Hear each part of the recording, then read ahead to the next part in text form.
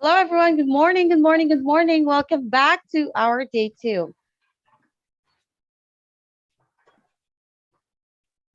Once again, good morning, all, and I welcome you all to the day two or the second day of our third international conference on multidisciplinary innovation in academic research organized by the Institute for Engineering Research and Publication, also known as the IFERP. A little bit about the IFERP. Institute for Engineering Research and Publication is one of the world's largest non-profitable professional association meant for research development and promotion in the field of engineering and technology. We are a platform to promote the advancement and dissemination of the knowledge of engineering and technology. IFERP is a professional association and a forum where innovations and research interests could be supported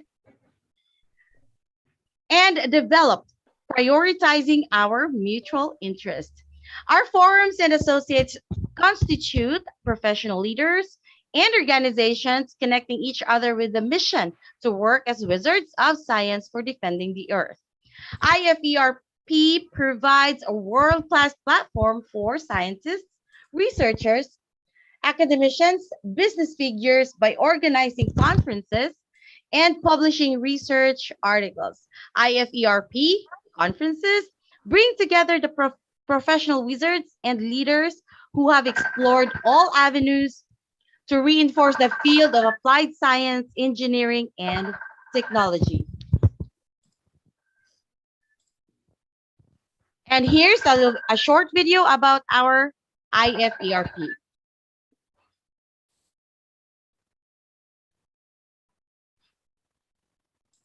And research interest could be supported and developed, prioritizing our mutual interest. In this video, we want you to dive into our world, giving yourself a clear insight into IFERP. But first, who are we and what do we do? Institute for Engineering Research and Publication, IFERP for short, is one of the world's largest non-profitable professional associations operating under the Techno-Elite Research and Development Association, TRADA, meant for research and development in the field of engineering, science and technology. We are one of the largest professional bodies for engineering professionals in India and across the globe, established in 2014. We extend to every part of the globe, with more than 28,000 professional members and 34,000 student members. Our growing membership at IFERP has led to an increase in members from Europe, Asia, Australia, Africa and the USA, fostering networking opportunities that strengthen ties within and across countries and technical communities. The mission of IFERP is to connect professionals as an integrated platform for growth to divert knowledge and skills towards the sustainable application of professional education and more. And our vision of digitalizing innovation processes through our professional networking services and more has pushed us forward to our achievements today. With our mission to make our academic services reach the top and grassroots level of institutions, we are funding colleges to organize conferences and scientific events, enabling researchers incubated at different areas of our country to directly contribute towards the transformation of India. IFERP simply connects engineers, exchange global innovation, and acts as a bridge between researchers and academics by organizing international conferences, world conferences, faculty development programs, webinars, seminars, providing membership, and more. Some of our conferences include WCASET Malaysia, WCASET Jakarta, ICAS ETAM APU Malaysia, and many more. We've also organised scientific events in association with renowned universities done in the past, with over 28,593 journal publication services, creating opportunities to get your research paper published in high impact factor journals such as Scopus Indexed, Web of Science, Google Scholar Index journals, ESCI, UGC approved, L Compandax, ISI, Chimago Index journals, and many more. To make our operations smoother and more perfect, we have been supported by our associated organisation, Association of Cloud Technologists, Global Association of Nanotechnology, International Association for Big Data Analysts, International Association for IoT, International Wireless Network Association, and World Association for Structural Engineers. We have also worked alongside several clients and partners both nationally and internationally like University Malaysia Sabah, APU Malaysia, UNJ Jakarta, MC University Thailand, Ajman University Dubai, PUP Philippines, IIUM Malaysia, ISU Philippines, FCPC Philippines, WCC Philippines SRM University, Galgotia University, Amity University, and much more government and private organizations in different countries. At IFERP, we believe that there's always a better way to treat professionals, and that is what we do. If you would like to see more or go deeper on IFERP, you can visit our website at www.iferp.in.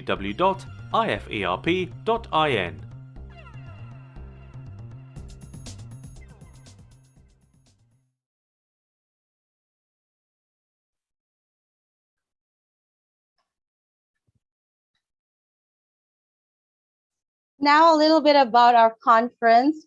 One of the primary motives of this third international conference of multidisciplinary innovation in academic research, this 25th and 26th of November, is to spur unique discoveries in terms of countering conventional challenges faced in everyday engineering activities and technologies.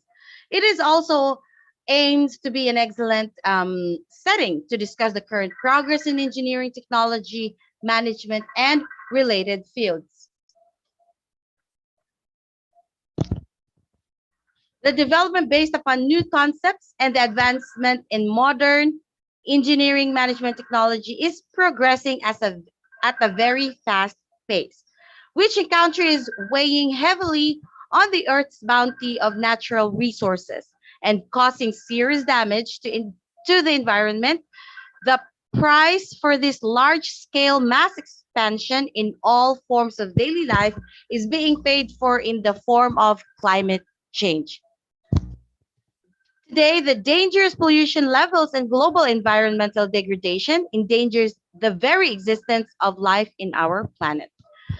This third conference provides a platform to the scholars, scientists, engineers, and students from universities and industries all over the world to present the ongoing research activities and hence to foster further research relationship between universities and industries. First, I would like to welcome all our honorable keynote speakers. First, Dr. Deepak Tandon, Professor, Finance and Accounting Area Program Director, Center for Advanced Banking, International Management Institute, Tara Crescent, New Delhi, India. Next, Dr. Mark Moser, Professor and International Visiting Faculty, SASFI, Valais, Switzerland. Dr. Rami Hikmat Al-Hadithi, Industrial Technology and Operations Management, University of Bradford, UK. Vice President for International Relations, University of Victoria, London, UK. Next, I would like to welcome our technical session chairpersons for this conference. First, Mr. M. Subhash, Associate Professor, Civil Engineering, Guru Nanak Institute of Technology, Ibrahim Patnam, Hyderabad, Telangana, India. Dr. R. Parvathy, Associate Professor, Department of Information Technology, Hindustan Institute of Technology and Science, Chennai, Tamil Nadu, India. Thank you guys for joining us even during this pandemic situation and imparting your expertise with us. I would also like to take this opportunity to welcome all our presenters from across the world who has spared your valuable time in enlightening us with your latest research studies. I would also like to welcome all our attendees for joining us today. And yes, before we proceed, I would like to request everyone to please open their cameras and I would like to take our group photo. Come on guys, open your cameras please.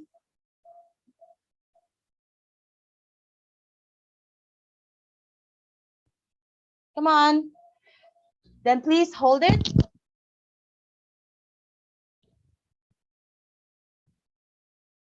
All right, guys, ready?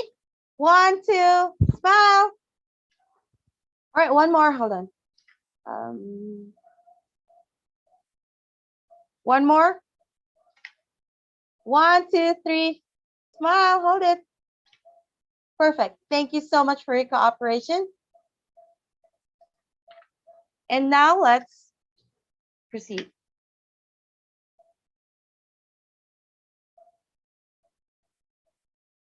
Here, now we will start our keynote session. I would like to welcome Dr. Deepak Tandon, Professor, Finance and Accounting Area, Program Director, Center for Advanced Banking, International Management Institute, Tara Crescent, New Delhi, India. He has 36 years of work experience.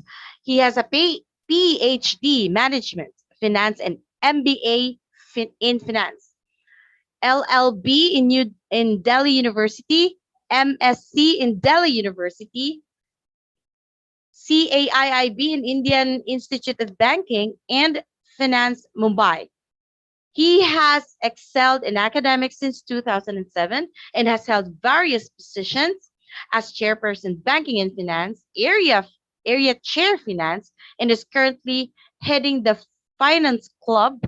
Prior to joining IMI, he was the professor in finance at LAL Bahadur Shastri Institute of Management, Dwarka, New Delhi for 4 years, where he was also the coordinator for PGDM executive program and conducted various MDPs and FDPs. He has blend of 39 years of experience, 15 years academic and 24 years banking area. He has been visiting faculty at SRCC, Delhi University, SPJ in Mumbai, IMT Ghaziabad, ICAI, ICWAI, Bridge School, Gurgaon, and other allied premier schools. Also, he has taught University Luton, Bedfordshire, UK, Sassin University, Bangkok. He has worked for various banks, PNB Capital Services, JNK, VYSYA, Indus, and Oriental Bank of Commerce at the level of vice president, senior faculty. He is also senior faculty in forex and risk management. He is an approved ISO lead auditor from Nigel Bauer and Associates, IRCA certified London auditor. He has authored over 130 peer-reviewed research papers and over 25 Scopus publications. Also authored 8 Dr. Tandon and had been awarded 10 medals in academics and various accolades in TN. He has been a leading keynote speaker in various international forums, conferences, and events at New York, USA, Delhi University affiliated colleges, JP University, JNU. He also received the Best Academician Award of the year 2018 from the Integrated Chambers of Commerce and Industry on the 11th August 2018. Received the Best Professor in Finance and Accounting Award from the Academy of Management Professionals and IDMBA Academic Excellence Award in 2019. In February 2020, he received the Amity Excellence Award for the Best Professor in the area of Banking and Finance from Amity University, Noida. He also was awarded 10 awards in academics and research by accredited bodies and is on the editorial board of various international journals. Sir, I welcome you now to provide the keynote address. Dr. Deepak Tandon. Morning, sir. You're on mute.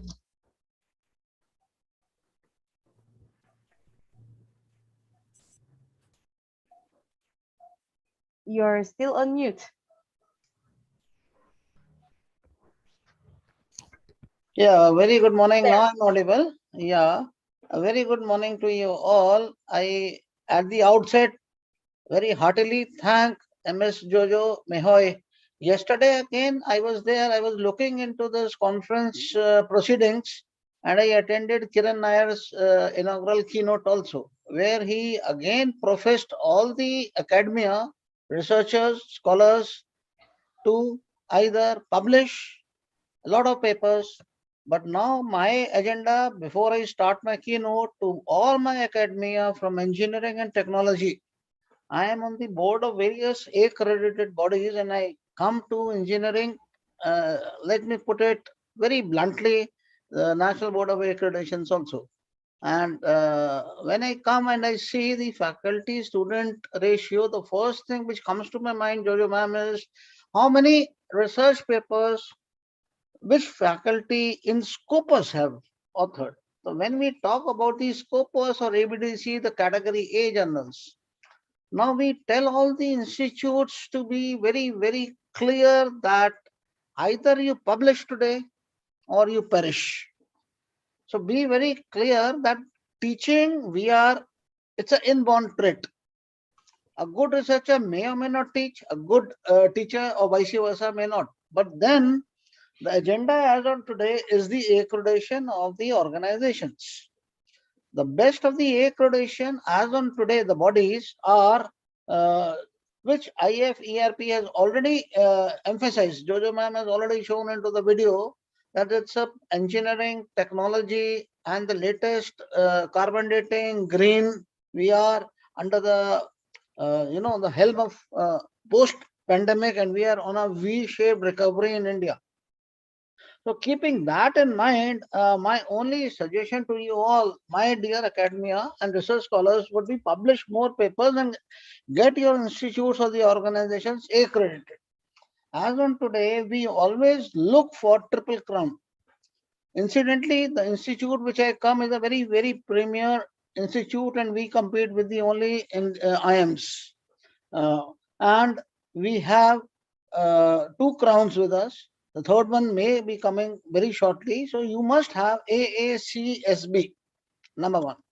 That is on the top notch, and this is association basically to advance collegiate school of business, and it is for the USA. Now, second one is AMBA UK, which already we have got UK, and there is a European also, which you also get it into EQUIS. There are approximately 90 business schools globally who have got this triple crown. In India, only IIMs Kolkata, IIMs Indore are the few ones which are there. TAPMI got AACPC after 12, 13 years. You see, it's how tough it is. We have yet IMT Ghaziabad just got it about last year. So we are on a growth part. It's a driven model path.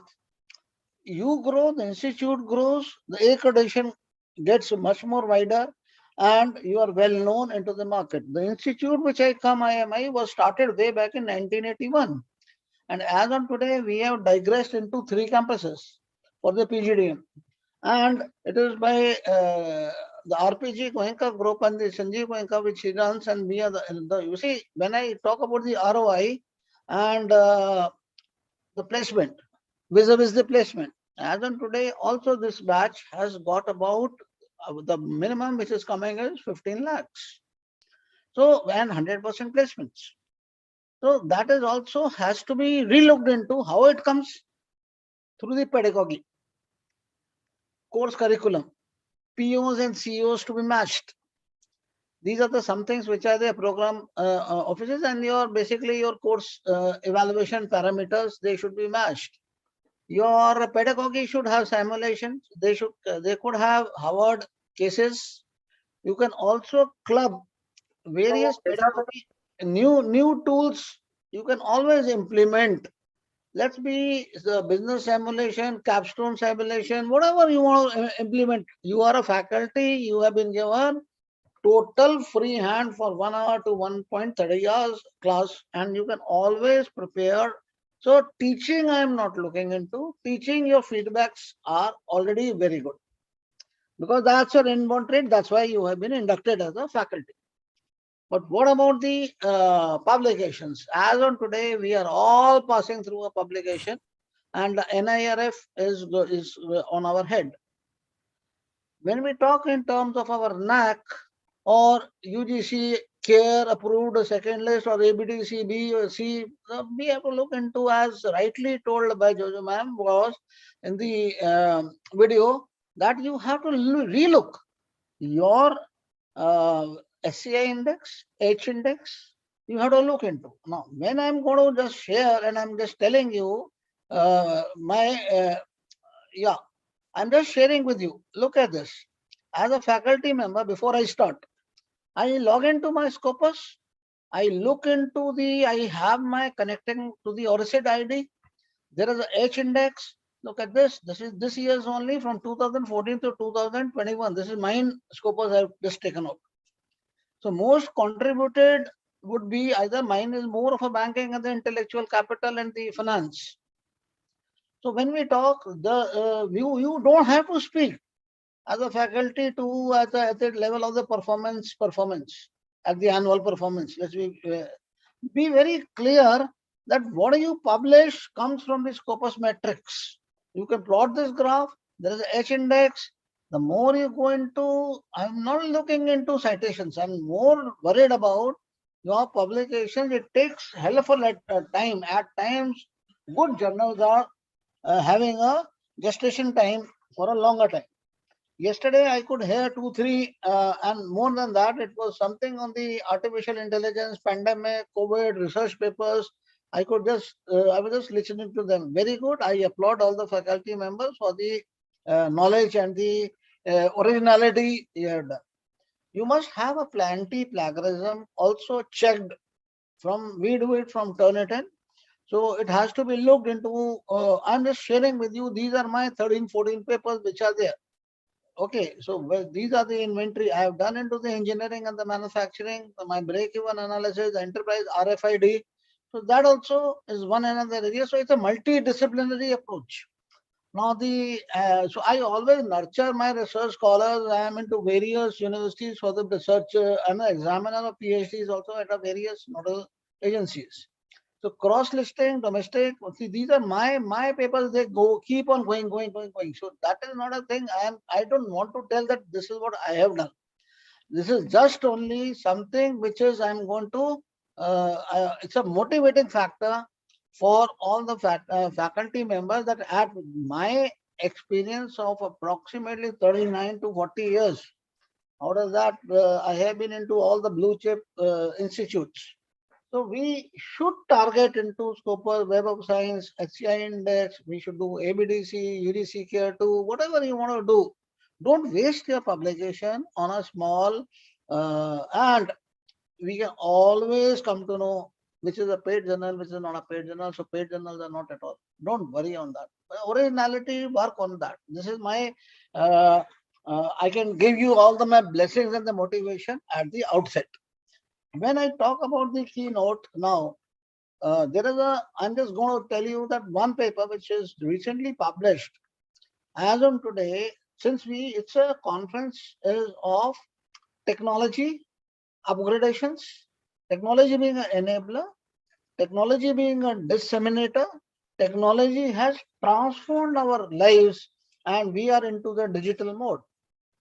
Basically, the VSAT terminals which have come, artificial intelligence, robotics, blockchain, they are going to change our total scenario. Internationally, cryptocurrency, bitcoins, fintech, these are some opportunities which the bankers are also looking into. Though Reserve Bank of India is not permitting that much for the cryptocurrency, because we are bound in India by FEMA, and there are a lot of money laundering which takes place at times. Gambling, speculation, arbitraging, hedging, these are some areas you have to relook into it before. It's not a bet that it's not that I should make money by unethical means. You cannot do illegal activities for a legitimate use. You cannot. The law doesn't permit. So ignorance of law also, my dear researchers, is not an excuse in the eyes of law. And in India, we are in a democracy, so we are very clear that you will be given an opportunity to be heard. There is always an opportunity to be heard. If there is a grievance, there are redressal mechanisms. Banks have got ombudsmans. Reserve Bank of before proceeding to the court of law, DRTs, IBC court, you must exhaust all the ombudsmen. Since all of you are 90% of you are from the engineering backgrounds, and we have seen that technology has changed our lives. Our own political scenario has changed due to the digital world.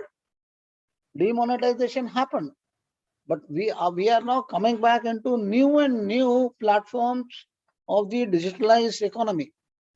So we have to look into the perils also, the cyber crimes which are there. In India, there was a IT Act 2000, 2005, 2008 and 2019. They've again reformed it. You have some people post likes on a Facebook. So there is a decided case that Baba Sahib Thackeray died and his procession should not be taken into Mumbai because it will jeopardize the financial. But then the Supreme Court very, very clearly says, no, these two girls who had put it on the Facebook, they just liked that the procession should be out, but they have a power to express. We have a power on constitution. The Constitution of India, Section 19 tells you can always speak. So you should be vocal.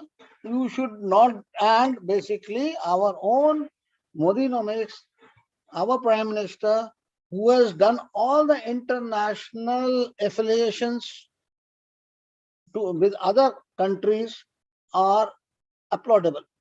We are part of the IMF. We are part of the G10 countries, and yes, we should be a developing country by 2030-35.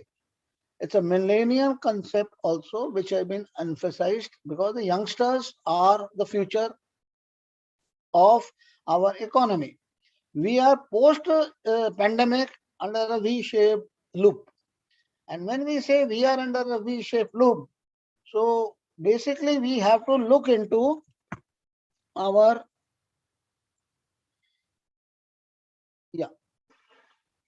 when we look into basically as on today, I'm talking 2021. When I entered into academics, my first job was in SPJ in Mumbai. And then there in the finance, coming from the banking industry at the top-notch positions, we were not aware of the risk, what is risk at all. We did not know the parameters of the risk metrics. We never knew how these models are going to emphasize and it's going to make the economy better. Though we also in all banks were undergoing non-performing assets and the credit evaluation also, whatever loans the banks were giving were going into red.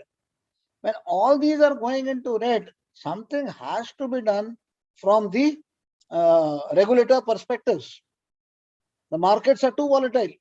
1992, all the new generation private sector banks, HDFC, Kotak Mahindra, and your Yes Bank, and all these banks, new banks, Axis, they were born with the National Stock Exchange as a collecting, and they were doing their wholesale banking as well as there was a client ID also there. But then, when we talk about this risk earlier, prior to 2007, we also never knew what is the difference between risk and uncertainty. I still remember when I was in Mumbai and every weekend I used to go along with Uday Kotak. And Uday Kotak was into insurance in those days. And he said, sir, I want to just, and every weekend we were together. And he used to always tell me, sir, these risks, when you have to qualify, can't we qualify the risk? I always used to say, sir, academically, yes, let us talk. And when we served everything, there was a value at risk.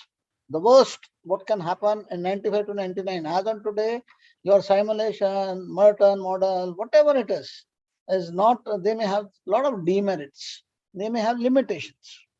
So India, being a developing country and the founder member to the B10 BIS countries, Bank for International Settlements, launched a risk matrix and they wanted their resilience shock absorber in the banking industry.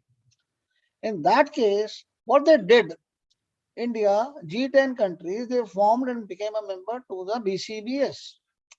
It is the Basel Committee on Bank Supervision. And Basel is a place in Switzerland. When we look into this, so this basically went all throughout, yeah. The banks basically were not able to underestimate what is happening into the risk. One shoe fits into all. A father risk is the same risk as the child. No, that is not there. During this course, when you look into a cost of a deposit of a bank, which is inversely proportional to your profitability matrix of the bank, lower you do the cost of profit of the deposit, you will have more of profits. So there is, as on today, when we saw Basel 1 not doing well, a new concept in 2013 came was Basel 2. This Basel 2 said, yes, all banks in India, as they have done globally, please put your corporate governance, market transparency, and let us have some pillars. The first pillar was that you must be robust, healthy, solvent. How will you be that? Capital, reserves, capital. So your tier 1 was formed. So tier 1 is something with that you must have your capital plus reserves divided by your risk-weighted averages. So you should be able to qualify. The person who is not interested in at all the presentation, who doesn't come to the class, your faculty members, you should award him 100% weight and should write him off. Give him a F grade and write him off if it is a gradation system. But in case there are more business lines, these are 7 business lines into the corporate finance, into the asset liability management, into the retail, into your investment banking, into the forex management. The banks are doing a lot of business niche areas. In that, your off balance sheet item and the on balance sheet items, you should be able to look into the leverages. So these 2-3 words come. Liquidity is a concern. Corporate governance is a concern. Then leverages is a concern. Your buffer system is a concern. You must have some contingent funds to surveillance and to prevent the shocks the economy may undergo. So Basel was formed in 74, then 88 it came into the all the areas. And basically when we are going to look into your tier 1, tier 2, I'm not going into the technicalities because the time is short. Some bonds have to be raised. How will you increase the capital? Not the domestic. All banks under Schedule 2 who have got a paid up capital of more than 5 lakhs should be able to raise money. So that is why and then only once you have the money, then from the reserves you can always come out with your NPAs. You can always square it off. This is how the banks have been doing it. But then, as on today, we have seen the non-performing assets, the balance sheets of the banks are bleeding. When they are bleeding, you will have to have a recapitalization, reassessment, stress assets you have to qualify. Now I am talking something sense. If at all you have fallen sick into the pandemic number 2 with the shortage of remdesivir and your oxygen, we have seen how the chaos happened. Similar is the situation into the financial markets. India was saved from 2008 crisis. But then later on, India was boasting that we are on the top. But all the banks into India achieved the capital adequacy ratio of more than 14. But then once you are going to achieve, then you have to square it off and raise your capital. The asset liability management of the RSA risk sensitive asset should always be greater than your risk sensitive liabilities. Now they have not been able to do. The pillars have been formed. First pillar is your capital or the credit part of it. And the second pillar is your supervisory or the operational. And the third one is your market risk. Depending on the type of the risk, various regulators have formed two types. One is what the regulator says, and one is what the bank can adopt.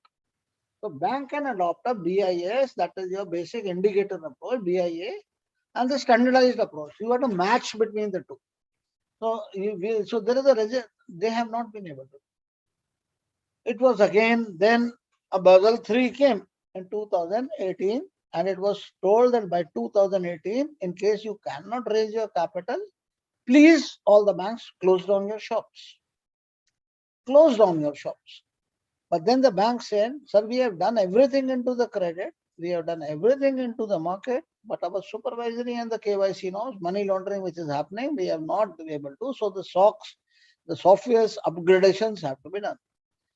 We have seen a lot of scams into the Indian market. We are aware of Punjab National Bank, how they have suffered a lot. Nirav Modi case. CBS not linked to SWIFT. We have seen Chanda Kochar, Vestige Interest, the best banker woman entrepreneur, falling gullible to the Videocon group at the behest of her husband. We have seen PMC, Punjab and Maharashtra Cooperative Bank.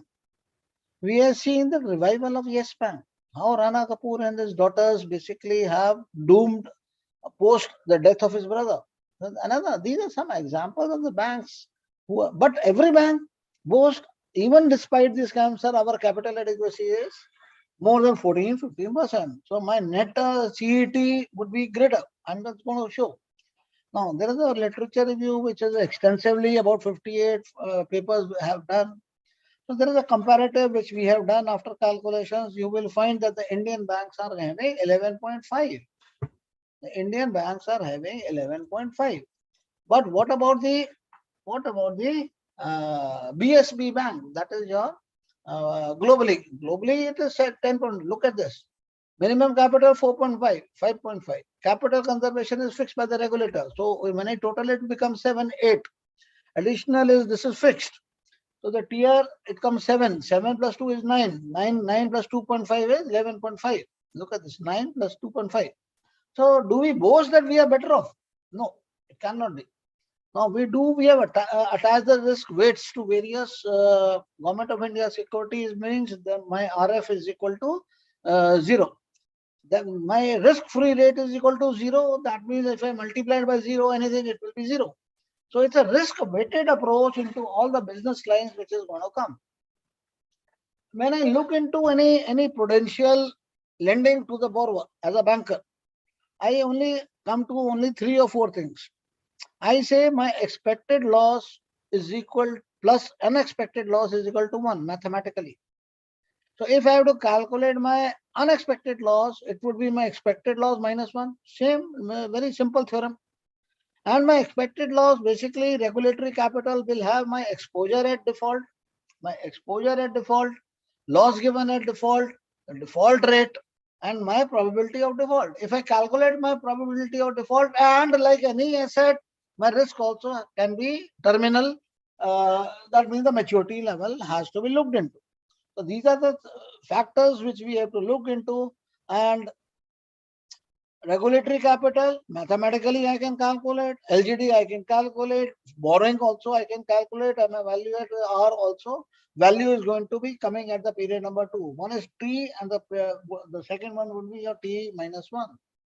When I look into my bell-shaped curve or the normal curve, it should come between the two. I think it should not be leptos. The skewness has to be looked into.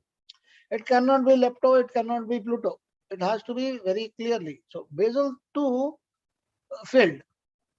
All the banks wanted extension. Regulator, in consonance with the BIS, has extended it. And it has gone now, as on today, the last chance the Indian banks have been given up to March, and they have taken the benefit of the pandemic.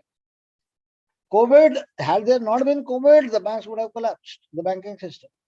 But due to COVID now, the regulators all across the globe, so it's not a one, they have been given a one-time lifeline of January 2022.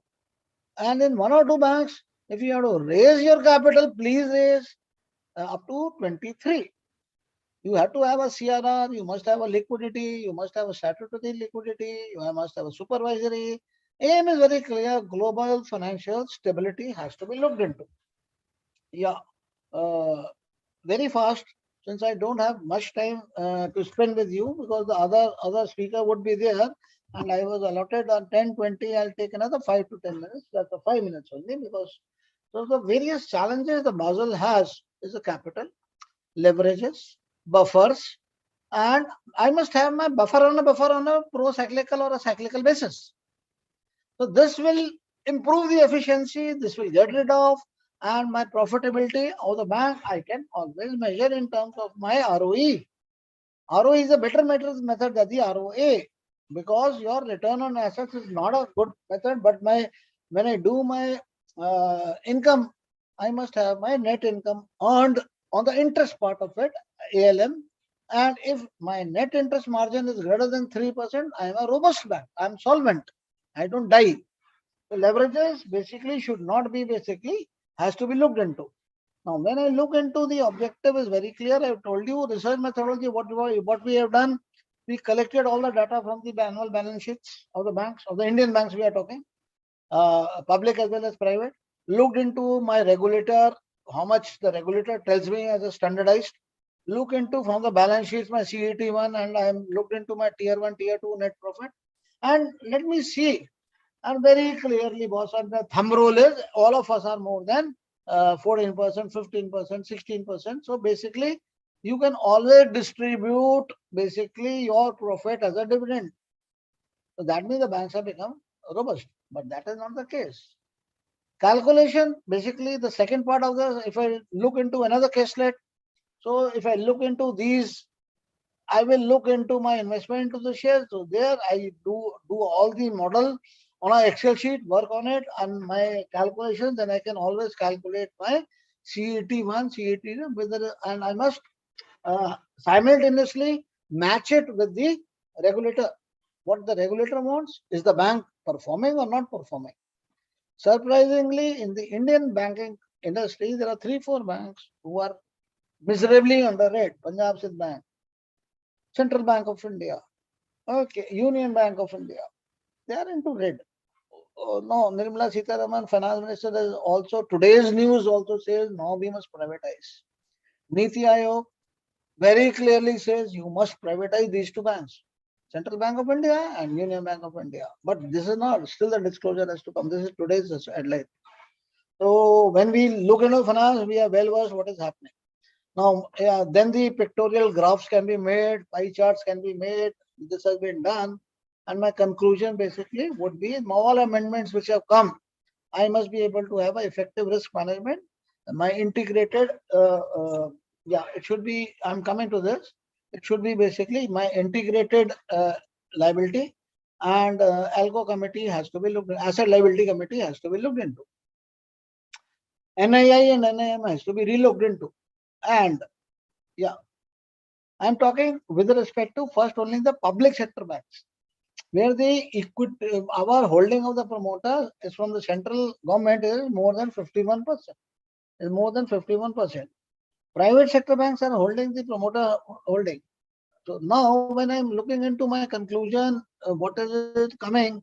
That how do you have to look into to prevent the collapse, the various challenges which are going to be looked into, I must raise my capital. Capital through Government of India bonds, capital through the I have to raise. So basically I have to diversify my business lines. That is why you will find as on today the banks are undergoing a retail change under the pandemic. Retail, your corpus would be less, fee income would be less, but then we have to go a long way. Banking is the blood of finance. It cannot die. Even if you are into engineering job or anywhere, you have to rely on the banking. And that is why you will find one thing is very clear, the need for ERM, capital management capabilities are more. Unfortunately, cyber crimes, phishing, spoofing, my pricing model have been a serious threat into eroding the capital.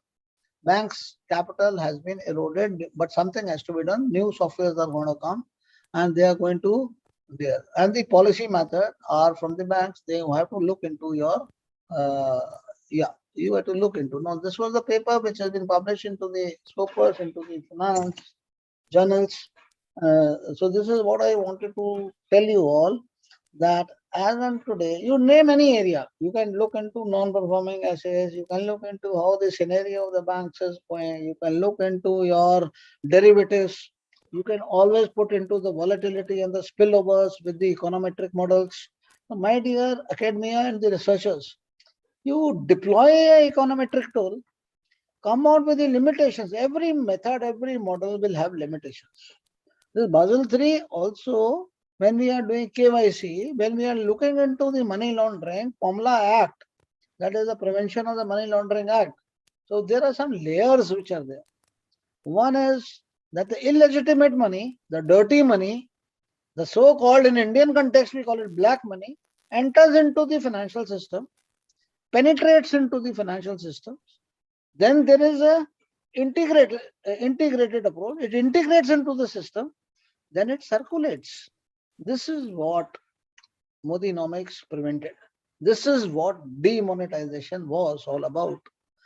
We can discuss on the demerits, we can discuss on the merits, how it has happened overnight. But as on today, we have seen the offshoots of the banking, our Paytm, your Bheem app, and the other applications are doing wonderfully well. But we have to do something about our cyber crimes, and a new act has to be formed on that. So I would like to wind up. It's already 10:27. I was told 10:20. I've taken 7 to 10 minutes more. My only jojo to all, everybody, each individual is, I want to motivate you to write research papers. Good quality publication speaks by itself. I need not inject injections to you and tell you as an auditor, please show me your journals. Please show me your publications. It should be very clear. Your linkages to the papers should be visible by the auditor itself. I must just click on the link and I should get your paper. I should know what is the status of the journal. Indexing is there or not? Which all indexing? What Jojo in the video has told, that it was indexing into what? Indexing into what? We have done SCI, we have looked into the H index, we have looked into our various indexing bodies, UGC, EBSCO host, but we are not looking into the peer reviewed, we are more looking into the dissecting model. So the theoretical, so since all of you are engineers, you can just, and our purpose of IFERP is publications. So please look into the current happenings, the green, what is happening. The future is corporate governance, transparency, sustainability. That is how we will be seen by a global world. India is a threat to the developing countries. I believe in that because we Indians have performed globally very well into the IT sector. We will look into the booming jobs which are in the pandemic for the IT sector only. Look at the auto sector. Look at into the cement sector. So sectoral approach, manufacturing also, engineers, please, inventory management, just look into. So this is all, Jojo, from my side, and I give you from the core of my heart to all the budding researchers my blessings and wish you all success into your endeavors. If you need any help of mine, my email ID, I am in IMI, you can always punch it, Google, you will get all my particulars. So that is also there. So there's nothing. You can just mention IMI, Deepak Tandon, and you will get everything over there. None of my research paper is, I have put a halt on it. I have not put a password on it. I have not. It is easily accessible. Name and domain, it is accessible. 130, please go ahead. Yeah. Thank you, sir. Thank you. Back Thank to you. Jagan. Yeah. Thank you, Dr. Deepak Tandon, for your speech. And next, I would like to welcome Dr. Mark Moser, Professor and International Visiting Faculty, SASP, Valais, Switzerland. Yes, good If morning, Mark is an everybody. authentic, Just a little bit about you. Mark's an Yeah. authentic, progressive, versatile, fully trilingual, intellectually curious, and hands-on senior Swiss executive with over 20 years of international professional exposure to and leadership experience in general management, strategic planning, business development, and finance and administration management. He's an African market entry expert and therefore possesses integral expertise in effectively and successfully leading multinational organizations and cross cultural teams into and within economically and politically diverse, developing and emerging humanitarian and business contexts. He has successfully ventured numerous startup initiatives and therefore possesses a proven track record as an intercultural generalist, adaptive change facilitator, and cross-cultural negotiator. Based on his expert professional experience and broad-based academic interests, he presently acts as university professor in Geneva, Switzerland, and visiting faculty internationally. Sir, now I welcome you to provide your keynote address. Dr. Mark Moser. So good. Very good morning from Switzerland to everybody. Shortly to my own person, I developed from the ground up. I have first made an apprenticeship, then engaged in several industries. And during that process, I've always been studying to the end, and I've graduated with a Doctor of Business Administration from the University of Liverpool. So I'm not your standard academic with a PhD, but rather I'm a practitioner with a degree. So yeah, we live in Switzerland in a beautiful ski resort called Saas-Fee. So you can see I'm dressed a bit warm. It is cold outside already. Now I have seen beautiful presentations yesterday. I was following a little bit just before as well. I have seen a lot of slides. I've seen a lot of topics revolving around engineering, mathematics, AI, and it's amazing. I don't understand anything in this field because I'm a social and behavioral scientist. Now, I was asked to talk to you about leadership. And we can take it easy a little bit because we don't have so much time. And the field of leadership, people behavior in organization, organizational behavior is very broad. So what I would like to do is to share with you a secret. And for this, I would like you to on your cameras. Stay muted, but for those that are following, please do on your cameras. Can you do that for me? Let's wait for 30 seconds. Who is following? Can you on your cameras, please? All right. They're coming. We can do that a bit interactive, you know. You see, you have a chat button. You can just ask questions, and I'm very flexible. We can go into those. Now, if we are talking leadership, let me start. For leadership to occur, you need at least two persons. I know that, and you know that as well. If you are married, you know who is the leader in the family, right? It's always your wife. So exactly. So it is basically simple. You need at least two or more persons for leadership to occur. Now, when we think about leadership, we think oftentimes, and I see that even when I lecture, we think about big persons, right? Like Mr. Gandhi, Nelson Mandela, Bill Gates, if you take somebody more from entrepreneurial side, and we think about big persons. And the mainstream media addresses these people as leaders. And oftentimes there are books in the mainstream media that tell you, oh, these are the 5 points, these are the 10 points. You follow those and you get a leader. Yeah. What's the problem with that? Do you have an idea? What's the problem with it? You can type in. Do you see a problem when you read a book? Those are the 5 steps you need to do to be a successful leader as a person. What do you think could be the problem?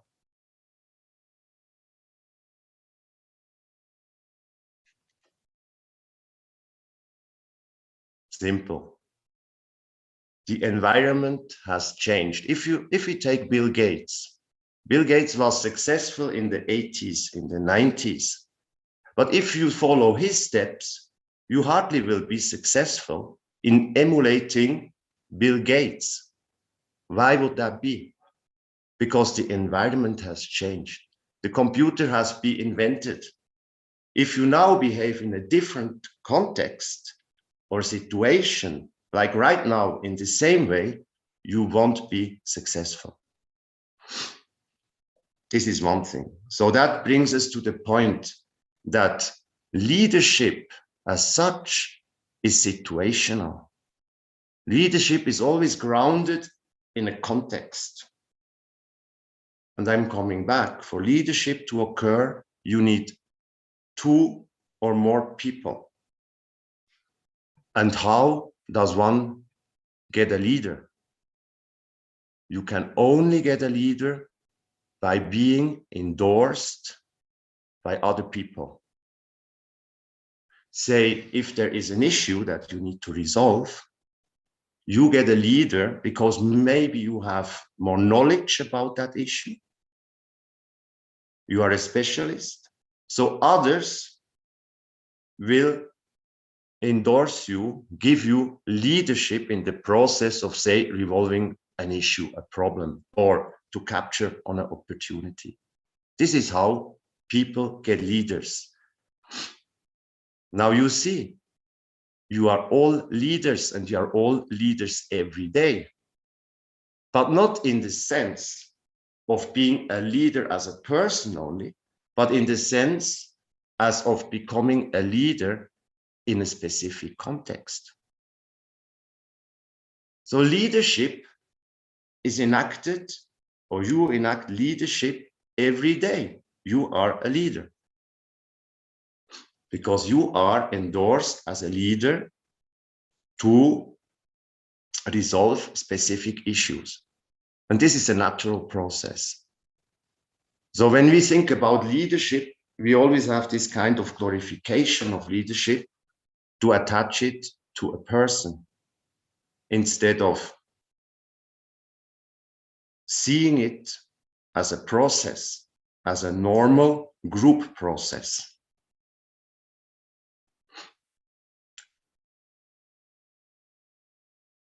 Does anyone have questions until now?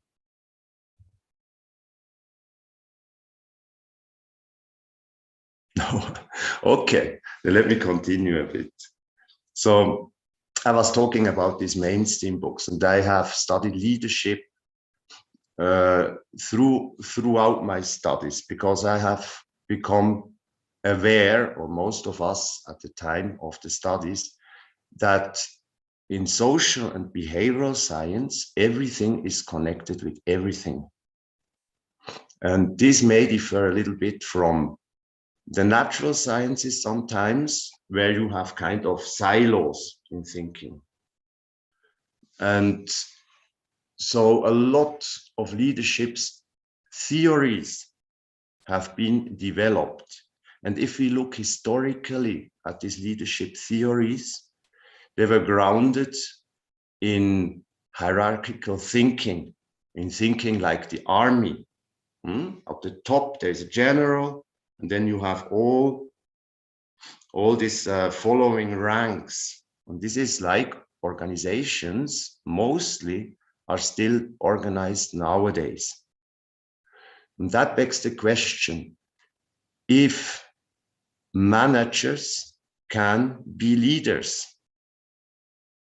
Now I see there is another background. Okay, if managers can be leaders. And there was a big discourse in academia to try to segregate managers from leaders. So the attribution to managers is okay, they follow orders, they try to achieve certain given targets, and the leaders are associated with being innovative, disruptive. You have heard all those words. Now, in a nutshell, it doesn't make sense, because a manager can be a leader, like everybody of us can be a leader. Again, depending the context. Depending the context, a manager can become a leader like anybody of a group. Sometimes even if the circumstances require a group member in an organization will emerge as a leader, because the simple fact is that person knows more than a manager in that situation. And so we must allow this kind of leadership to occur. This is not the weakness of a manager. This is a strength if the manager can accommodate such people that evolve in the context as a leader, because the outcome may be much superior as if the manager insists of, oh, I'm the boss and I know everything best. So this is connected with this kind of innovation. I've heard a lot of innovation talk here, and this is how innovation occurs. It doesn't occur very well in organizational settings that are highly hierarchical, but it is facilitated, mostly facilitated in dynamic group situations. And I believe the secret here is to allow it and to decrease complexities in organizations for the people to evolve and to be able to take leadership in the context where it is required. Any questions? Okay. Okay.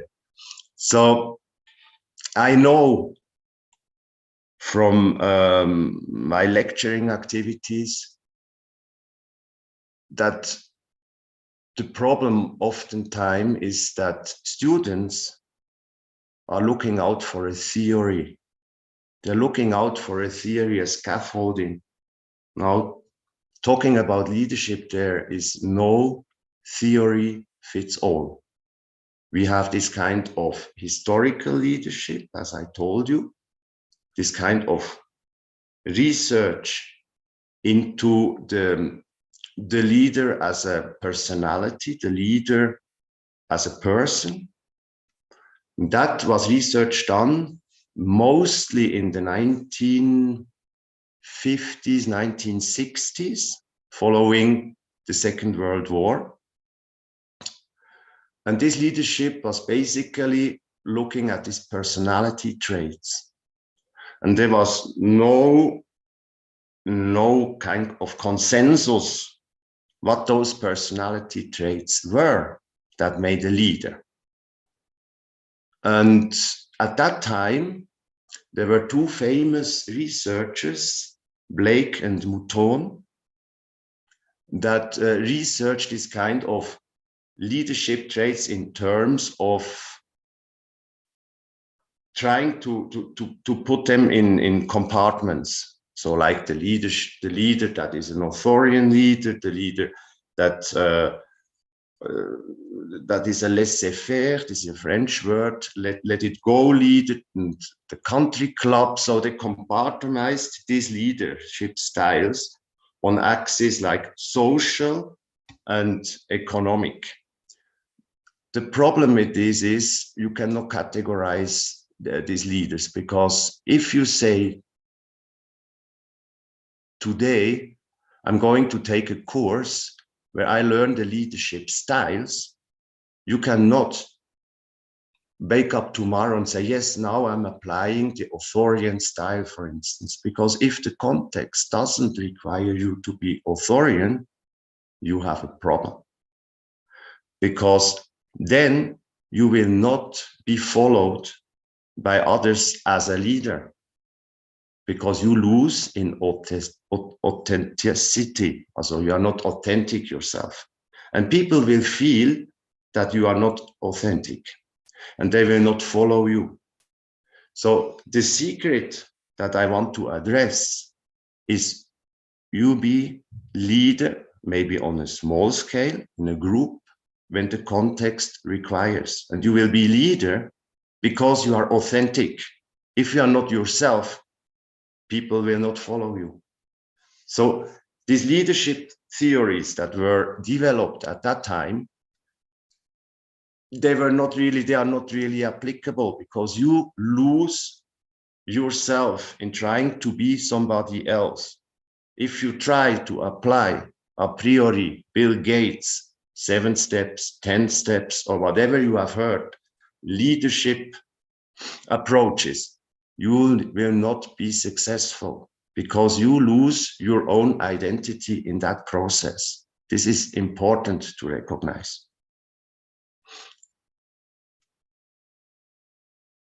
I do believe that you can scrap all these mainstream books that you have either read or heard about, but try to find to your inner self and try in a group setting, be it 2 or more, to be authentic.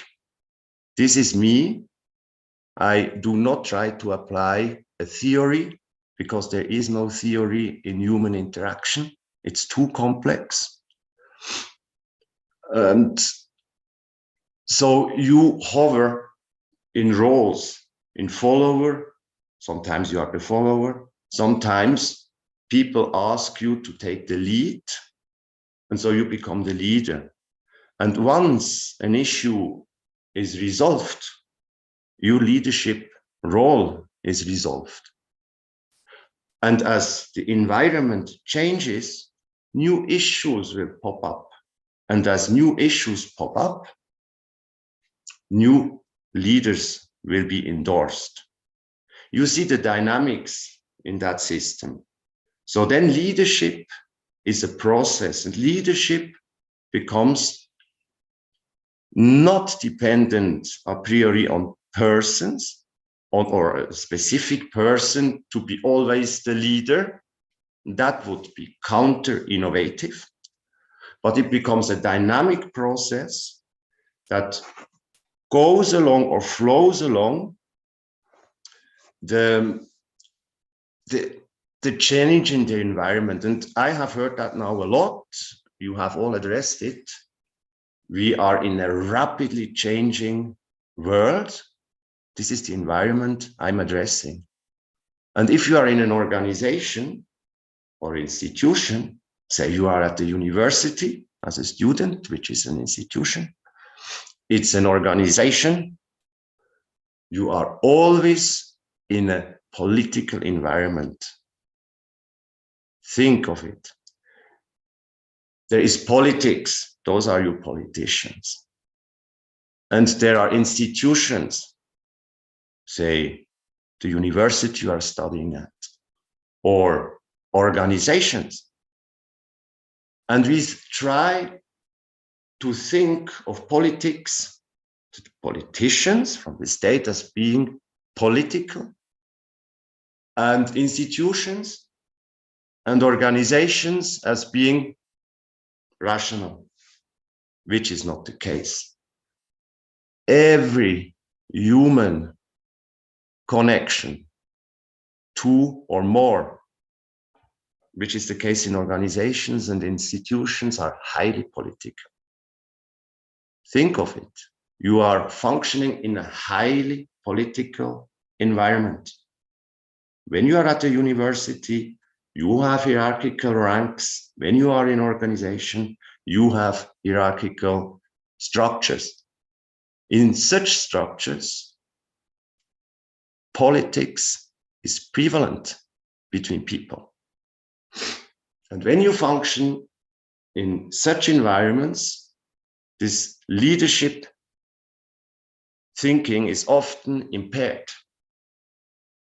The contextual leadership is often impaired because of politics. That's the reality we have to live with, because we can sweet talk it, but that's not the reality. The reality is you are constantly negotiating your reality, your perception of the reality. Your perception of the reality, you are constantly negotiating it together. And out of this flows sometimes good leadership, sometimes bad leadership. And in an environment which is rapidly changing, where there's a lot of uncertainty and fear, like the one many people face now, the conception of the reality has changed along that as well. We see how this, what you talked a lot about, this AI can really grasp on this, because I think technology has done a lot of progress, but it will always be difficult to grasp on the complexity of human being, because we have one thing we can do. We can resist. That means even in leadership terms, we can resist. If we don't want, we can consciously say, I don't want, which brings me to the point of motivation. I cannot motivate someone. You can not motivate me. You can motivate me for a short time in giving me, say, more money, more holiday, whatever. But at the end of the day, I need to motivate myself to be the very best. So if I'm self-motivated in a situation, and if I have the knowledge to resolve a certain issue, you will more readily follow me in that circumstance. And as I said, as soon as that issue is resolved, there is new things coming, and in that process, other people will emerge as leaders. In a nutshell, and maybe to close for questions, leadership is a process bound to an environment, to now a rapidly changing environment, where leaders occur in everyday small situations, no rocket science, based on their qualifications, based on their character, and based on the issue that is at stake. And it is a fluid process.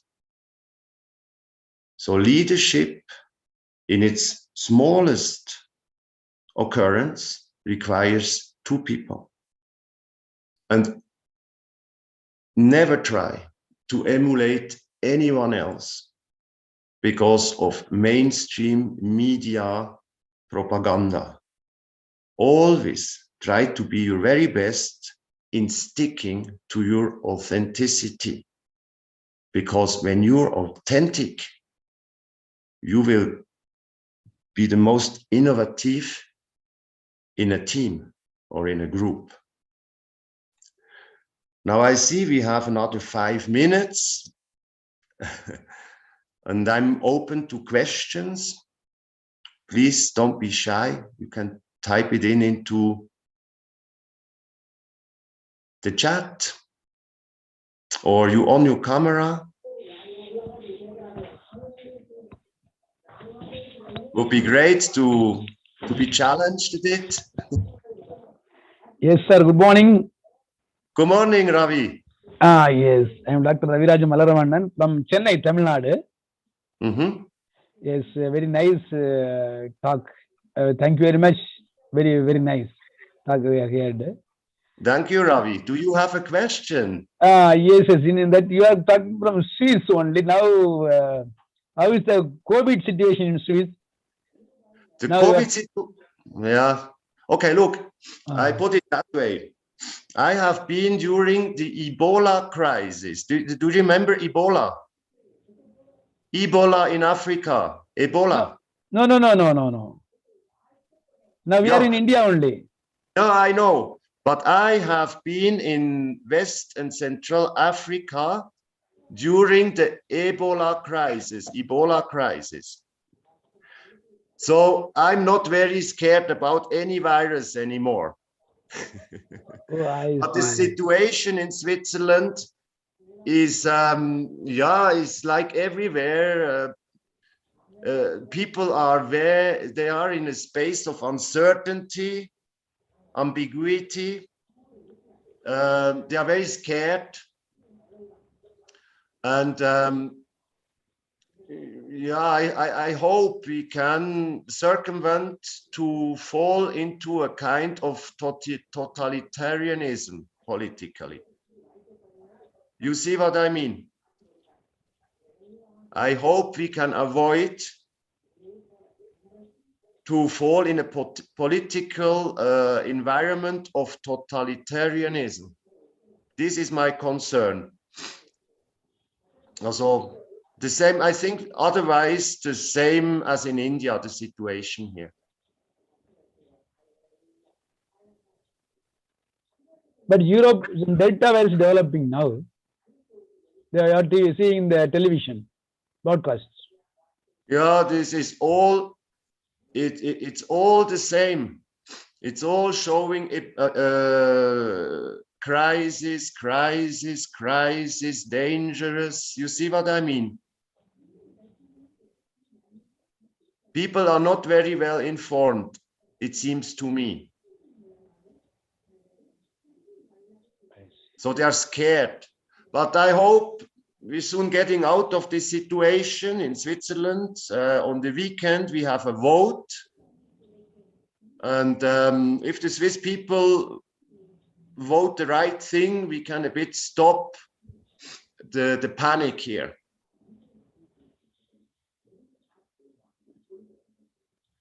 Okay, thank you very much. Thank you. Yeah. How is the situation in your place? In our place, but COVID, our situation here, COVID percentage reduced, but still COVID is there. Standard operating procedure we are following in India. Still, not vanished everything. Some is affected, hospitalized.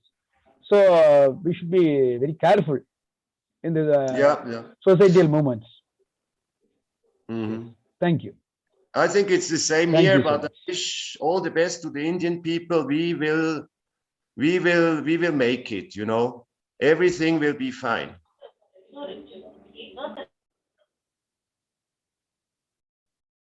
Yes. God will help us. Yes, I agree. So I think otherwise, anyone a question? Otherwise, I would say we close it here. So we are right on time. Yo-Yo, is that okay with you? As you wish. Yeah, that's fine because it's past, and I think you will have the next contributor, right? Yes. Thank you so much for your consideration. And thank you so much, Dr. Mark Moser. Hey, all the best to India, huh? Yes. Cheers. We do all hope. Thank you so much. Thank you so much. Bye-bye. Thank you. Bye. Thank you. All right, that was a very nice speech from our keynote speaker, Dr. Mark Moser, an eye-opener. And now the awaited session of course, our conference begins now. And I welcome all presenters and participants for this technical session 3. And now I would like to welcome our session chair, Mr. M. Subhash, Associate Professor, Civil Engineering, Guru Nanak Institute of Technology, Ibrahimpatnam, Hyderabad, Telangana, India. Sir, do you have any words before we start? Yeah. Yeah, thank to all one and all present here. Okay. So it's my pleasure to be share my ideas in this session. Okay. So thank you all. Thank you. And now I would like to invite our first presenter, S. Malikarjun, to present a study on dynamic response of high-rise building using high damping rubber bearing base isolator.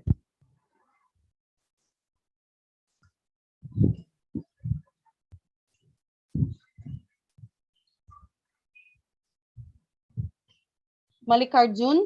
Okay. Yes, ma'am. I mean, Yep, have it on present there. Perfect. yes. And you have 13 minutes. Yeah, okay, ma'am. A very good morning to all the communities. My research is on research title is a study on dynamic response of high-rise buildings using high damping rubber bearing isolator under the guidance of ACG assistant professor.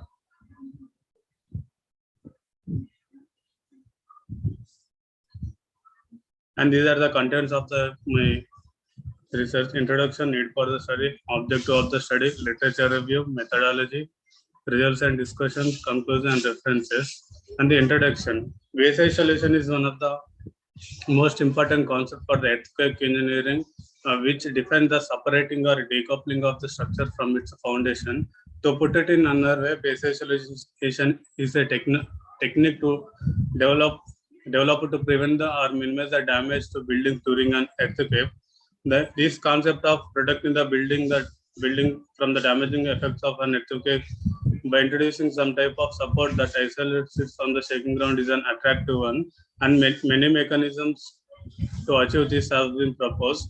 Although there are many proposals in the back 100 years, it is only in the recent year this base isolation has become practical strategy, and the base isolation is a passive control device.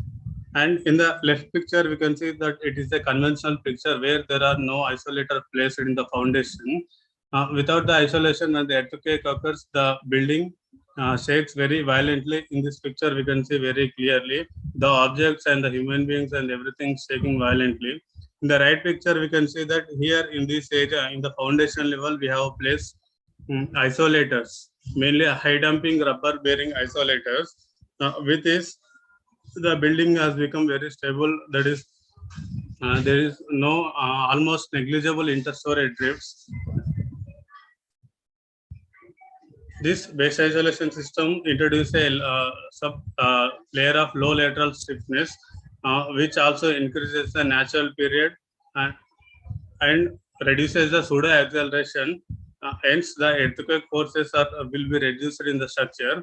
In buildings, this base isolator protects the structure from the earthquake forces in two ways. One is by deflecting the seismic energy and the other by absorbing the seismic energy. And this seismic energy is deflected by making the base of the building flexible. That is, instead of fixed, we make the building flexible by placing the isolators. Thereby, we increase the fundamental time period of the structure. These are the type of base isolators. Mainly, there are 4 types. One is laminated rubber bearing and the high damping rubber bearing and lead rubber bearing and friction pendulum systems. And the second one, high damper rubber bearing, we have used for my research. The need of the study is the natural disaster like an earthquake causes heavy damage to the life and property, particularly in the case of high-rise buildings that have increased very much in the last 2 to 3 decades. In order to prevent this damage, we should find a suitable base isolator for the building and study its dynamic behavior. And the objective of the study is to carry out the modeling and analysis of the fixed base and base isolator buildings using ETABS package, and to study the effects of earthquake ground motions, and to study the seismic demands of different regular and irregular RC buildings using linear and nonlinear time history analysis, and to study the comparative behavior of conventional and isolated G+10 and G+7 story buildings for the high intensity of the earthquakes, and the comment on the flexibility of using base isolation, and to illustrate the effects of the base isolator on symmetric and asymmetric high-rise buildings. The scope of the project is to demonstrate the effect of the different base isolation techniques for symmetric and asymmetric buildings for the high-rise structures, and to arrive at the efficient type of the base isolator suitable for the RC buildings. And the structure is proposed to be evaluated as per the seismic code IS 1893-2016 with the linear and non-linear time history analysis with the help of IFERP softwares and the literature review. And this is a methodology I have used for my research. Mainly, I have considered one symmetric and two asymmetric shape buildings. One that is rectangular shape, and the asymmetric shape is L shape and T shape. In every shape, I have considered G+10 and G+7 storied buildings. And in each story buildings, I have considered fixed base and one is flexible base, that is side damping rubber basing. With all these 12 models, I have carried out that time history analysis and obtain the parameters like the story displacement, story drift, story shear, time period, and base shear. And I have compared these values with the fixed base and isolator base, and also to compared with the linear time history analysis and non-linear time history analysis. These are the 12 models I have considered for my research.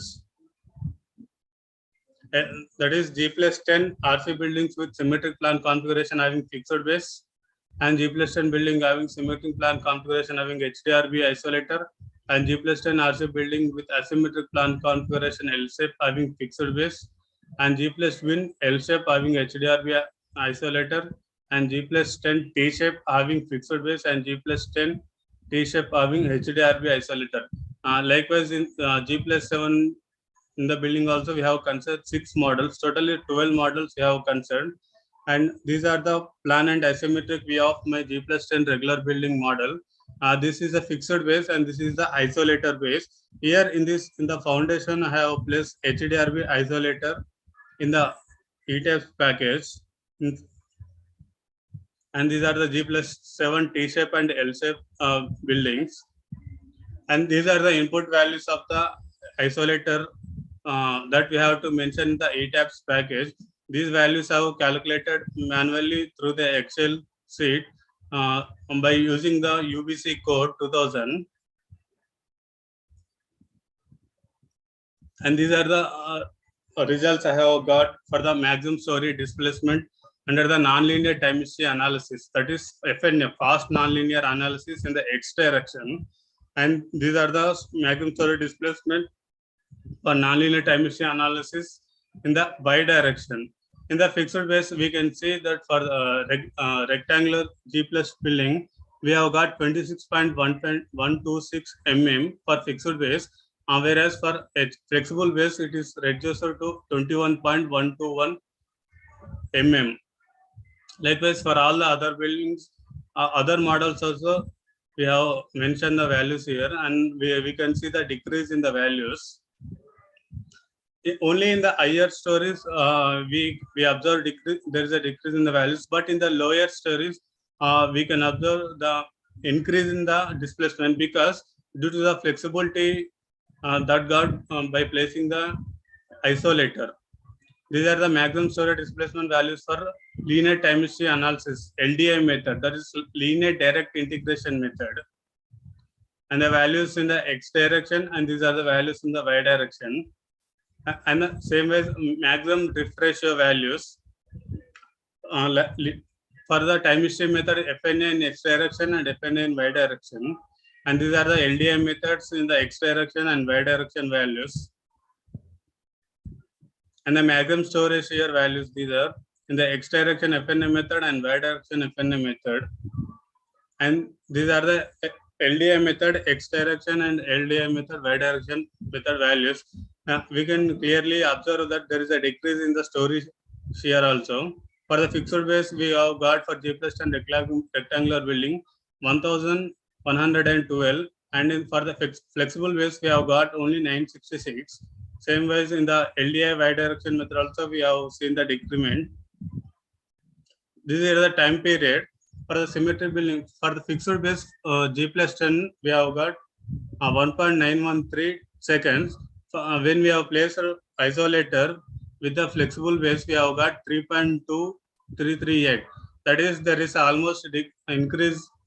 There is a change in time period by 69% for G+10 building, and for G+7 building there is a change by 84%. Same way like unsymmetric building also I have mentioned values here. For the T shape, we have got more change in the unsymmetric shape, that is 80% change. These are the base shear values. And the base shear values for T shape in the X direction and Y direction values. And my results got this maximum storage displacement for G+10 symmetry building for fixed base when compared to high damping rubber bearing is observed to be reduced by 19.15% respectively for nonlinear FNA analysis in the X direction, and in the Y direction it is decreased by 26.81%, and the maximum storage displacement in the LDI case it is increased by 24% in X direction, and in the Y direction it is increased by 23%, and the maximum storage drift ratio it is reduced by 17.23% respectively for nonlinear FNA, and in decreased by 7.31% in the Y direction. Same way as in the LDI case, that is LDI method, linear direct integration method, it is reduced by 12.91% for linear X direction and 18.91% in the Y direction. In the base shear, it is reduced by 17.13% in the X direction, and in the Y direction it is reduced by 12.81% for LDI method. These are the graphs of the results I have got for the storage displacement in X direction and Y direction for FNM method, and storage displacement for LDI and LDI in X and Y direction. This is G+10 of a drift ratio, FNA, X direction and Y direction, and LDI, X direction and Y direction drift ratio graphs. And these are the storage shear graphs. And these are base shear values for the G+10 FNA method and G+10 LDI method and G+1 FNA method and G+1 LDI method. And conclusions. Based on the studies carried out, the response of the base isolar structure is compared to the fixed structure using both nonlinear and linear methods of dynamic analysis. And the following conclusions I have arrived. The objective of the study is attained by introducing the base isolation technique for symmetric and asymmetric buildings using heat abstract.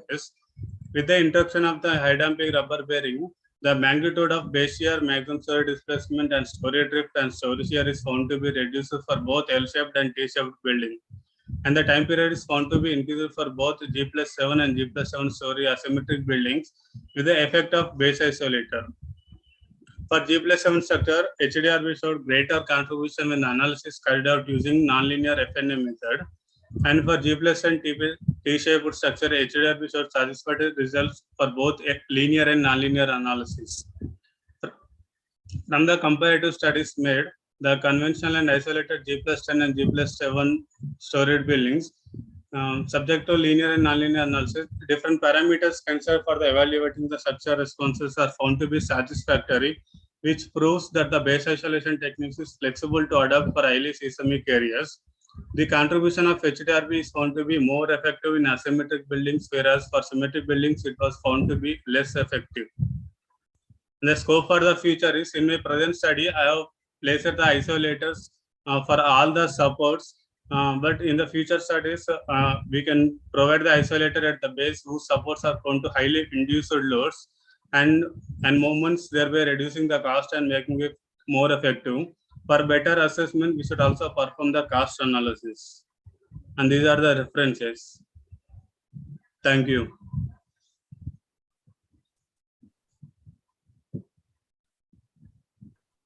Thank you so much for that presentation. Any questions? Yeah, Mallikarjun, I having some 2 questions. Yeah, so first, first, why you choose the shape as L shape and T shape for this analysis?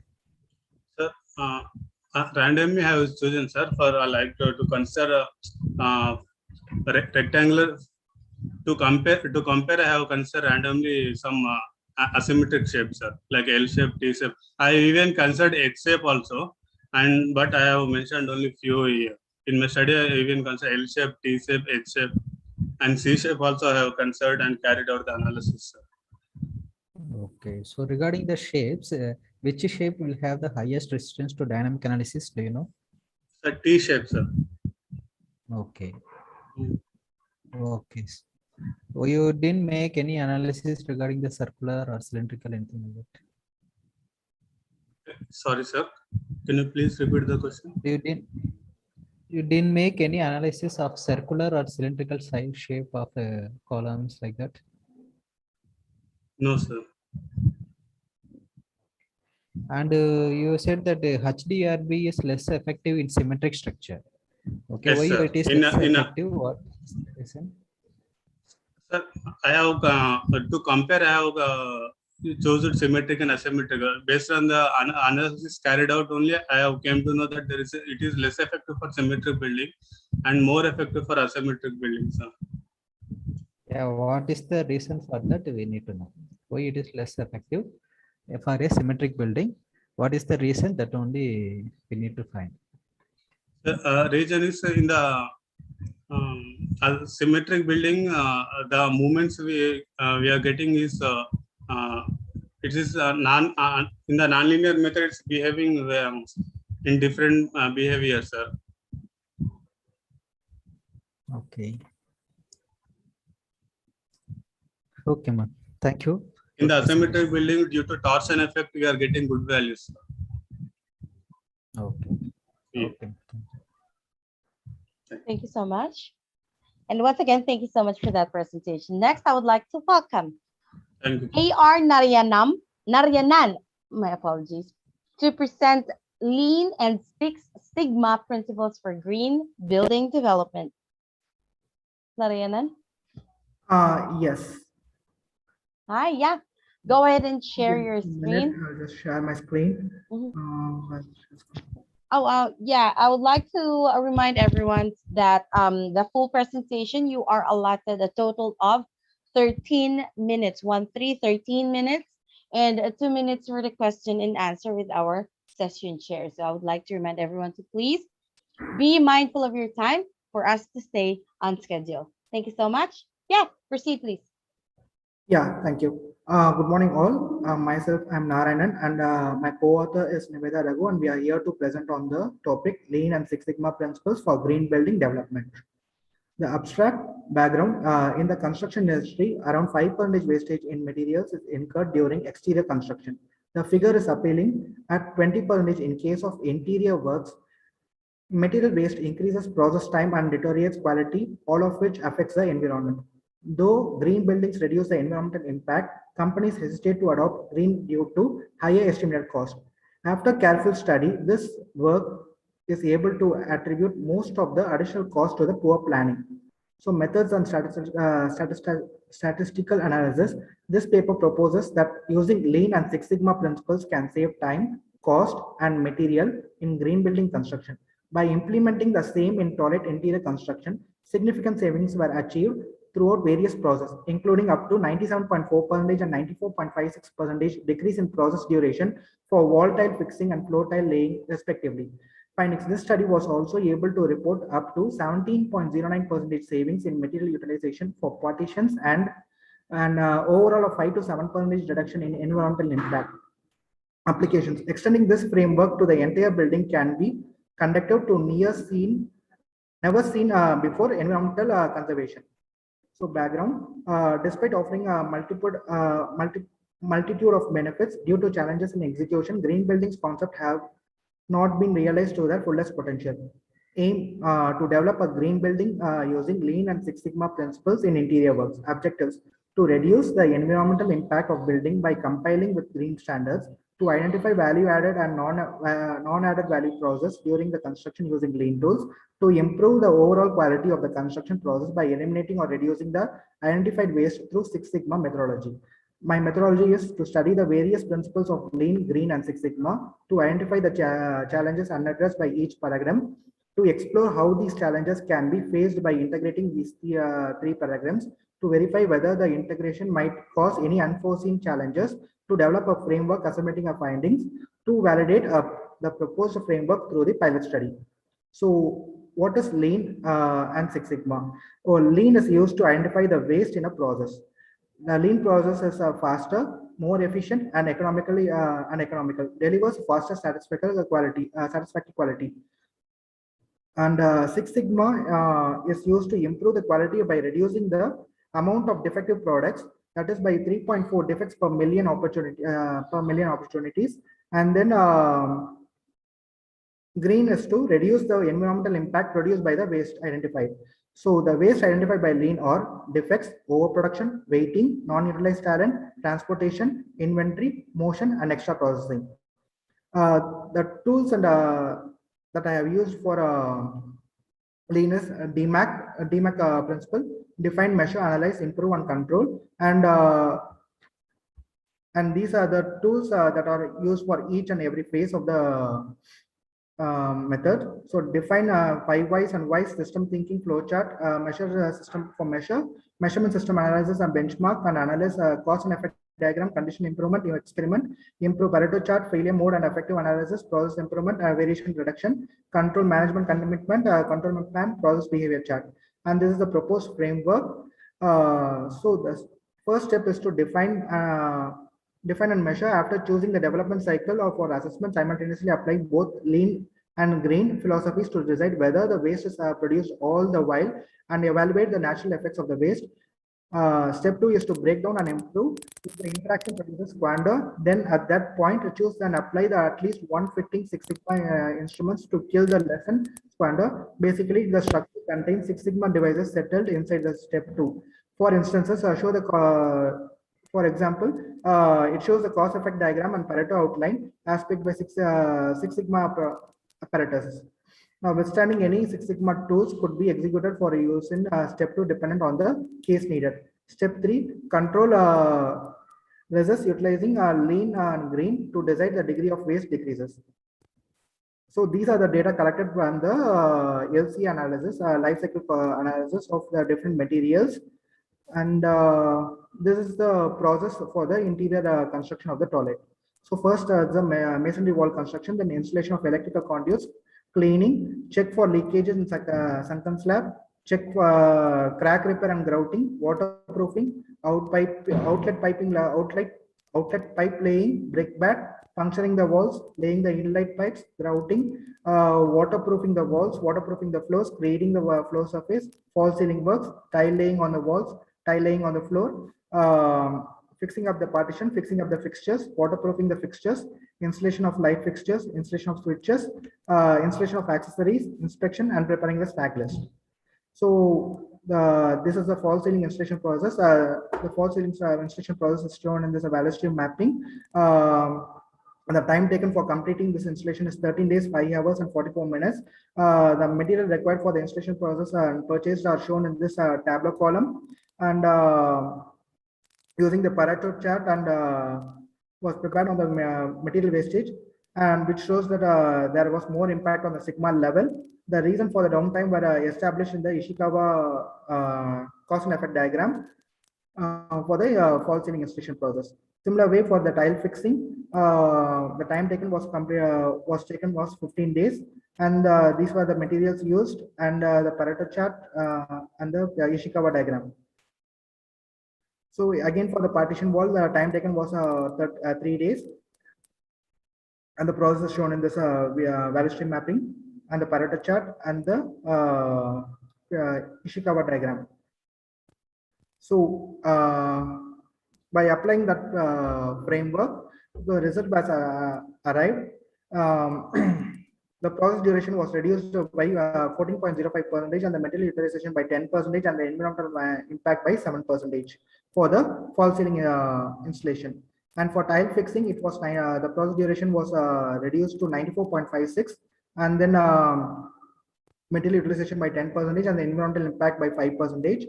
And for wall tile fixing, 97.04% for the process, and material utilization by 10%, and environmental impact by 5%.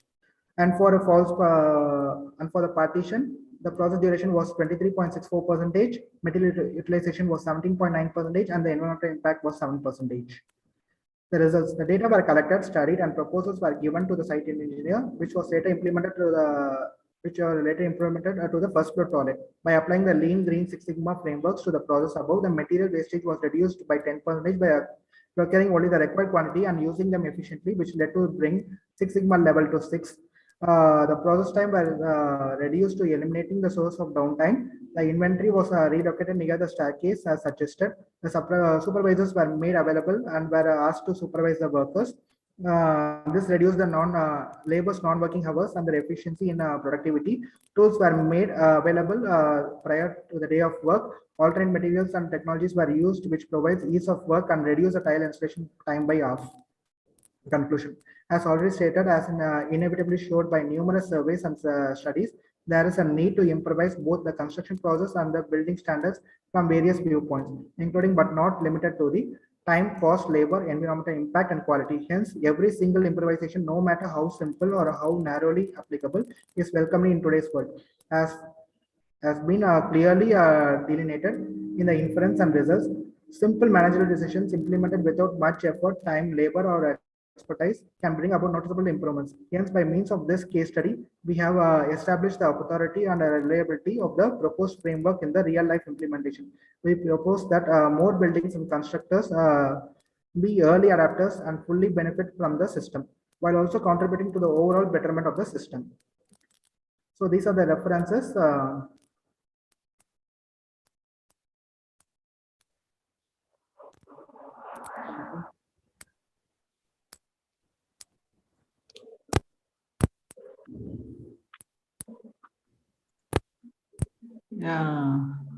I'm having one question. Yes, sir. Whether you made any cost benefit analysis of using no, sir, we didn't take a cost benefit analysis for this this case study, sir. Because while improving green quality, that sometimes the process must be increased for improving the quality, so that the cost might be a little bit higher. So I have not taken into cost into account. Okay, because cost is the important parameter. If you take it that account, then only it will be benefit. What is the using green building? What is the benefit of cost that it will be added advantage? Okay. Okay. Good presentation. Yeah. Thank you, sir.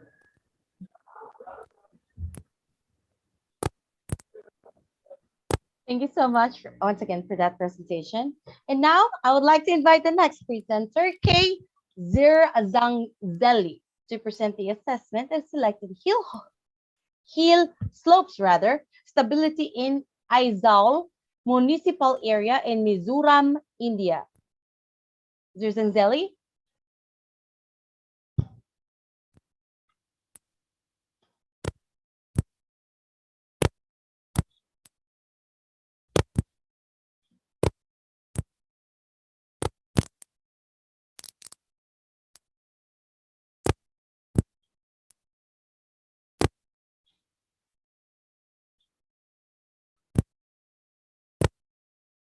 Hello? Again, second call to Kay Zangzeli to present the assessment of selected hill slopes stability in Aizawl municipal area in Mizoram, India.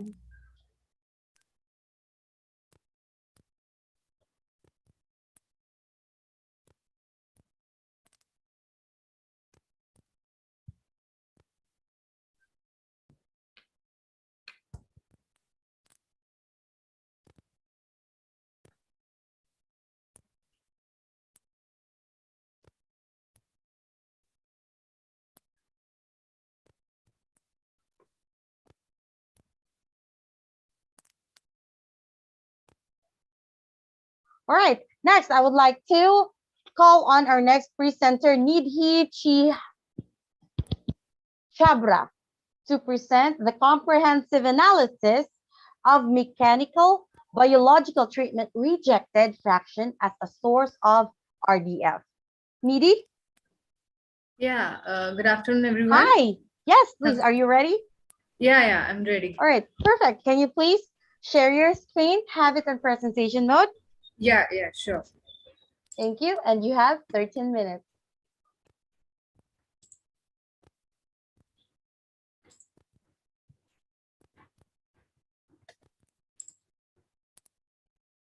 Is it visible? Yes, it is. Is Have the it on screen visible? presentation mode, please. Yes, it is. Okay.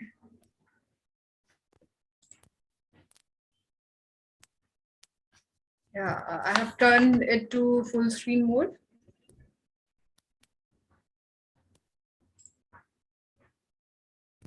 Jojo, is the presentation visible? Yes, it is. But Okay. yeah, have it on presentation mode, please. Just a second.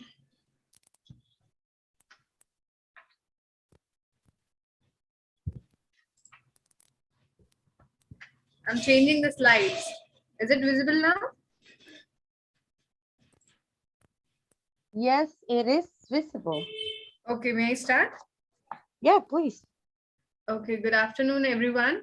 I am Nidhi Chavra from Jabalpur Engineering College, and my study is based on comprehensive analysis of mechanical biological treatment rejected fraction as a source of RDF. Here, I have done this study under the guidance of Professor Dr. Shelja Verma, and now I would like to proceed my study. Here is the abstract of my presentation. Here, firstly, I would like to describe mostly about since the topic and the studies about RDF, uses of treatment rejects as RDF. So I would like to describe what is RDF. RDF is something by the definition of SWM rules 2016. It says diffuse derived fuel means fuel derived from combustible waste fraction of solid waste like plastic, wood, pulp, or organic waste other than chlorinated materials in the form of pellets or fluff produced by drying, shredding, dehydrating, and compacting solid waste. So, since the RDF is in the general scenario of municipal solid waste management, I would like to tell that this study has been. Excuse me, Miss Yeah. Niti. Yeah, It is not in presentation mode. Just you put F5 or Shift F5. Oh, okay.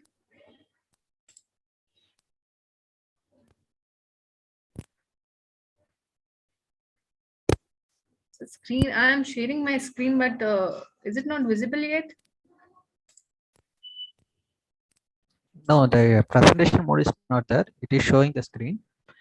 You just go start the presentations. It will go on by.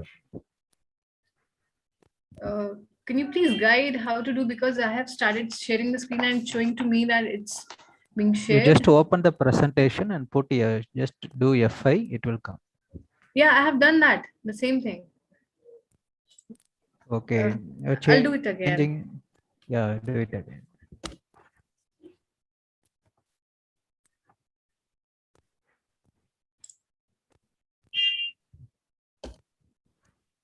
Is it visible now?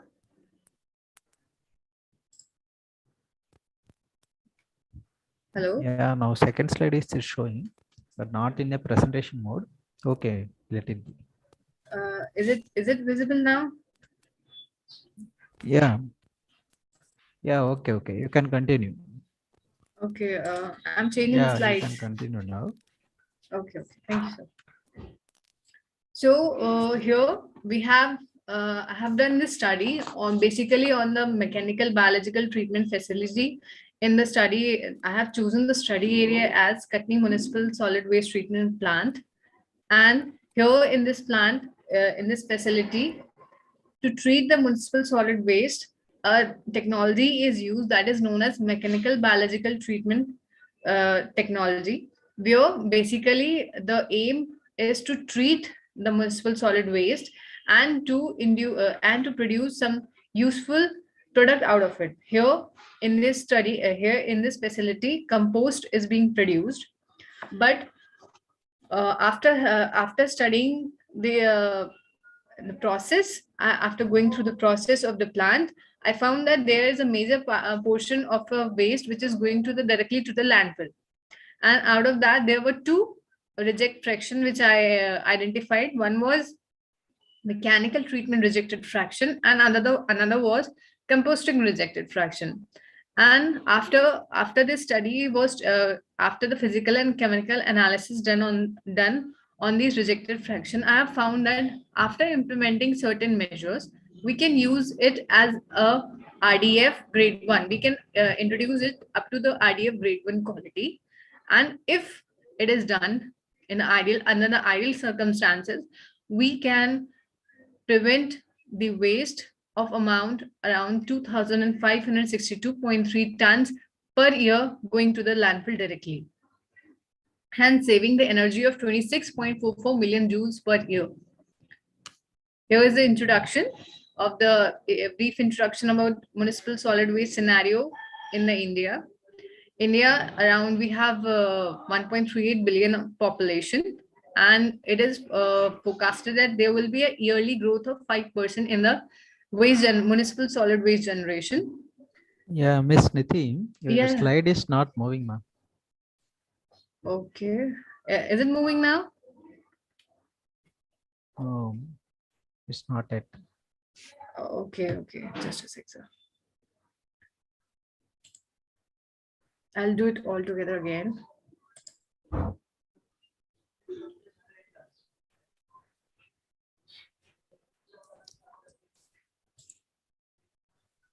Oh, you can after clicking in share screen, you have the options there. Yeah, now it's coming. Okay. Okay. I'm changing the slide. Is it visible? Yeah, now it's fine. Okay, thank you.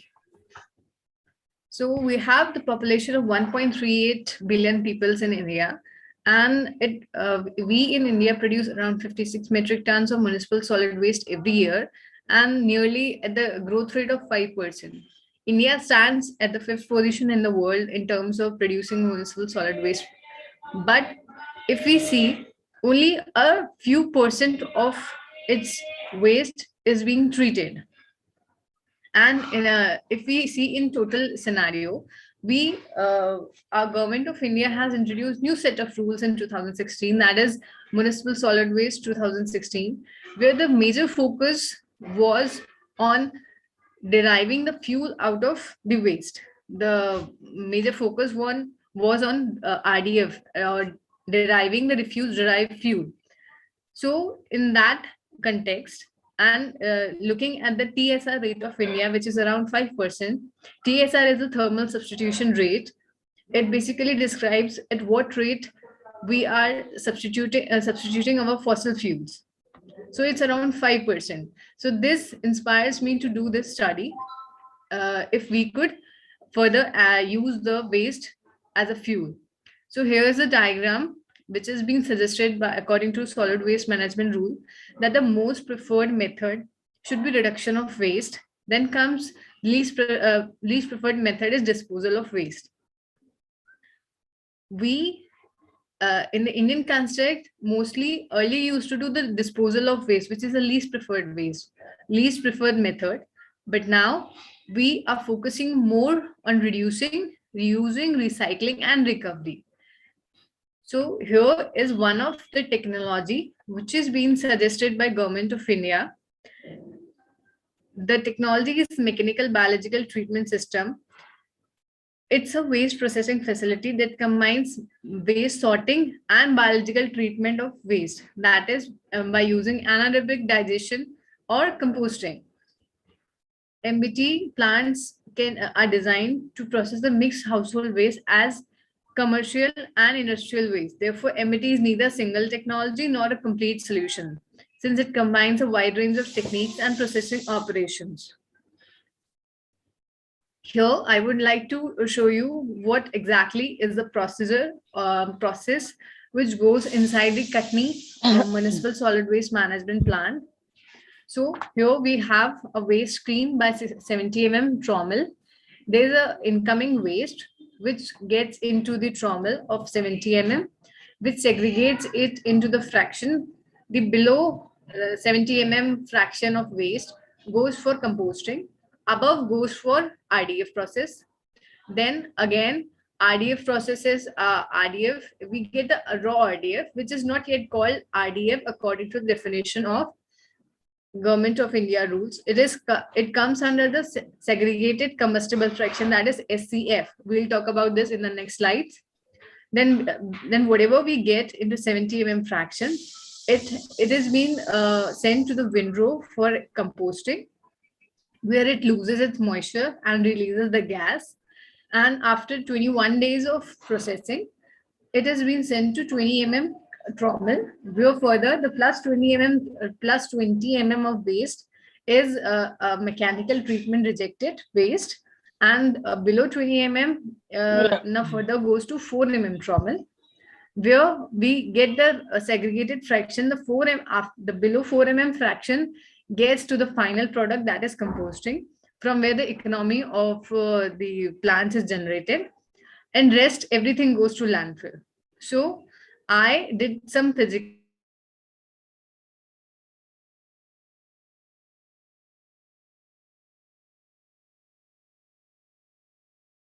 to see whether it can be used as a fuel or not.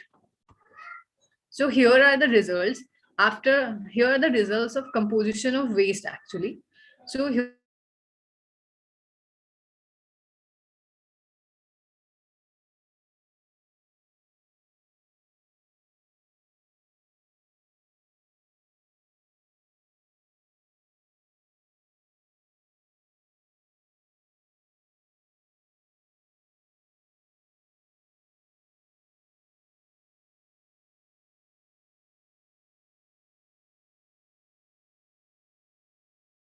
first is moisture, volatile matter, ash, and fixed carbon.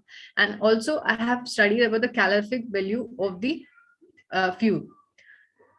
So after studying the CPHEO manual and its guidelines, I found that the waste we are getting, the waste segregated now, we are getting as SCF, that is segregated combustible fraction. The moisture content should be less than 20% in order to be called as a RDF. Here, the RDF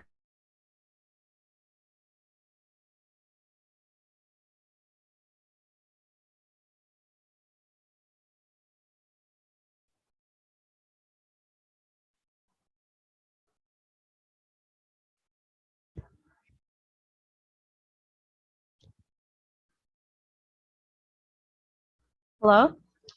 Did we lose her? Nidhi?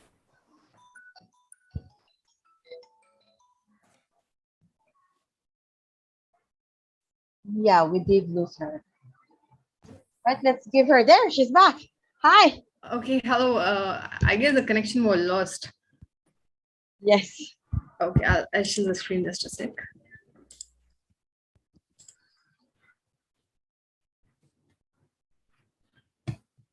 Okay, is it visible? Yes, it is.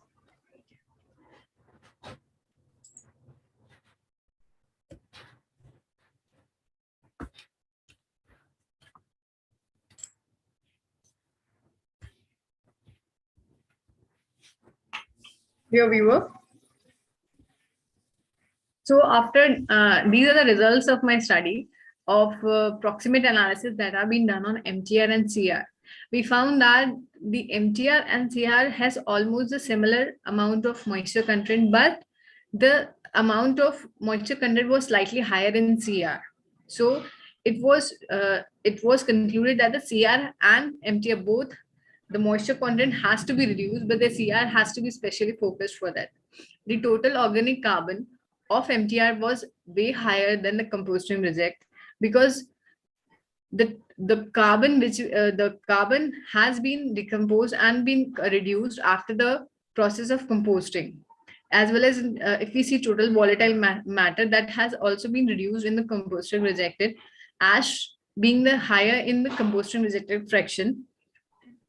Here are the conclusions of this result study. I concluded that MTR and CR both can be used as a potential source of fuel, but MTR requires less amount of post processing, and the technology options to be converted into RDF of suitable grade. Here in MTR, we only need to reduce the moisture content, but in CR, that is composting reject, we need to work on the moisture content as well as the ash part also. Since the ash content is higher, if the CR is used as RDF for the co-processing in the cement industries, then ash is a major component which will hinder the process of producing the cement.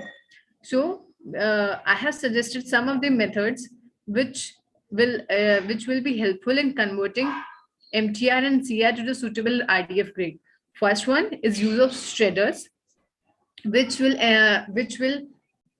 ensure the particle size according to CPHEEO standards.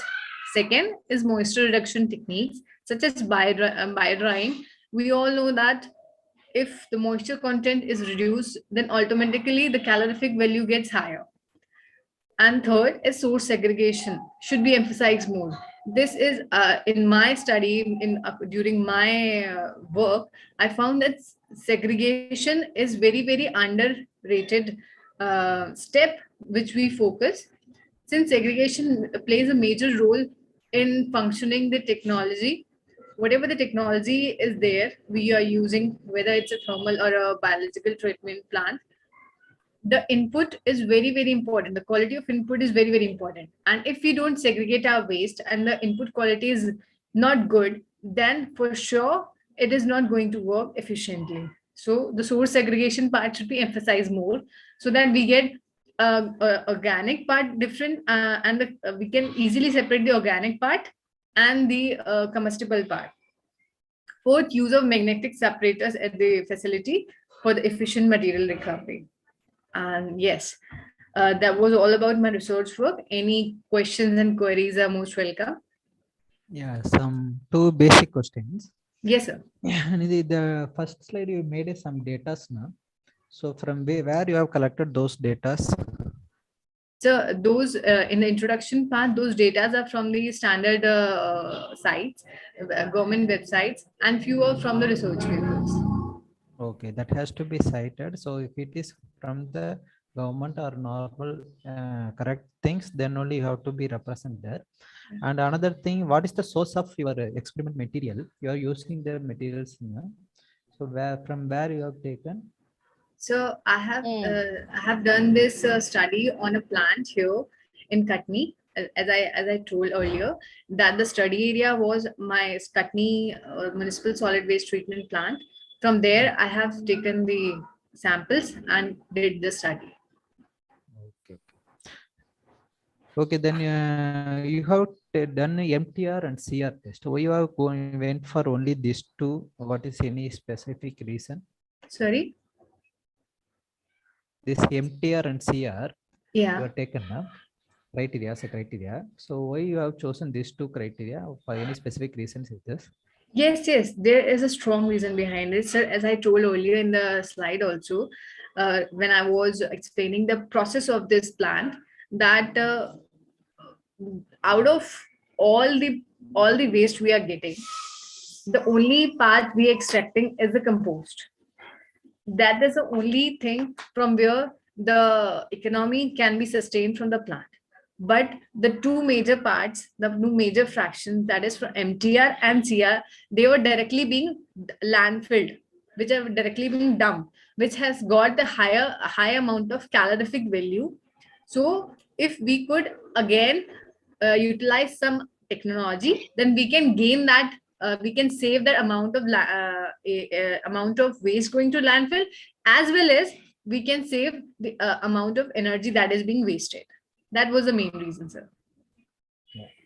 Okay, it was good presentation. Thank you. Okay. Thank you, sir.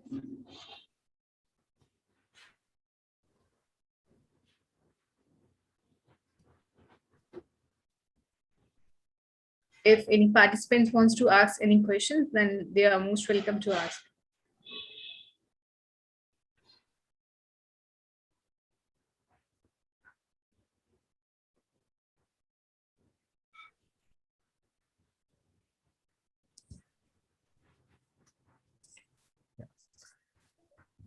Sir, were you able to hear her answer? Yeah, I think all the presentations, all the presentations are completed. Yep. And yeah, that ends our technical session 3. And hold on. Yeah, I think we will, let me check.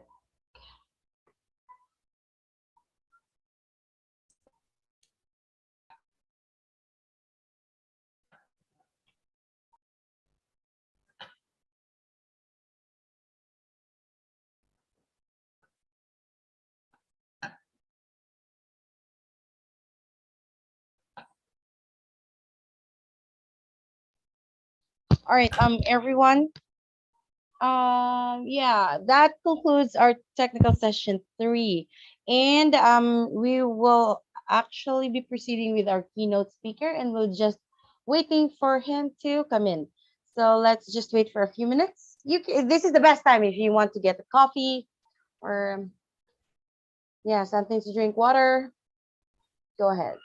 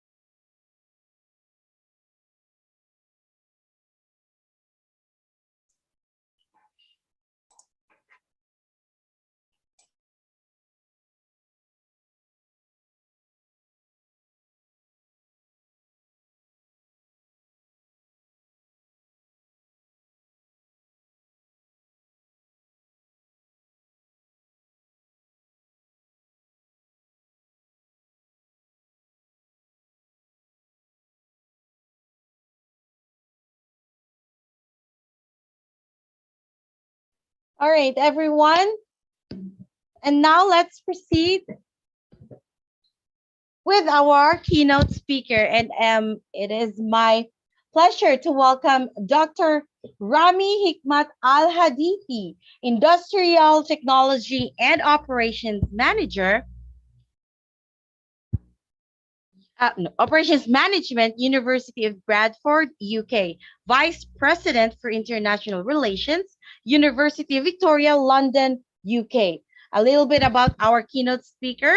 He's an associate professor for industrial technology and operations management, whose broad-based commercial and trade and industry expertise, combined with an unrelenting passion for instilling best practice administrative and operational cultures, are the driving forces behind an internationally renowned 29 and more years career. Recognized for collaborative management style and agile approach to overcoming complex operational challenges to ensure delivery of high quality, cost efficient solutions. Holds a successful PR record, forging links across multiple industries and utilizing business, administrative, and engineering expertise to build relationship in the industrial sector. He enjoys setting up and managing delivery of training programs and projects with a total focus on inspiring students across the EMEA to develop business related skills, operation, production, quality, maintenance, and resolve challenging real life industrial and managerial problems, ensuring they achieve their full academic and personal potential. His expertise in the field of conflict resolution has necessarily enabled um, him to do work with and across a wide range of cultures and teams, both locally and internationally. He has continued to hold a high level of responsibility at both the short term crisis level and longer term policy planning, leading to the legislative and implementation of projects and programs. His broad spectrum of knowledge has enabled him to work at a consultative level as well as mentor and guide others in research development at the highest level of organizations.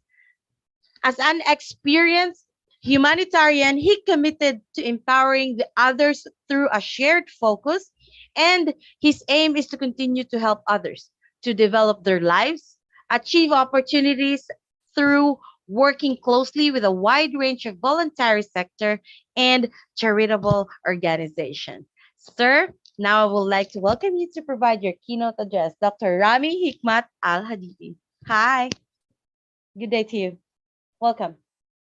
You're on mute.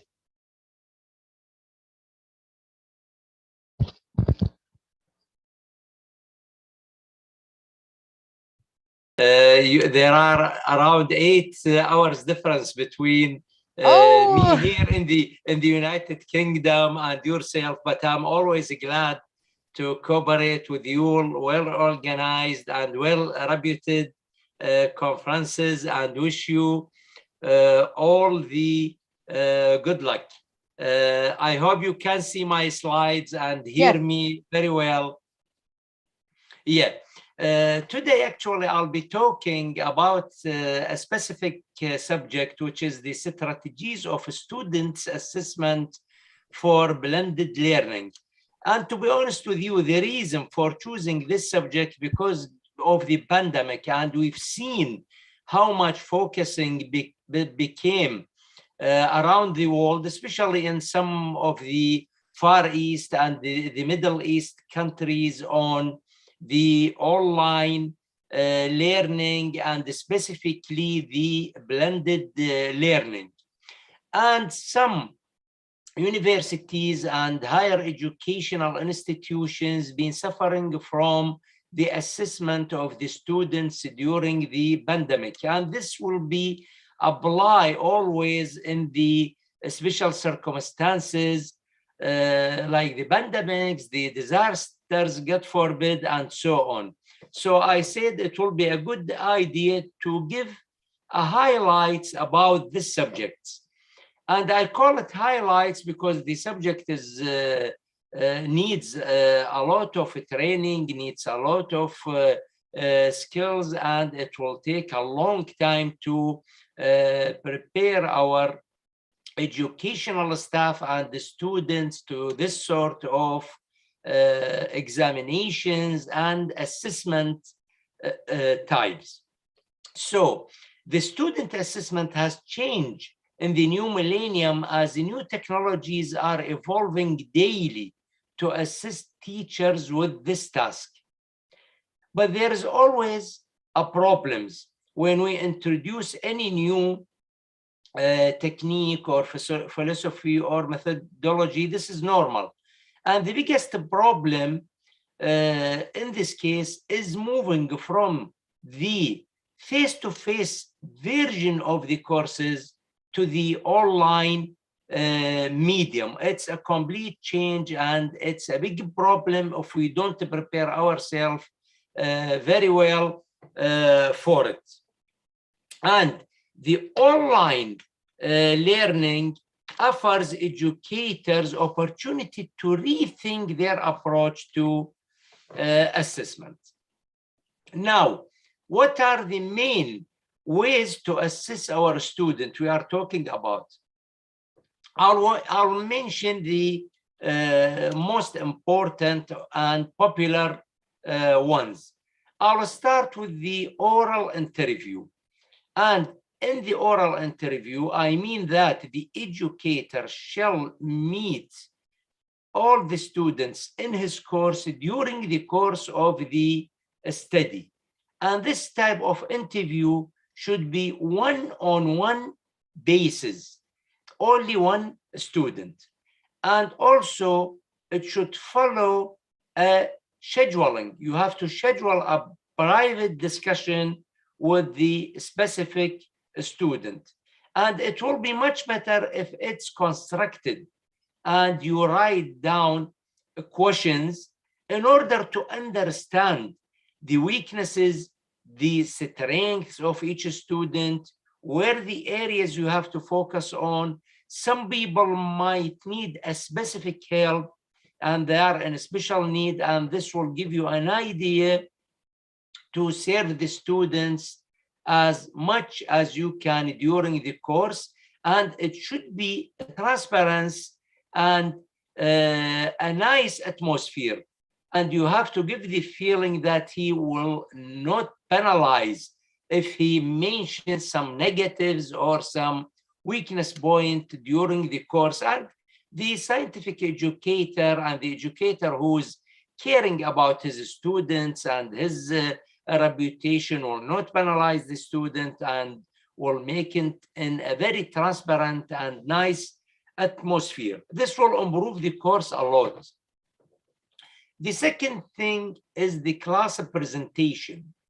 The class presentation those days is very important because it's one of the requirements of the job markets for the graduate. And to be honest with you, from working with many countries, I don't only work with UK, United States, and Europe. I do a lot of work with many countries, especially in the Middle East, Far East, Southeast Asia, and so on.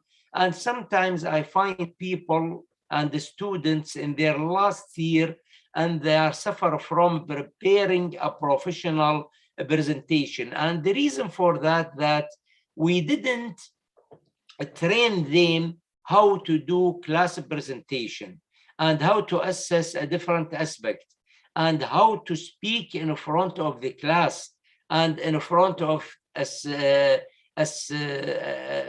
stadium after they graduate. Also, it will teach them how to research the information related to the subject. And here, the grade should be based on both content and the presentation. And I always teach my students that the grade will be 50-50. 50 on the presentation itself, and also the content should be related and very well organized and presented from scientific, practical, linguistic, and so on point of view. So also you have to give a mark for the content itself and a mark for the presentation, even with the group presentation, because the people, they have different abilities and they have different communication skill, and each student should get a mark related to his skill and his ability. There is another way of assessment is the role play, and it's very important in some specialization, because I'm not saying here that all these ways should be implemented, but the educators and the board of the department should choose the assessment tools which they feel it's very related and important to their specialization and their graduates. For example, the role play is very important, for example, for the graduates who are doing purchasing, who are doing marketing, sales, and so on. It's an important part of their job. So it's an exercise with either a group or an interviewer.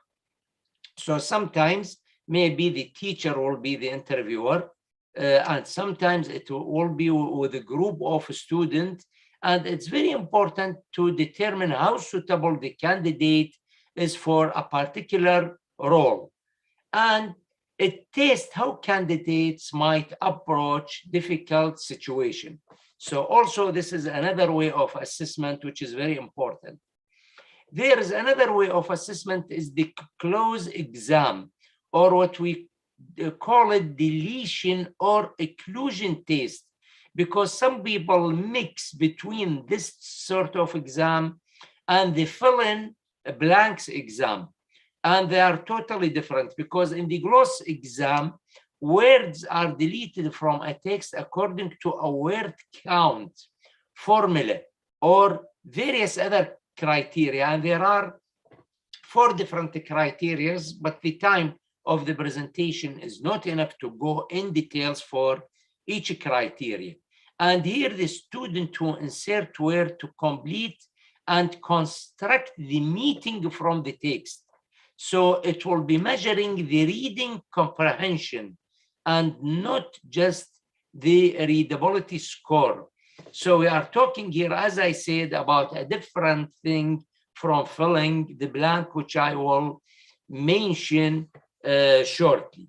There is another way of assessing the student is the writing sample, because the students will need it during their life, occupational life. They'll be asked to do a report and be professional in the report writing, and it will give them adequate amount of time to write also.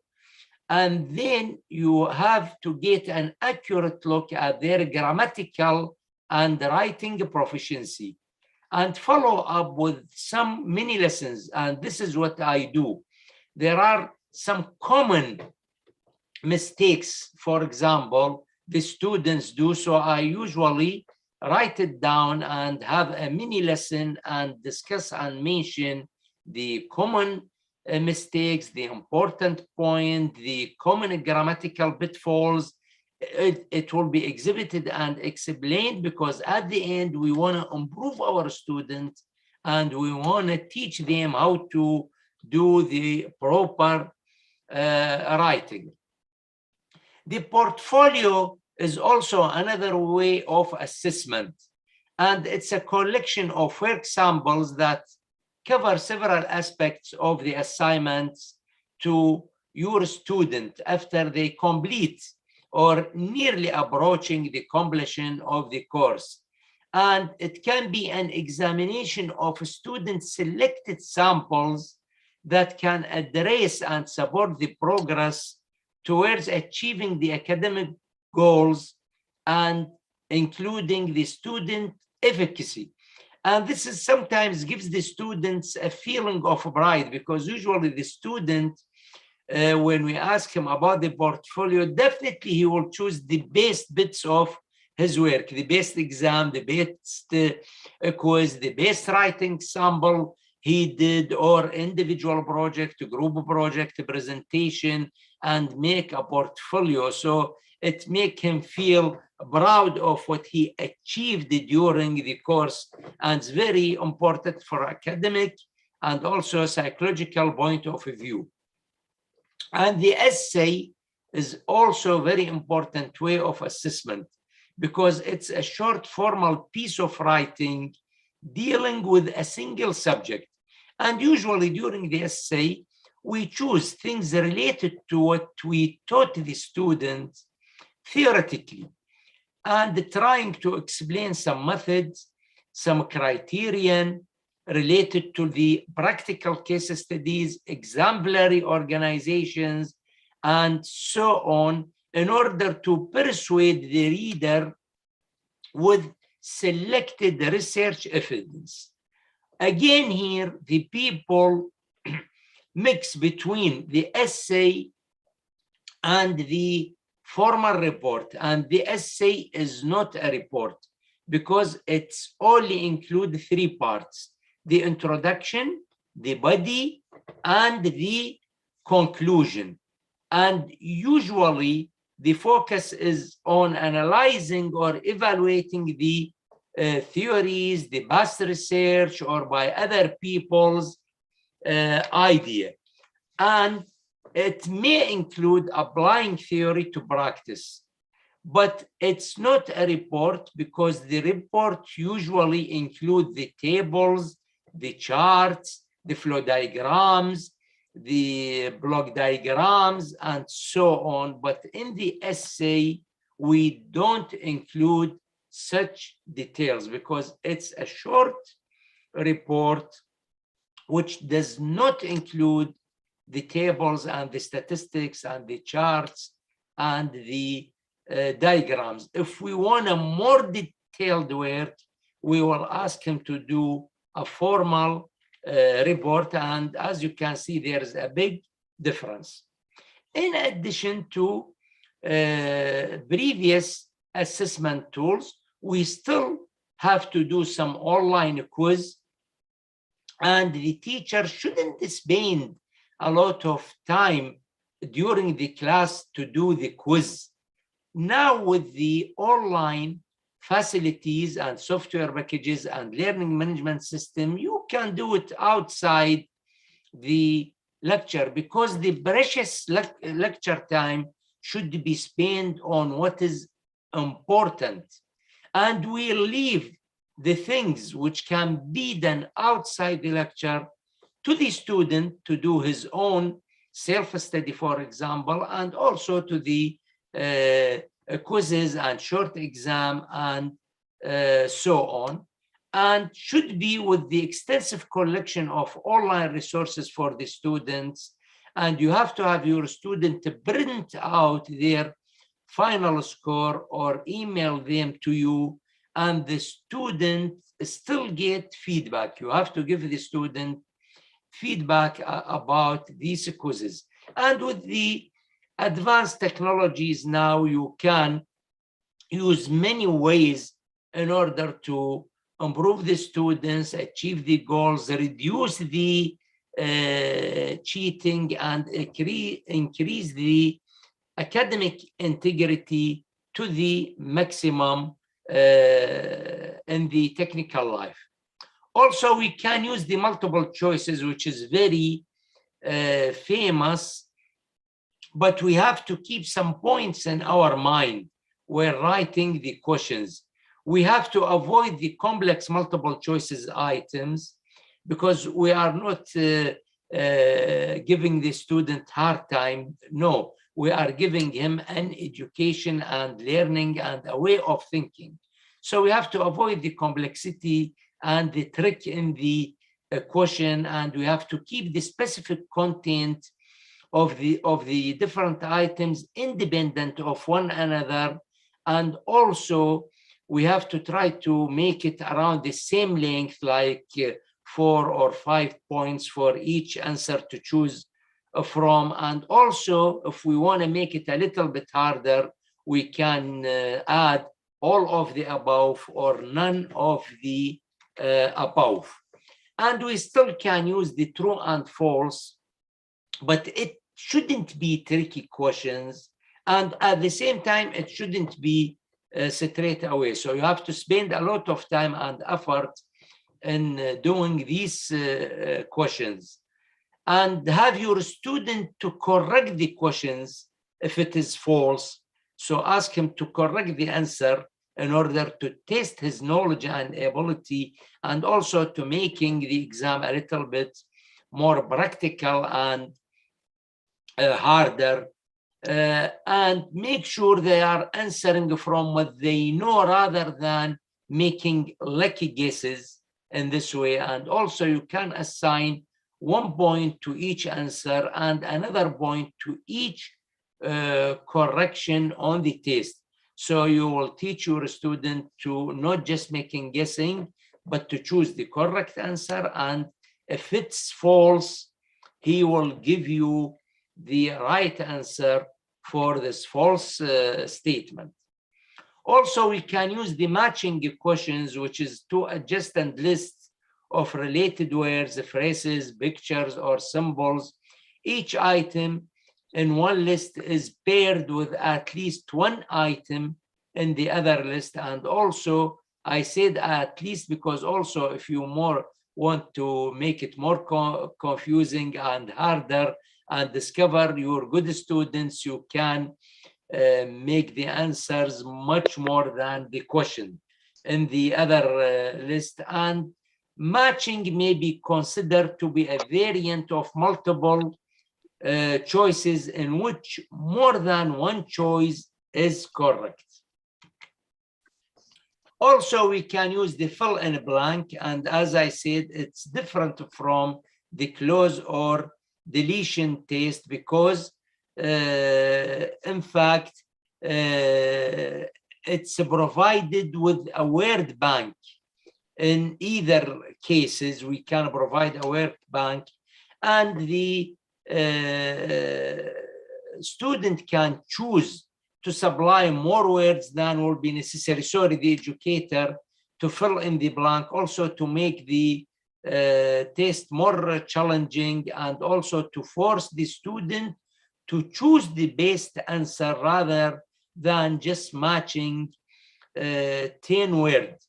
And also the short answer is important, and you have to ask to provide a concise and yet thorough written answer to a question, usually using complete sentences, and test your ability to integrate what you have learned in the lectures, reading, and discussions, and to apply that knowledge. And this is also important. And for me personally, I do use most of these assessment ways for two reasons: to filter my students and give them what they deserve, and also to train them on these skills which the new job market requires. And still I give them midterm exam, as we do in a classical way of teaching, and also we have the final exam. But the difference in the online media is the weight on the exam.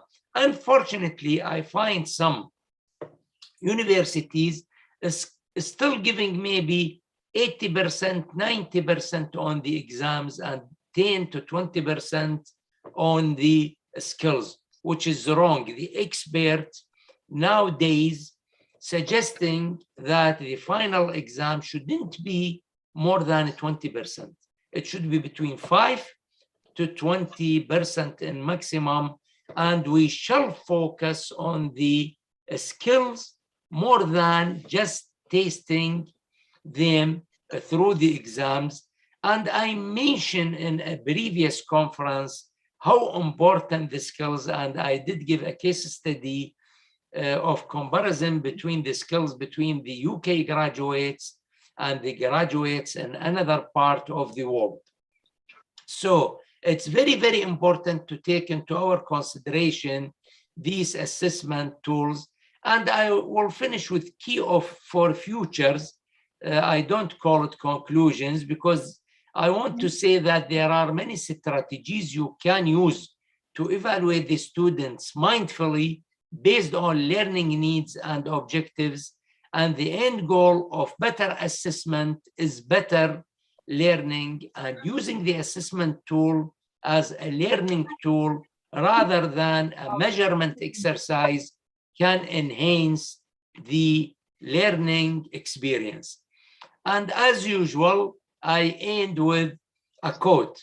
And this quote for today is to Professor Heraldo, who's energy expert and a university professor. He said, a great professor considers this student's success as a reflection of his own. He will not remain indifferent in the case of continuous poor exam results, but will do as much as possible to overcome such a situation. Thank you very much for listening, and thanks a lot for your time and for giving me for the delay, because as I said, of the huge time difference between UK and your place. And I'm always glad to be in your well-organized conferences, and wish you all the best and the good luck. And thanks a lot, dear Juju, for the nice introduction and the nice management of this online presentation. It is our pleasure, and we do thank you so much for imparting your time with us, even with the time difference. We really appreciate you. Thank you so much again, Dr. Rami Hikmat Al Haditi, for that keynote speech. My pleasure. Thank you so much. All right. All the good luck. All right, everyone. And now the most awaited time of the day, the lunch break. We will now go on our lunch break And guys, please be back at exactly 1:30 p.m. India time. See you guys later.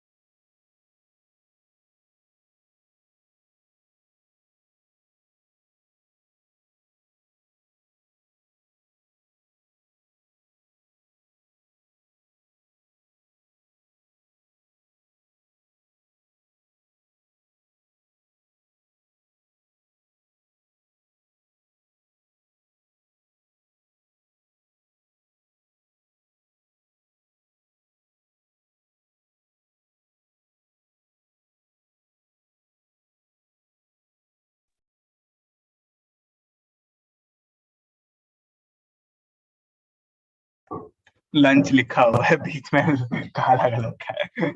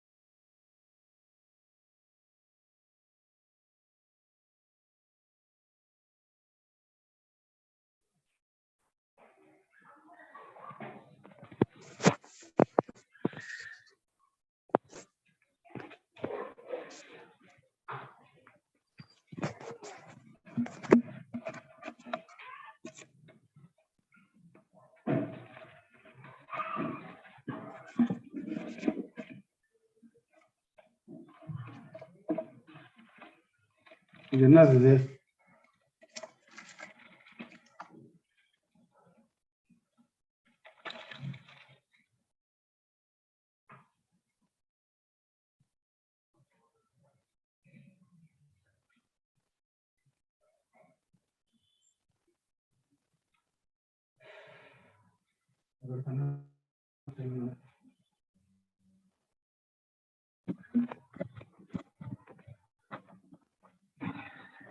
எப்பா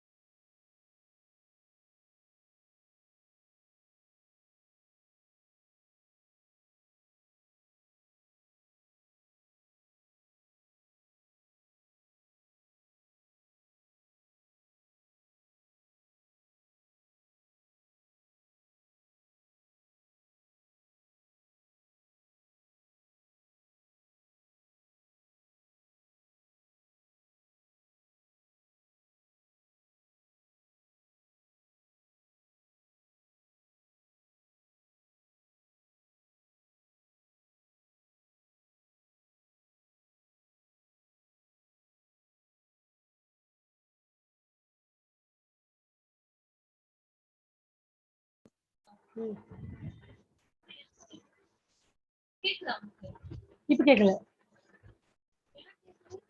எனக்கு கேக்கலையே பாரு.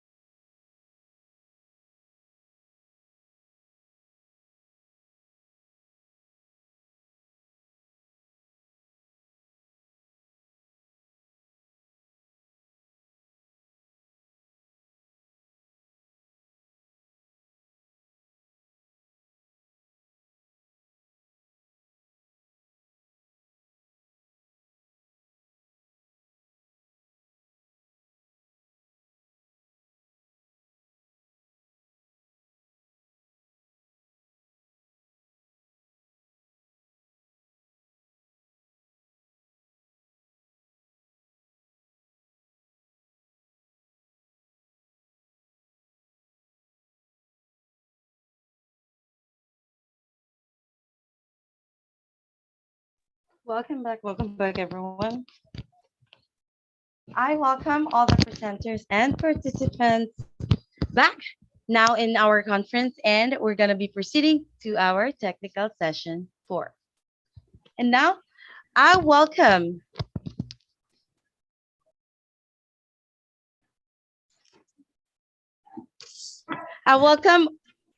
Dr. R. Parvati, Associate Professor, Department of Information Technology, Hindustan Institute of Technology and Science, Chennai, Tamil Nadu, India. Hello, doctor. Good afternoon. Yes, good afternoon, ma'am. Very good afternoon. Is it audible to you now, ma'am?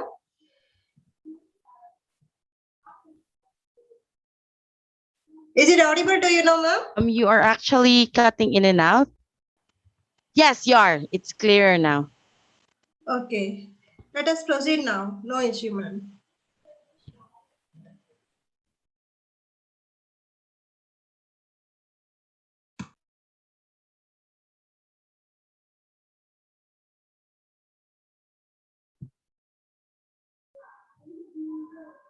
Oh, sorry.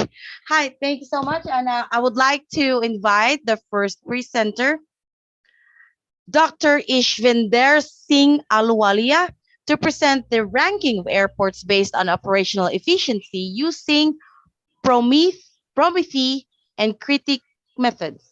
Dr. Ishvinder, hi. Good afternoon, ma'am. Good afternoon, ma'am. Good afternoon. Good afternoon to panel members. So thank you for giving me the opportunities to present the papers. So let me share the screen. Go ahead, please. Yes, I think so. Now it is visible. The screen is visible. Yes, it is. Have it on presentation mode, please. You have 13 Okay. minutes. Okay, fine. So, ma'am, can I start the presentation? Go ahead. Can I start the presentation, ma'am? Yes, please. Go ahead. Okay. So good afternoon, everybody. So this is the research which has been done on the ranking of the airports, international airports, based on the operations efficiency using Prometheus and critic methods. So in this case, this paper has been written basis of your ranking of your international airports on the basis of certain criteria.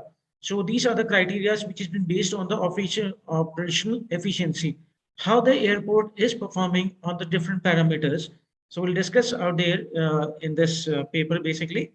So this is the first one is that's the abstract is. In the abstract, the background is related to the operational efficiency has become vital sustainability for the airports and has been recognized best in the terms of facilities and their passengers are.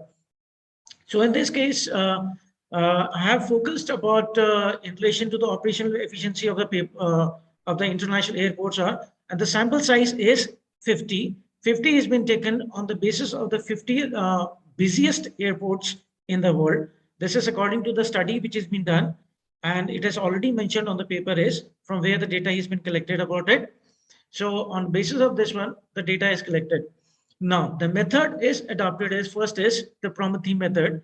This is a method which has been adopted in order to rank the airports on the basis of your criteria and what is the performance of the airports in relation to that particular criteria. This has been taken into consideration is, and 9 comprehensive criteria are being taken into consideration. The first is the operational cost. Next is the accidents and the incidents are. Next is distance from the center is, that's class runway and other parameters which are taken into consideration is. Sorry. The next is this study is the findings of the study which we have come across is according to this one, the first airport which ranks on the basis of the 9 criteria which has been taken into consideration from the 50 airports are, the first is for the Dallas Fort Worth International Airport is, next is the Atlanta Airport is, and next is called as this International Airport of Chicago, which is one of the best airports are in relation to operational efficiencies are. Next is the last one is that class application. This the findings which has been done on the basis of different criteria are, it will be useful for the airport authorities to take into consideration which airport is lacking in which criteria, maybe in relation to operation cost, maybe in relation to accidents are, maybe in relation to distance from the airport is, maybe on the basis of runways, and maybe on the basis of your total area of the airport are. So these are the basic criteria are there on which the paper has been done is. I'll start with the next one is, these are the basic criteria which you have taken about it. And this is the criteria which has been taken, that is passenger throughput is the total number of passengers are. Next is total number of departures are, total direct routes are, number of runways, airport area, number of terminals, operational expenditure, distance from the city, and your accidents and incidents are. And according to this one is, these are the basic papers are which have been referred to take this particular criteria on the basis of performance evaluation of the international airports. Next is, this is the literature review, and this is the literature review which has been taken into consideration is, and if you see to this literature review is, in this literature review, it has been mentioned about the topic, it is mentioned about the journal and the method they have adopted and the final findings are. So if we go through these literatures are, this is only a small literature which I am sharing about it. The whole literature is already been mentioned about in the paper is. So in this case, they have used the BMW method is, they have used the TOPSIS, they have used the AHP, they have used the TEA, and they have used the data in envelope list.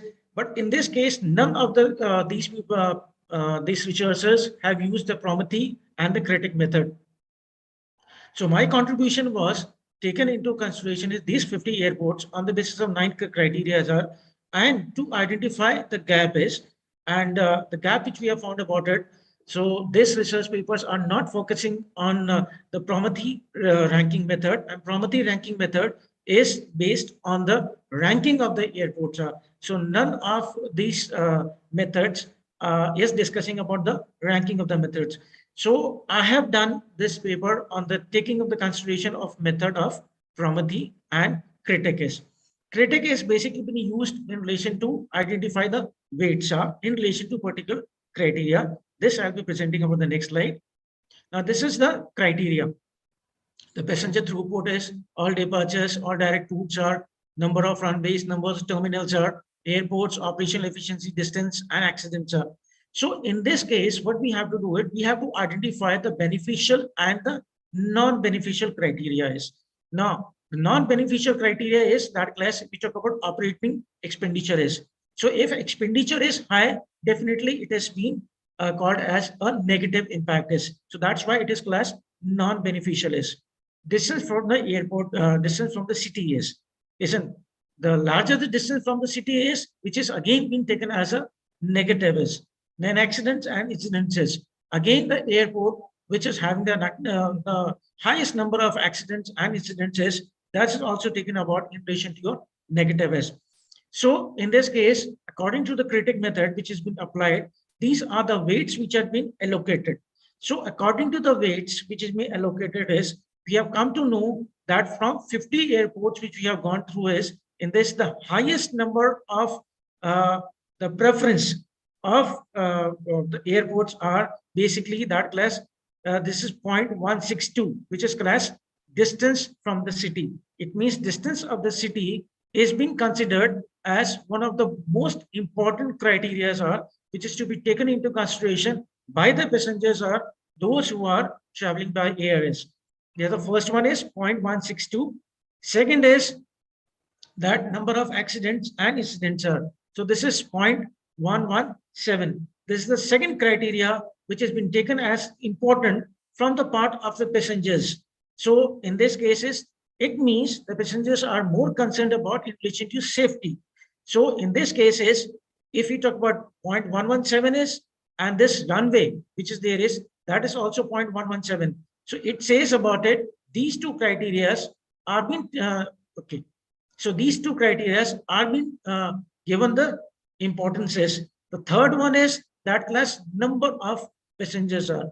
So this is the weights which have been given. And according to this, we have found out that 3 are the basic parameters are, which is been considered as the most important parameters in relation to evaluation of airports on the basis of operational efficiencies.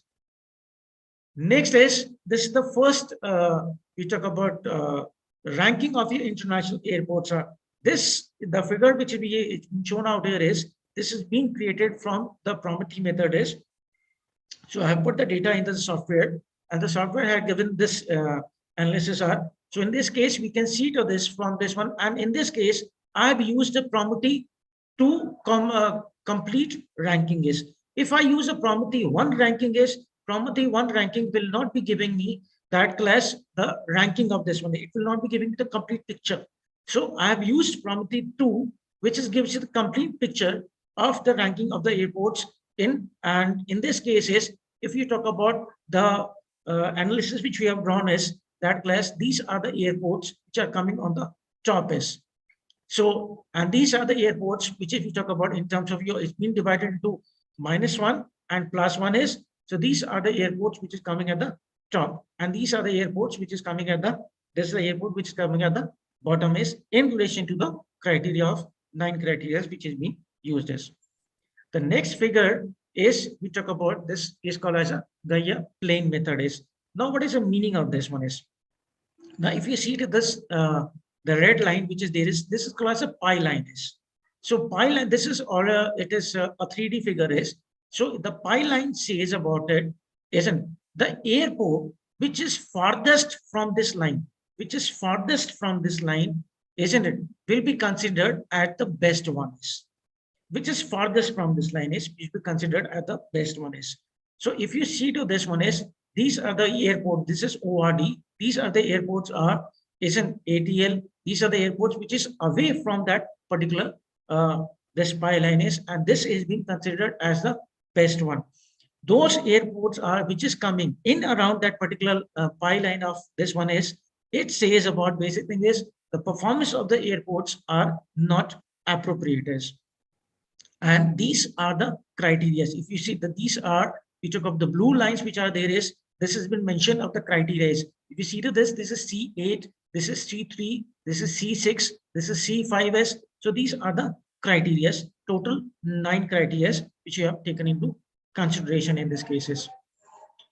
Next is, this is called as a Prometheus rainbow diagram in relation to international airport wise performances. Now, if we see to this one is, isn't this is been considered? If you see to this is where my cursor is, this is we talk about ATLS.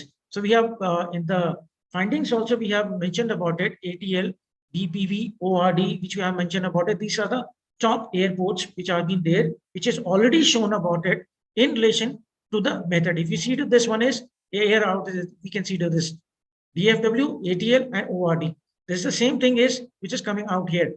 And in this case, the red lines which are being mentioned out here, when the bar, this shows the criteria in which they are good at. Now, if you see to this line, which is this line where my cursor is, this line says about it, the criteria which are coming over and above this line, isn't it? So in this case, they are called as in which the airport is having a better performances. If you see to this, this one is ATL is having the best performance in relation to the airports, in relation to criteria which are mentioned about it. Now, if you see to this, this airport is, you see to this maximum of your criteria are negative. This is below. And this we have already seen about. Now you see to this one, KMG is again coming out here is, and KMG is again coming out here is, which shows the performance of the airport is negative. The more the number of criteria are above this line, it shows that class the performance of the airport, how well the airport is performing. So according to the study, again through the Prometheus rainbow diagram is, again it is clear that these 3 airports, ATL, DFV, isn't it, and ORD, these are the airports which are coming at the top priorities. So the next we talk about is, this is called as a walking weights. In the walking weights also, if you see to this is, this is called as positives and this is called as negative. Now in this case, I have used the criteria is, and which criteria I have used is, I have used this criteria. Now you see to this is, the highest number of criteria was this one. So on the basis, what we do it, that class in walking weights are, we choose about the criteria which is having the highest weightage in relation to the criteria is. So in this case, what I have done it, I have used this particular criteria is, and on the basis of this criteria is, I have got this figure is, which is called as a Prometheus rainbow diagram is, and again it shows shows about it. Okay, this is walking weights. Sorry, is walking weights. This which shows about it. And according to this, again we talk about ATL, DPW, VS, and ORD. Again, it is coming on the top is on the basis of walking weights. This is again we talk about KMG is again is coming at the last in relation criteria, which shows about it. If the airports which are shown above this line is above this line, they are called as the best one. But among these ones, this is the best one. Now, if you see to this is, if you talk about the negative is, this this line is the line below these the bars which have been shown. This shows about the performance of the airports are, and in this case, then least performed airport in relation to the criteria, 9 criteria which has been taken about it. So this is class KMG is, which is called is the last airport is in relation to the least one in relation to performance of the international airports out of this 50 years. Next is we talk about this is class, which is called as a visual intervals are with respect to most important criteria. Now, if you see to this is, we have taken the most important criteria as that class C9 is. So in this case, if you see this line, this is a red line which is there is, in this case, we identify as the line which cuts isn't any line which cuts this one, this vertical line is called as the first one. Now, if you see to this one as, if you see to this is the particular, this is ATL. Now, if you see the ATL is the first one which is cutting this particular line. So it means that ATL is the best performer in relation to the airports, which we have already mentioned about it. So out there is, I have taken C9 criteria. So my C9 criteria is this one. Again, we talk about accidents and incidences. So in this Please case, wrap it up. Yes, ma'am. Please wrap it up. You consumed 15 minutes already. My 15 minutes. So just I'll take about 2 minutes to conclude this one is. So after conclusion of this paper, I can say that class, this paper is focused on the operational efficiency of the airport chart. And in this paper, the method which is being used is Prometheus method, isn't it? And the critic method is being used for weights, the weights which have been calculated on the basis of 9 criteria. And this paper concludes about it, the best airports which we come across, which is class ATL, which I have already told about it. That class. Next is, we talk about your that class ORD, isn't it? And this class KMG is that class. These are the airports which is there in China, which is the airport which is there in China is, which is being considered as the least performing airports are. And the airports of US, which we talk about this Fort Worth International Airport is, we talk about Jackson Atlanta International Airport is, and these are the airports which are coming at the best one is. So this paper, according to this paper is, we can say it, one thing is, this paper provides a view for the decision makers to focus on the criteria, sir. So in this case, the 3 important criteria which we have come across was, first was the distance from the city, second is called as the incidents, isn't it? And third is, we talk about, this was the last one is, that is we talk about is that class runways. So if we take about these criteria are the result which we have got it, this is the result is final, that this is the result is that these airports are performing very well. And the airport of Cummings, isn't, which is there in China is, which is performing least in relation to 50 international airports are.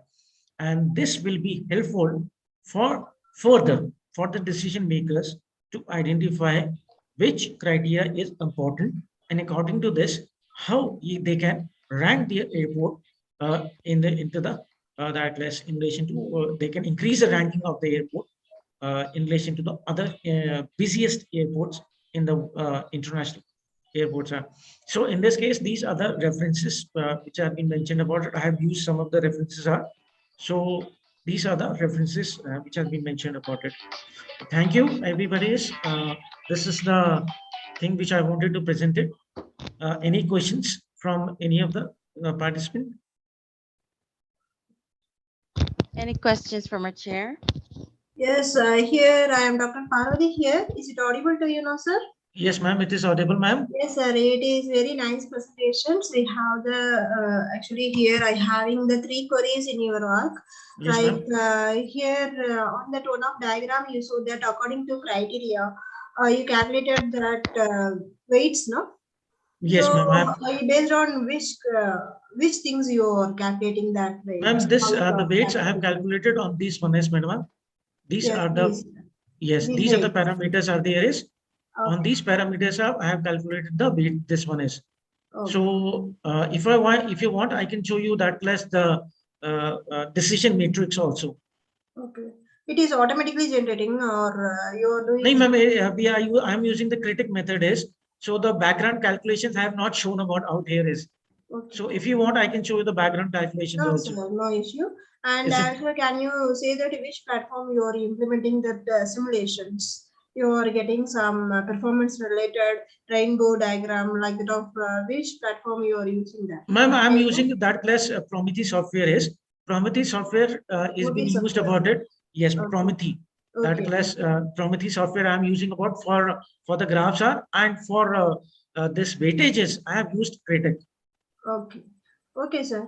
It's nice. Thank you, ma'am. Thank you very much. Thank you so much.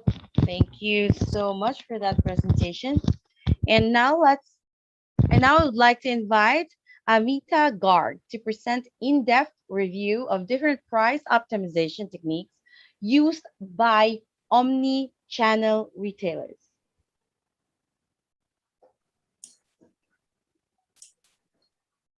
Hello, good afternoon, everyone.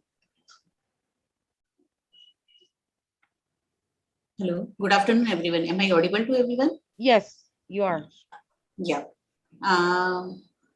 Okay, so let me first share my screen and then I can start my presentation. Yep, go ahead.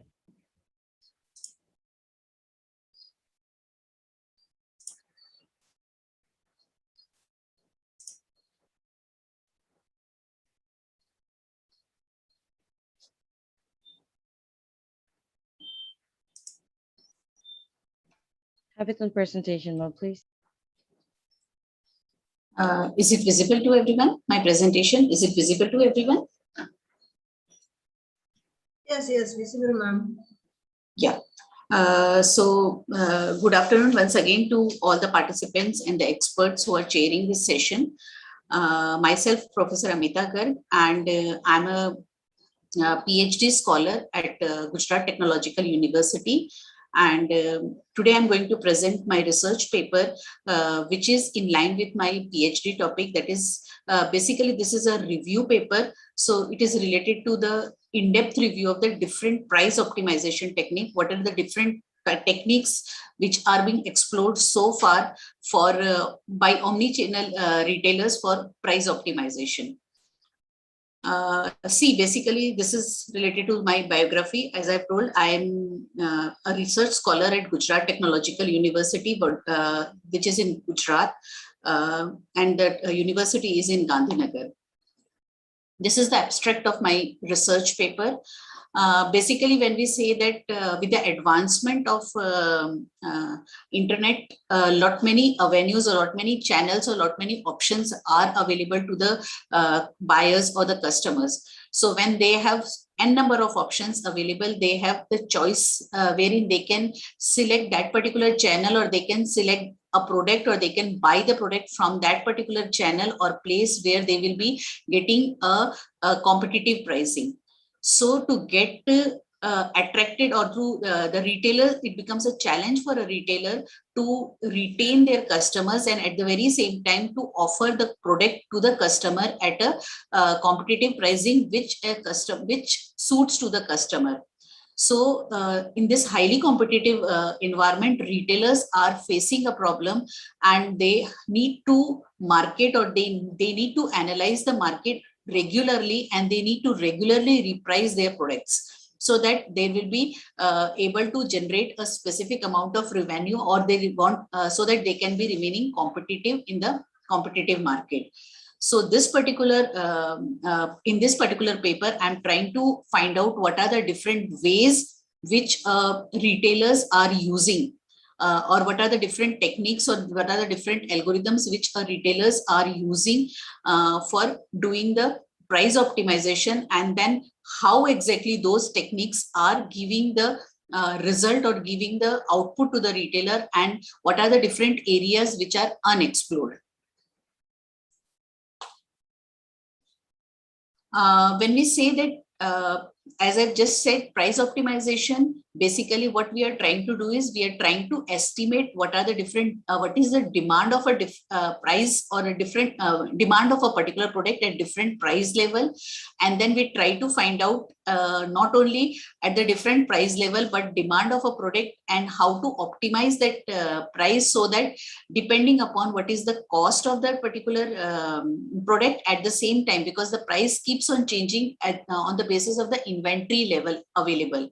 So we need to find out in what way, or we need to find out the model that which best gives us that optimized price on the basis of the inventory available plus the cost or the price of the same product available in the market.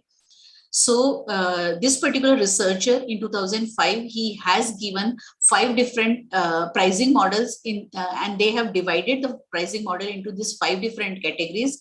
One was the inventory based model, another was the data driven model, game theoretic model, machine learning model, and the simulation model.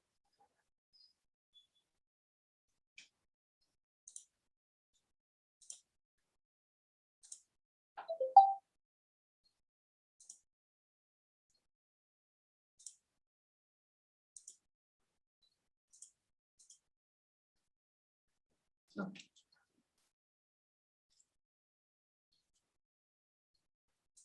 I'm extremely sorry, I'm not able to just give me a minute.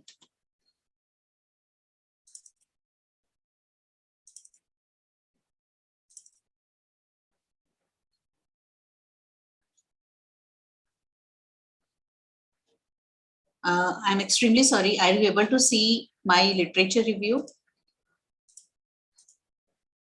Hello. We cannot. You're not able to? No, it's black screen. Hello. Yes, we can't be able to see your screen. We cannot. It's a blank screen. You're not able to see my screen? Yes. We are not.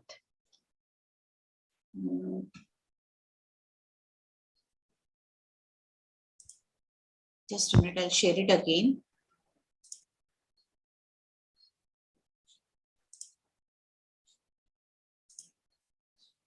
Are you?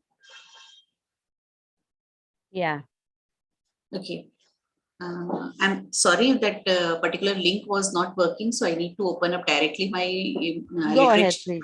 Yeah. So these are the various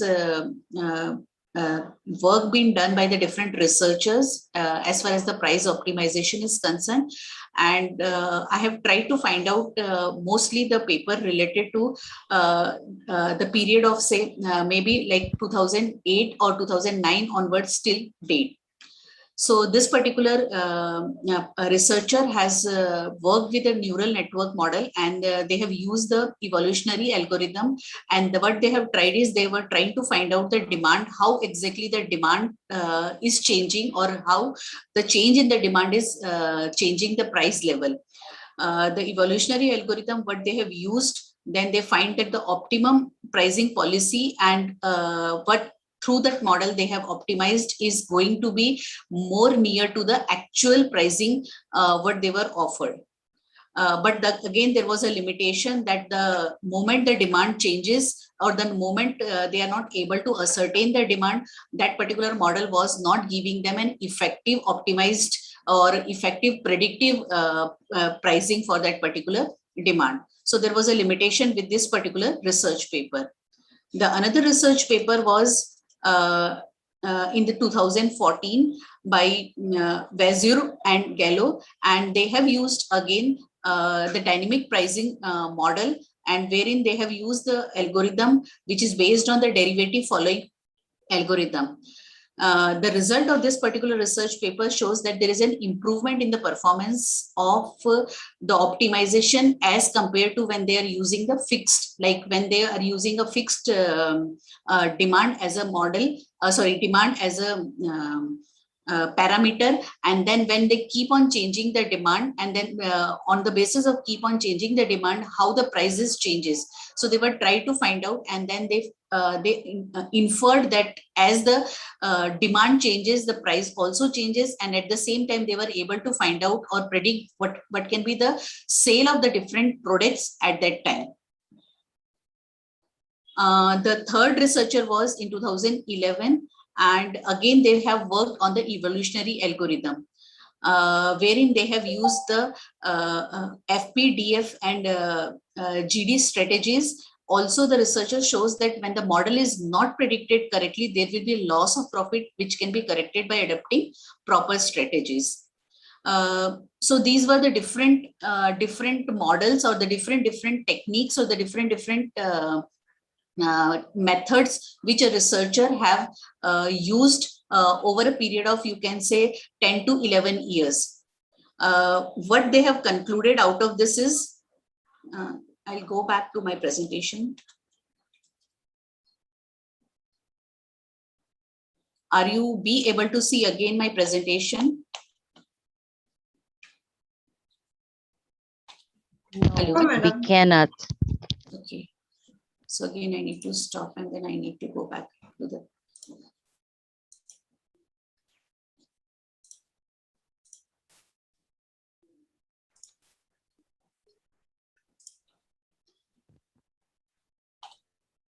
Is it now okay to everyone? Yes. Yes. Yeah. So on the basis of those different research paper, the identified scope of the research or identified the gap was there is no optimal demand model that will assist in optimizing price policy effectively. That means because most of the model they were working on the demand, estimating the demand, and on again estimating the demand depending upon the inventory level and also depending upon the price of the same product on the by the different competitors. So on the basis of that, because if the other competitors are offering it at a lower price and they have a lesser inventory, they need to optimize the price accordingly. So and when they optimize the price accordingly, they are not able to ascertain what can be the demand of it. So as of now, on the basis of these study of these research paper, we concluded that there was no optimal demand model which will help them to optimize the price more effectively or predict the price more effectively.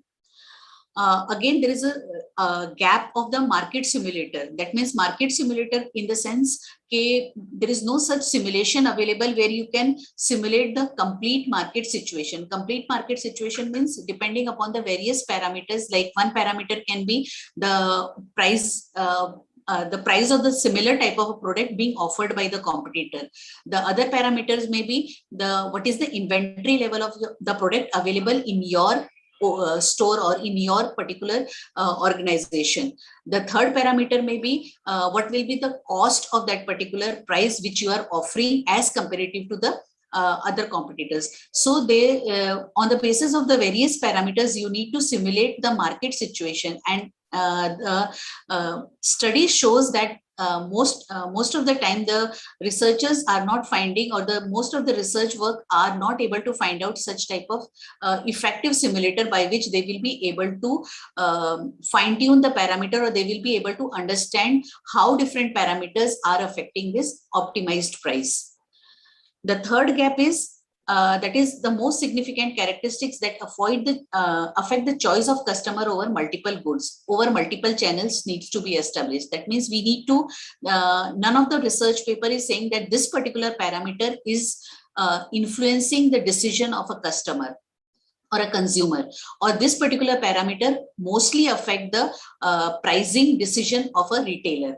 So again, there is a gap that cannot with conviction, or that there is a gap which or there is a gap in the research work been done in the past, which can with confidence say that these parameters or these areas or these factors can are more effectively influencing the customer's choice of selecting the product or customer's choice of selecting the multiple channels. The another gap is that is optimization of pricing.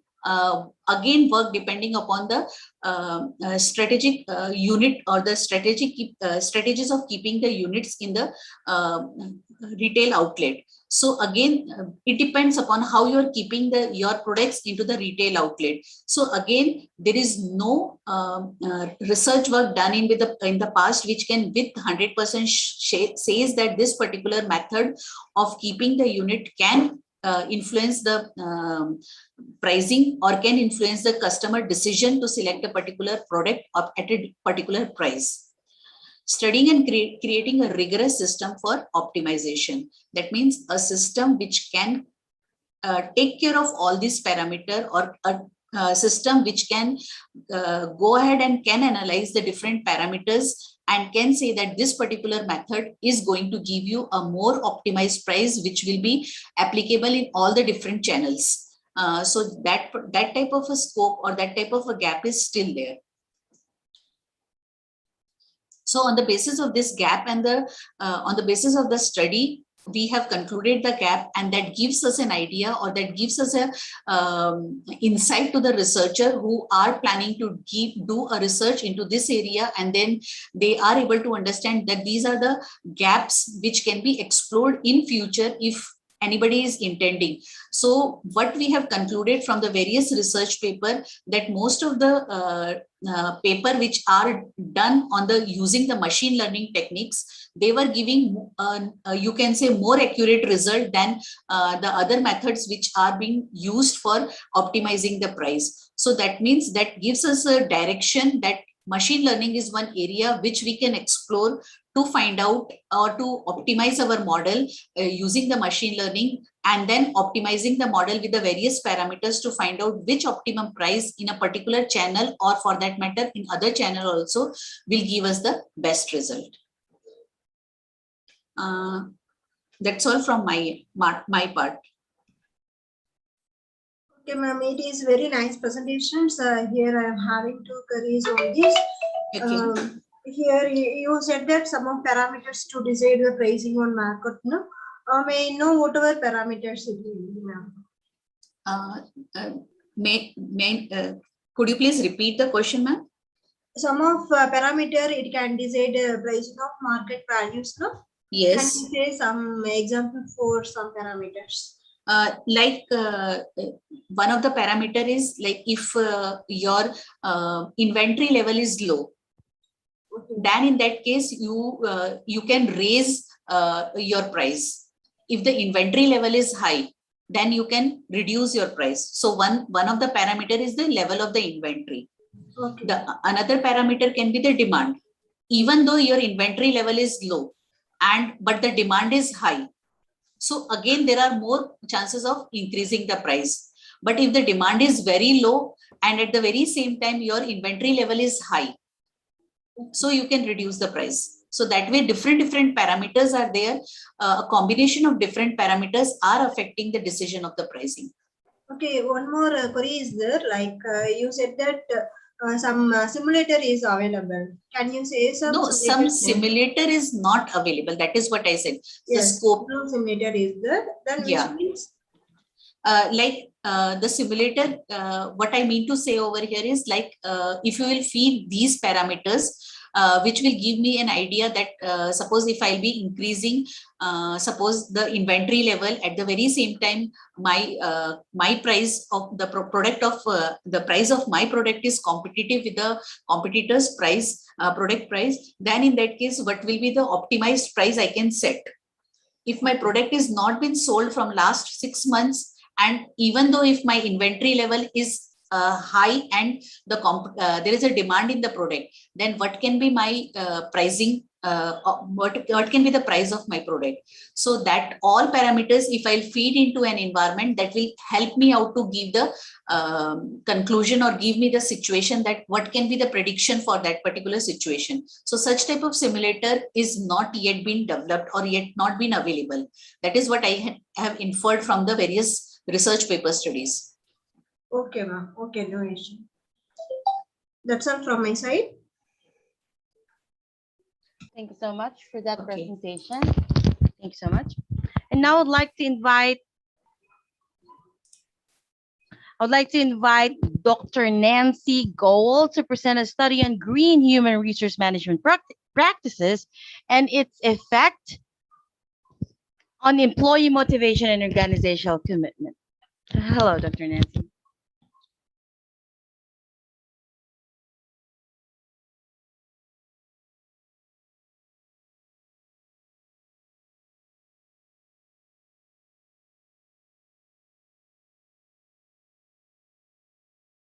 Madam, you are on mute.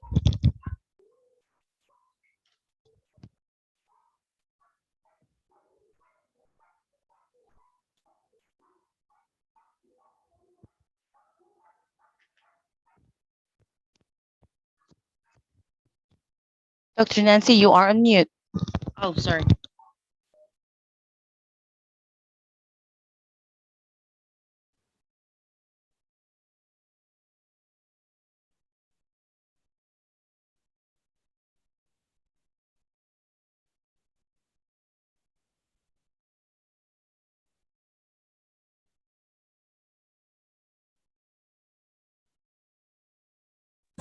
Am I audible now?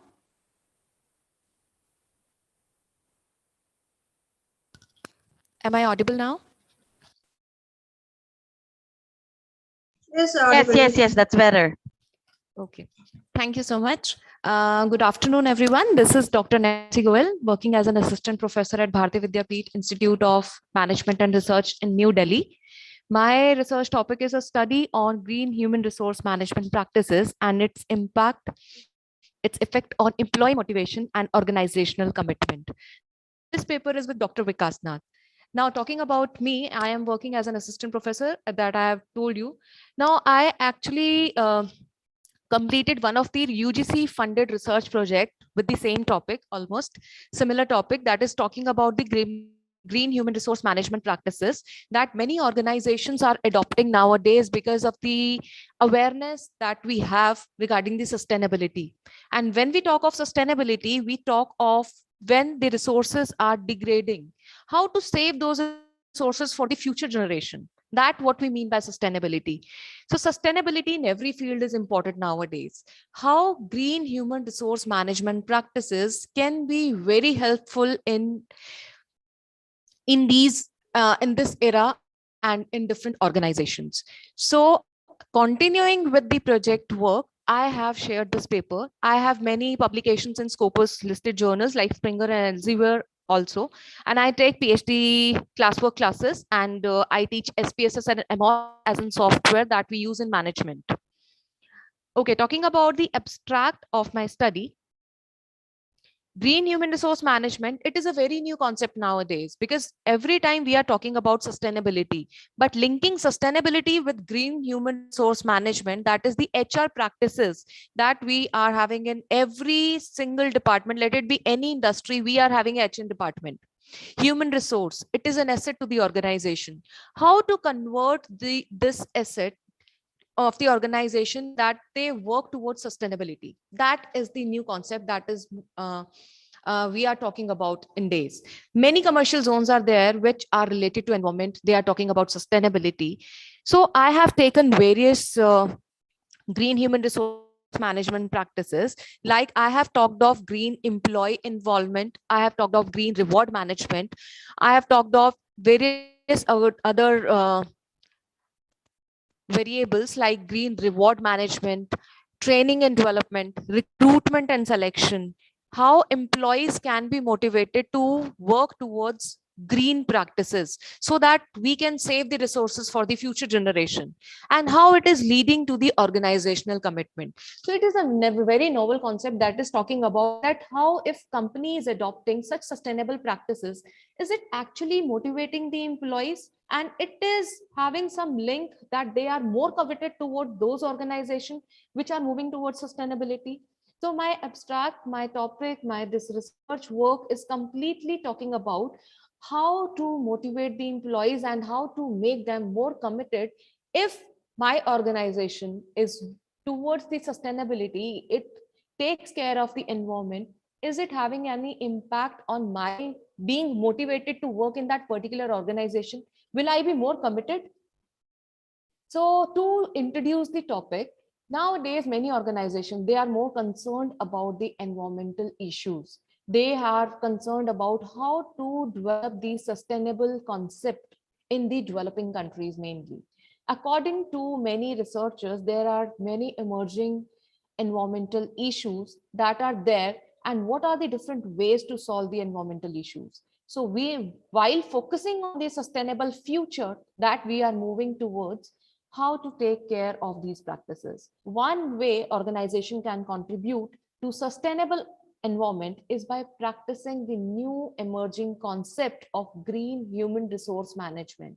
Talking about green is the sustainability. We are talking about the sustainability. We are concerned about the future. So talking about the literature review, I have reviewed more than 100 papers in the research work in my project. So in academic circle, this field is very nascent. Even if there are researchers that are working on this concept for the last 9-10 years, but still there are many companies in India. Even I would like to say that there are more than 50% of the companies, more than 60% of the companies in India that are not actually trying to adopt the green practices? What are the reasons? What are stopping them? So similarly, there are scientists. So I have talked about in this research work these 6 variables, because this is the limitation that I have. I cannot take all the variables that are there in the HR. So these main variables have come out. Green recruitment and selection, that is when we are talking about the recruitment and selection, how to make it online. Just to use a very layman language about the green recruitment selection, how to make the process of recruitment and selection, how to make the process of training and development, how can the reward management, employee involvement, they can be talking about the sustainability, how to relate these HR departments, HR functions, HR practices to green, to sustainability. Green here implies the sustainable.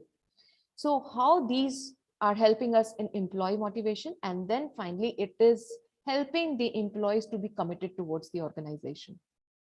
So what is the need of the study? Green HRM, it is promoting green initiatives by increasing the employee awareness of and commitment to the issues of environmental sustainability. We are in the era where we are facing lots of problems because of the health issues, because of the pollution, and because of the degradation of the environment. So how each one of us can actually help in removing the problem of unsustainability. So researchers, they have supported this argument that noting that the companies are more likely to implement the green HRM practices. So why not, being from a developing countries, we are moving towards development. So this is a very important stage that we have to come up with some practices, some solutions, so that we are moving towards the sustainability. So besides this then in 2018, he founded that there are several HRM practices that have demonstrated the proactive environmental management, which then reflect in the series of operations and how people-centered initiatives of the companies. The objective of my study is, there is a model that I have built up. So to identify those factors that facilitate the adoption of green human resource management, and to test the mediating role of, if the employee motivation is the mediating role, it is playing a mediation between the green HRM practices and the organizational commitment, and to test the conceptual research model. This is the research model that I'm talking about, that how green recruitment selection, it is impacting the employee motivation and how employee is motivated to work towards the organization, how to make the employee more committed towards the organization. Same ways, green training and development, green reward management, green employee involvement. If these are the practices that companies are following, is it leading to employee motivation, and employee motivation in turn is leading to organizational commitment? This is what I would like to test through structural equation modeling. So research methodology, this type is quantitative. I have not used qualitative. That is one more limitation of my study. I have used primary data in the form of surveys. I have developed a questionnaire in which I have 37 statements. In 37 statements, green recruitment selection has the 8 statements, that is the measurement scale. Green training and development consisted of the 7 statements. Green reward management had 5 statements. 5 statements for green employee involvement, and employee motivation has 7 statements, and organizational commitment, it has been measured by the 5 statements. So in total, in my questionnaire, there were 37 statements. So independent variables are the left one, that are the green human resource management practices.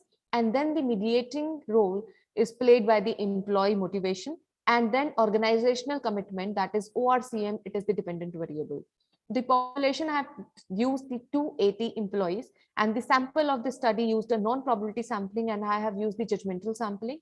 And data collected from this study consisted of primary data, that is the questionnaire. Secondary data, I have referred to various journals, published data, some government data, some annual reports of the companies that I have taken care of while making this research work.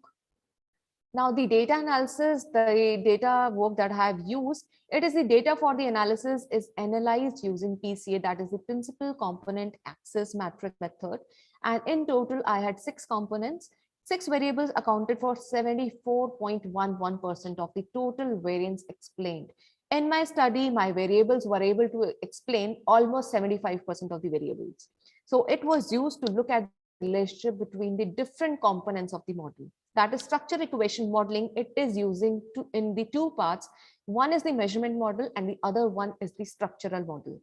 The structural model was used to validate the link between the constructs that I have made. The links are, I'm showing you again, the green recruitment and selection, how it is relating to employee motivation and how much employee motivation is relating to organizational commitment. So these are the things that I would like to test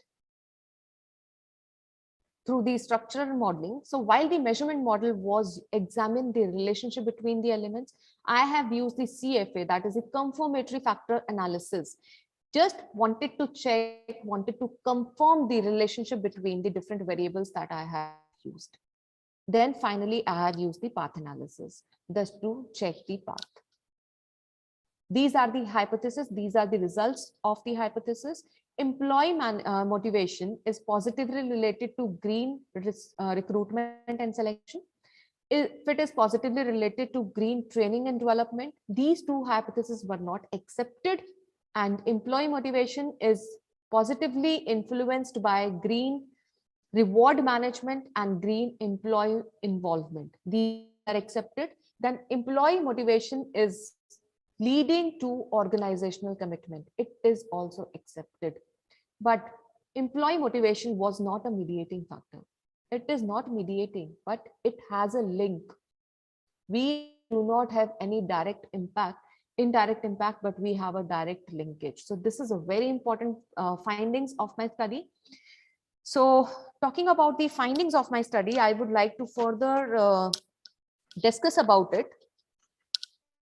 So talking about the findings, the first finding that I would like to talk about, which is the why it has not been accepted and why the other hypotheses were accepted, and what are the findings that I have found out from this.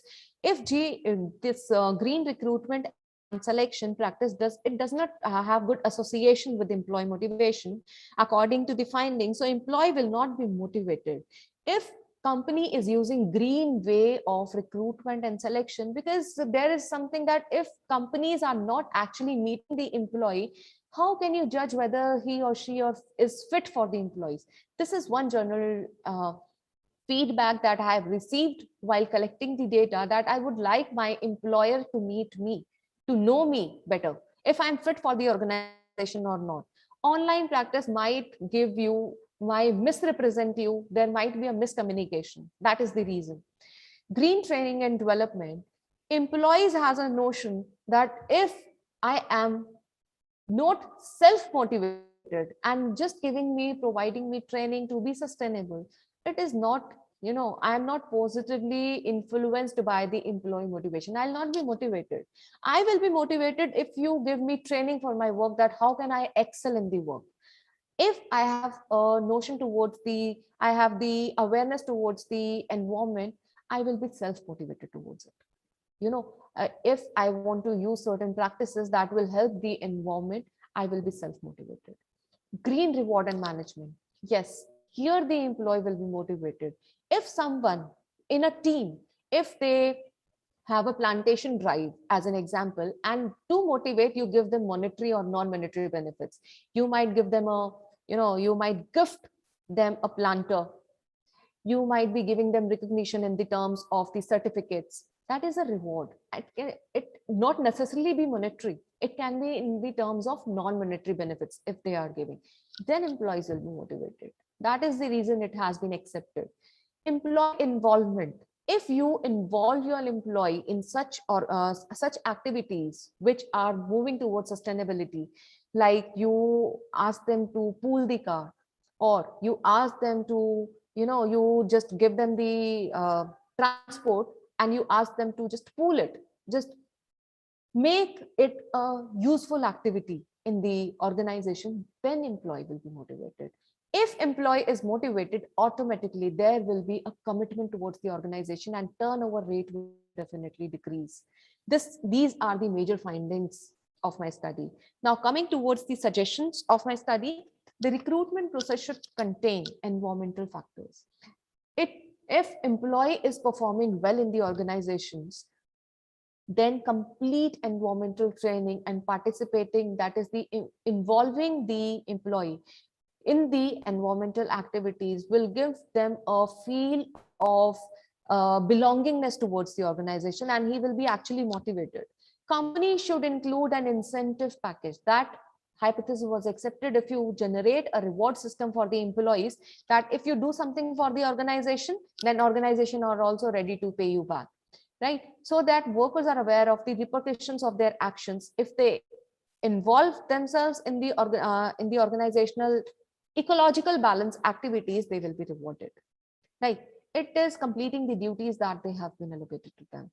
Companies must enhance their performance appraisal system based on such issues, based on the environment. I think the employees are driven to safeguard the environment while still maintaining this strong working relationship with the management, that they will be committed towards the organization. And if an employee is committed towards the organization, obviously that employee will definitely encourage other employees to work in the same way. The corporation or the organization should be able to develop a corporate social responsibility program to raise the employee environmental awareness. They should make other employees aware. They should also, recommend to the other employees that you should also be working towards this sustainability. If each one of us take an oath that we will do something for the environment, even that is just saving a drop of water, it will create an ocean one day. So that employees actively participate in those activities. So employee involvement and the reward management. In the developing countries, these two factors are actually playing a very major role when we are talking about employee involvement, employee motivation, organizational commitment, and towards working the sustainability. To conclude, organization nowadays, they are attempting to balance the profit maximization with the environmental responsibilities. A few years back, there was a rule that came up that if companies actually profit, it is just above 1 crore, they have to spend at least they have to spend 1% of their profit for the social responsibilities. That was there. So to balance the profit maximization and to fulfill the environmental responsibilities, it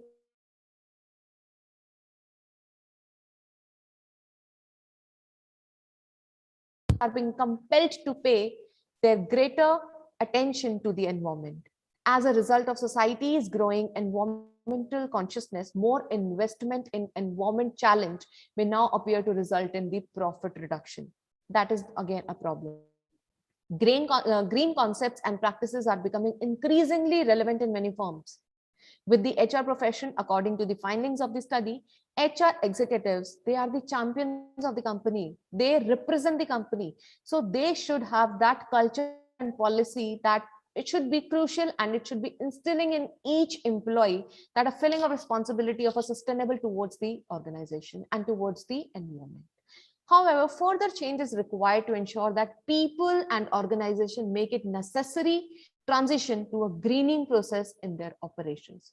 That is the reason we will feel one day that we all are moving towards sustainability, and HR, we are just talking about the finance, we are talking about green marketing practices, we are talking about that we should not use the product that are hazardous, that are creating or the emitting gases. But how HR department of a company can actually help in the sustainability of a organization or the moving towards sustainability, and it can create a whole new world for us. Thank you so much. This is all from my side. Thank you so much. Are there any questions from our chair? Here from our side, there is no queries. All righty, then let's go ahead and proceed with our next presenter, number 4. I would you like so to invite much. Kumafi K to present survey on various secured authentication methods in cloud computing environment. Kumafi?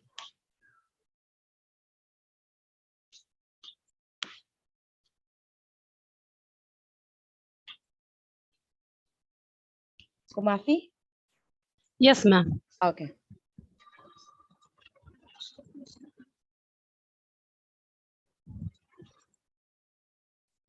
A very good morning. Hello. A very good afternoon to one and all present here. This is Komati from India, Tamil Nadu, Chennai. I am from St. Peter's University, a research scholar. My guide name is Dr. D. Kavita from St. Peter's University. Today, I am just going to present a paper on survey on various secure authentication methods in cloud computing environment. This is a presentation of abstract. With increasingly elasticity and flexibility, cloud computing obtained a huge momentum in recent past. Cloud computing is a prominent technology that is a combination of mobile computing and cloud computing, which provides the support for various mobile applications. On the cloud, attackers can exploit vulnerabilities in the cloud management, cloud virtualization, and cloud access protocols. Recent attacks have shown that personal information can be disclosed, computing tasks can be molecularly altered, and cloud services can be disabled for users.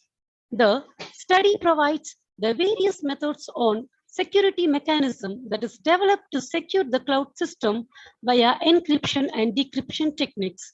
The models are presented in such a way that it offers increased support to the cloud environment relating to user data and privacy.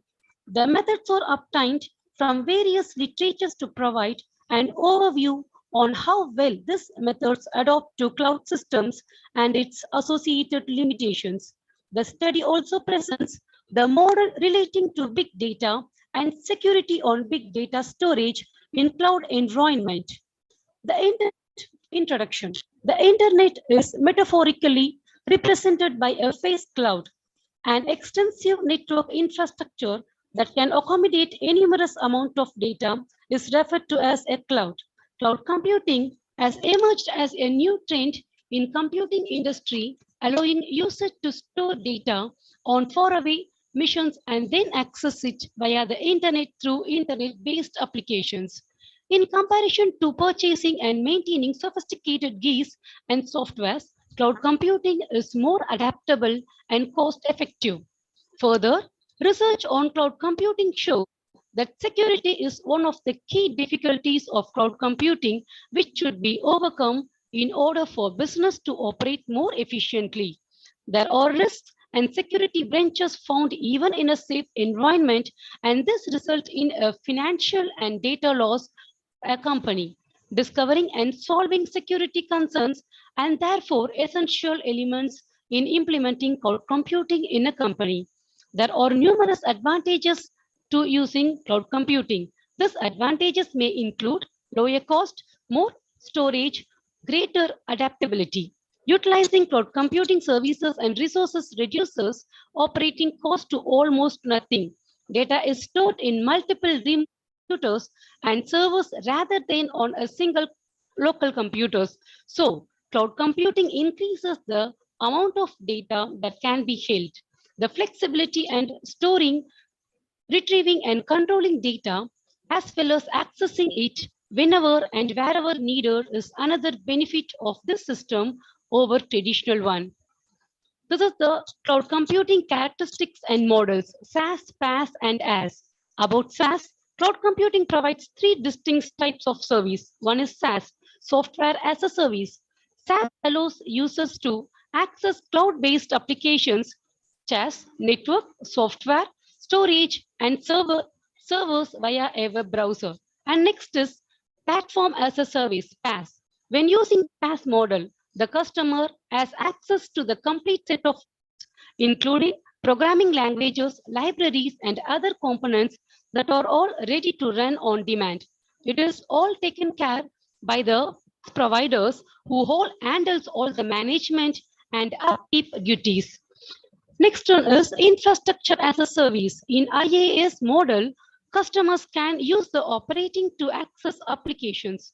In contrast to infrastructure, which is the customer not manage or control the operating system, storage and limited networking access are all under the control of the customer.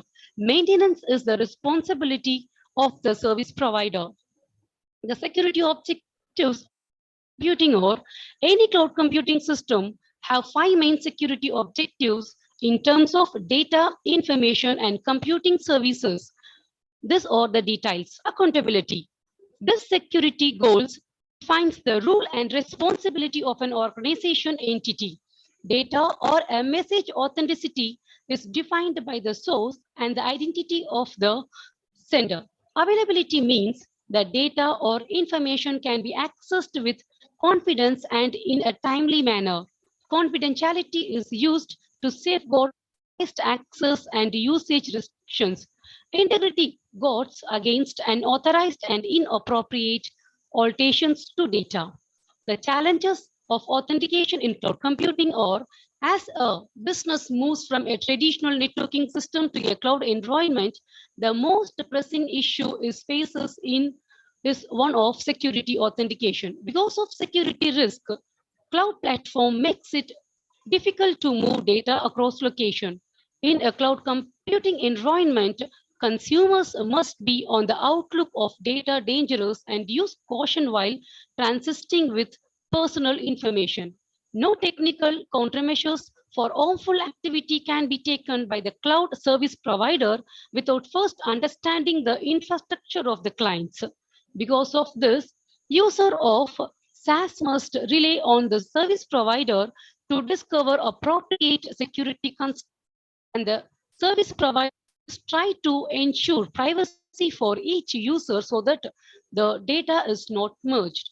Since the service provider has applied all security constraints, it is difficult for user to verify that the service is accessible at all times and locations. Trust difficulties including data snooping, service breaches, and data unavailability could lead to monetary and legal obligations which they must contend with. Web application vulnerability lead to an application security vulnerability. There are some issues with SaaS security that are similar to those with a web application, such as network firewalls and protective measures, IDS and IPS, that cannot solve the problem in its entirely. Security issues cannot be effectively defended by applications at the network level and requires defenses at all service level. SaaS-based environments necessitate confidence between user and the service providers when it comes to data security, and the service provider must provide a mechanism to safeguard both data and application. Through all the various authentication methods in cloud computing, for distributed computing, a powerful and flexible client validation conspire that can be used effectively. As a result of the model, various apparatus and techniques, it is being adopted. Thus, a customer-based client verification operator is familiar with the affirmative personality of the customer on their end. A new authentication scheme was developed based on bilinear bending algorithm, which took advantages of the here unknown information crime scene investigations zone in distributed computer to provide a client with a validation component that are remotely serviced quietly. Then the model uses an elliptic curve crypto system, ECC based instrument.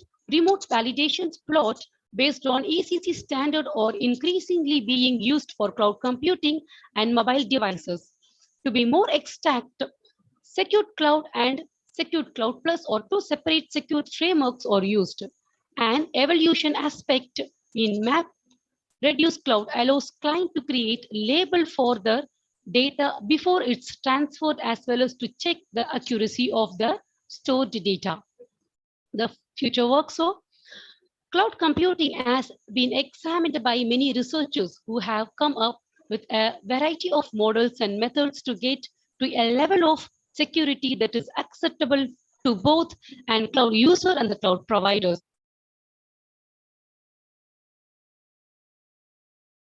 Security models using a variety of strategies and technologies to address current shortage and obstacles. To improve cloud security, we must look at current problems and difficulties, as well as countermeasures and solutions for those problems. As technologies advanced and more sophisticated solutions become necessary to meet these new technologies as they emerge. As a result, more efficient and sophisticated models should be developed to solve challenges such as cloud computing, visualization, comprised services, data interoperability between different cloud providers, and regulatory compliance, etc. In addition, public and private sector should benefit from cloud-based solutions. Companies and people should be able to store more data in the cloud in order to ensure that the cloud operates without interruption or outage. The internet quality must be upgraded. As a result, user will receive cloud computing services of a highest quality. This is the conclusion. Enterprises and individuals can profit from cloud computing in a variety of ways. Many businesses are making the switch from a traditional office settings to a virtual one. However, many are hesitant to use the cloud because of security concerns. Even a small lapse in the security of the cloud computing environment might have catastrophic results. As new technologies emerges, more tools and strategies for cloud security are becoming available. However, there are currently no global standards or protocols in place to offer cloud user a secure environment. As a cloud computing system has grown in popularity, it is critical that consumer and cloud service providers develop a strong relationship of trust. As a result, academic working with the cloud paradigm are more concerned about security in the cloud. There have also been numerous studies and research products using cutting-edge methodologies and strategies to improve cloud security. Numerous researches have been conducted to address current cloud security concerns and vulnerabilities. In this paper, we offer various authentication methods on security mechanism that is developed to secure the cloud system via encryption and decryption technique. The model are presented in such a way that it offers increased support to a cloud environment relating to user data and privacy. This is all the reference which I have just taken the notes, ma'am. Thank you.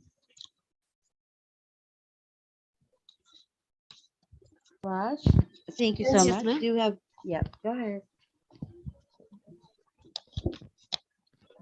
Go ahead, please. Do you have a question?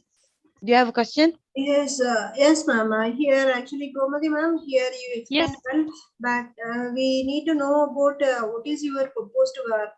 You are discussing with various authentication mechanisms now. From which one you are going to carry out as your proposed work?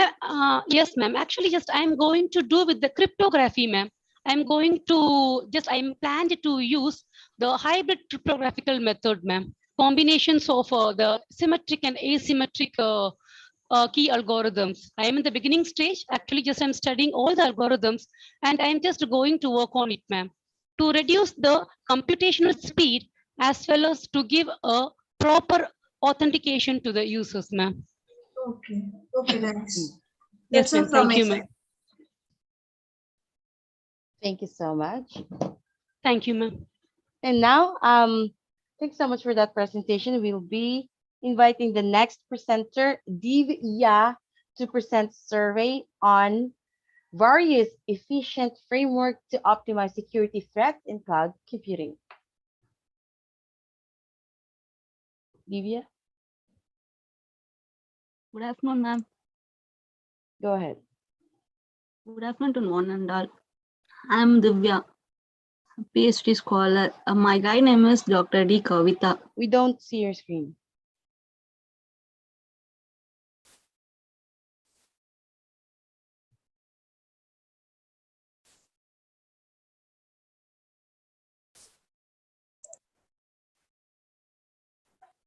Good afternoon to one and all.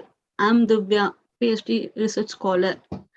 My guide name is Dr. D. Kavita, ma'am, Associate Professor from St. Peter University. My title is a survey on various efficient framework to optimize security threats in cloud computing. These are my presentation outline. Abstract. Cloud computing offers computing everywhere, even at remote locations, that tends to provide the resources on demand. In the transformation from conventional applications and database to cloud, often process security threats due to attacks may not be trustworthy. In this survey, we present the machine learning framework involved to reduce the threats or eliminate the threats in cloud computing using cloud security alliances and threat models. The security falls under various scopes that include application, data, service, and infrastructure that includes the integrity, correctness, availability, and confidentiality of data in cloud. The study further presents the security issues and risk associated with the above scope and the framework to mitigate the cloud vulnerabilities. Introduction. Cloud computing is a new generation computing in which users' own devices are connected to the internet through a cloud, and shared computing resources are provided by cloud service providers around the world, allowing from an on-demand access to those resources. It's an especially difficult problem to build a cloud that is secure, since the infrastructure, a cloud and software and hardware are managed and administered by a third party. This third party provides users with services and resources, among which are additional functions. In cloud computing, various security threats are around. Despite having built upon the framework of existing online services, cloud computing comes under the constant danger due to the existence of comparable and distinct security concerns that are present in other web services. In a cloud computing data breaches, the cloud computing environment holds data from users and organizations that are diverse, and breach is a possible attack on the data from all users and organizations who utilize the cloud. In cloud computing, the data loss are several prominent dangers when using the cloud, and the loss of data is certainly one of them. And a service traffic hijacking, the hazardous that online services like yours face from cyber criminals and hackers who hack sensitive data used for accounts and services, are just like those of numerous other web services. And cloud computing characteristics and models are insecure interfaces in cloud computing. The application programming interfaces, a virtual machine, and other software infrastructures gives the capability of monitoring, managing, and supplying. The denial of service and attacker perform a distributed denial of service on the network, bombarding it with the spam in order to tie up resources and crash the server. And malicious insiders are more difficult to detect within the cloud environment, since they can consult with their identity or activities. Vulnerabilities on shared technologies or hypervisor based multi-tenant architecture utilizes a hypervisor to enable the access to the guest operating system. Virtualization attack in cloud computing to use of a build and virtualization architecture means hardware must be equipped with the individual parts, and using the best virtualization is based on the architecture. Cloud malware injection is to propose of this attack is to exploit the operators cloud-based cloud malware injection mechanism to acquire access to their data. Methods to compromise the security in the cloud computing. A trust-based access control paradigm for distributed computing framework, which they said to be a fast and secure way to manage security. Their primary goal is to enable to prospective client to have easy access to a cloud-based service provider when choosing an asset for the computation. Assets and assignments are both judged on the trust they are credited with depending on who has them. Analyzes the various aspects of distributed computing to see what affects distributed computing add on an organization's movements model. This is my cloud computing environment. Advantages, challenges, and limitations. The main benefits under the cloud computing are in the areas of cost reduction, and they are further advantages such as being to be able to access the data at any time and anywhere, having no initial expenditure and a cost savings on software. Overall, it can be claimed that with the help of cloud computing, businesses minimize the cost of company operations while outsourcing non-core competencies. Additionally, data can be accessed by the user from anywhere according to their requirements, as well as being accessible at a considerably lower cost than can be standard up desktop PCs. Cloud computing is also available to you for a reduced price.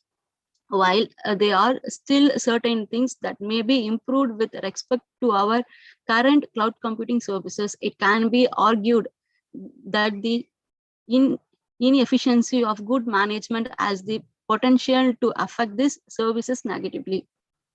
Future work. The image of cloud computing, an immigrant paradigm which incorporates all the essential computing components, is something that is happening now.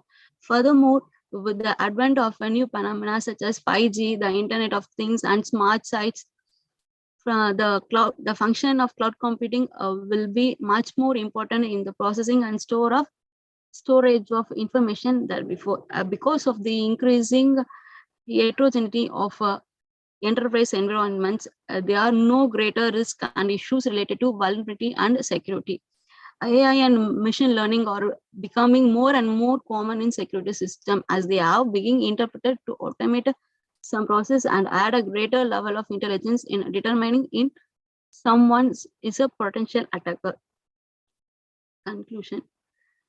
It is crucial to the corporate world to have a cloud service as it may help business accelerate and grow through the use of their ability to swiftly scale, giving them greater agility with their resources and presenting new options for collaboration. In truth, cloud has a wide range of benefits for enterprises, organizations, and even countries. Despite of all the great advantages that the cloud offers, it remains exposed to several security threats. That is why security is a significant obstacle when it comes to moving away from the cloud. Customers and vendors are aware of dangers in the security infrastructure. To summarize, the overall goal of the current research is to outline all the convincible security problems. These were all I'm taking the references. Thank you. Okay, good presentation, Divya. Is it audible to you now? Yeah, ma'am. Here, may I know here which technique is efficient to detect the security threats? AI and machine learning model, ma'am. In this one specific technique, can you able to mention? Okay, ma'am. Technique name.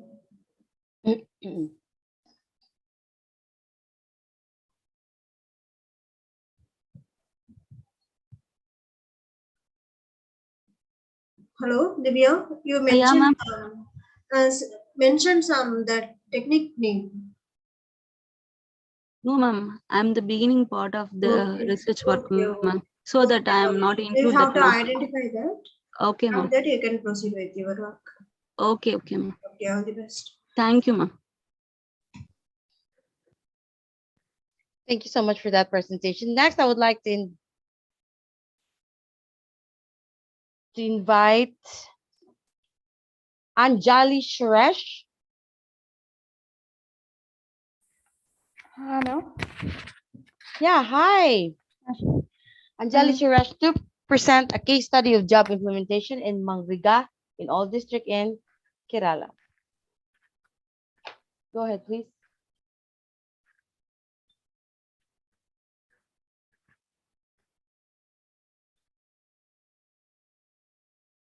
Can you screen seen? Is the screen visible, ma'am? Yes, it is. Please proceed. Okay. Good day, everyone. A case study of job implementation by MGNRA in all districts of Kerala. Presented by Anjali Suresh. I am an MSc student in Amrita Vishwavidyapeetham, Amritapuri, Kerala. This paper is done under the guidance of Sharika ST ma'am and Manjusha ma'am. Both are professors from Amrita Vishwavidyapitham, Amraveri, Kerala.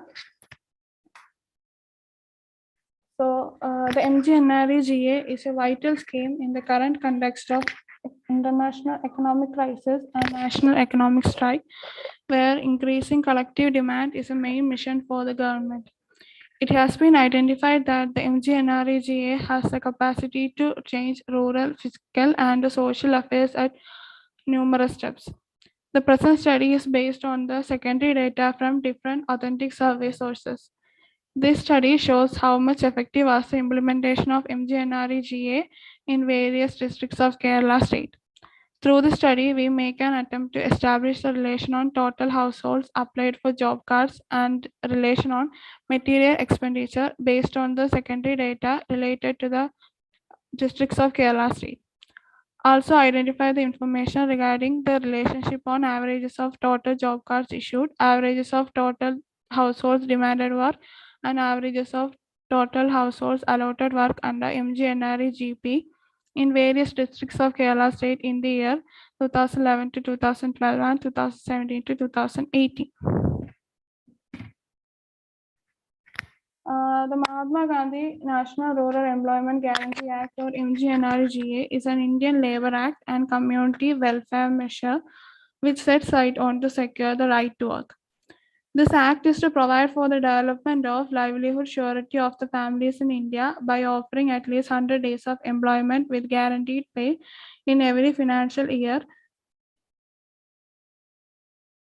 to every household whose adult members accede to do inexpert labor-intensive work. This act was passed in September 2005 under the leadership of Dr. Manmohan Singh. Adult members of the House willing to do blue-collared, unskilled work can register their names in their Gram Panchayat and have a job card within 15 days of action.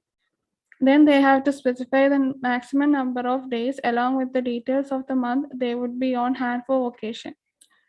If the act execution is complete, all suitable families that submit an application for a job card should be given their respective job cards, and those who request employment should be given jobs.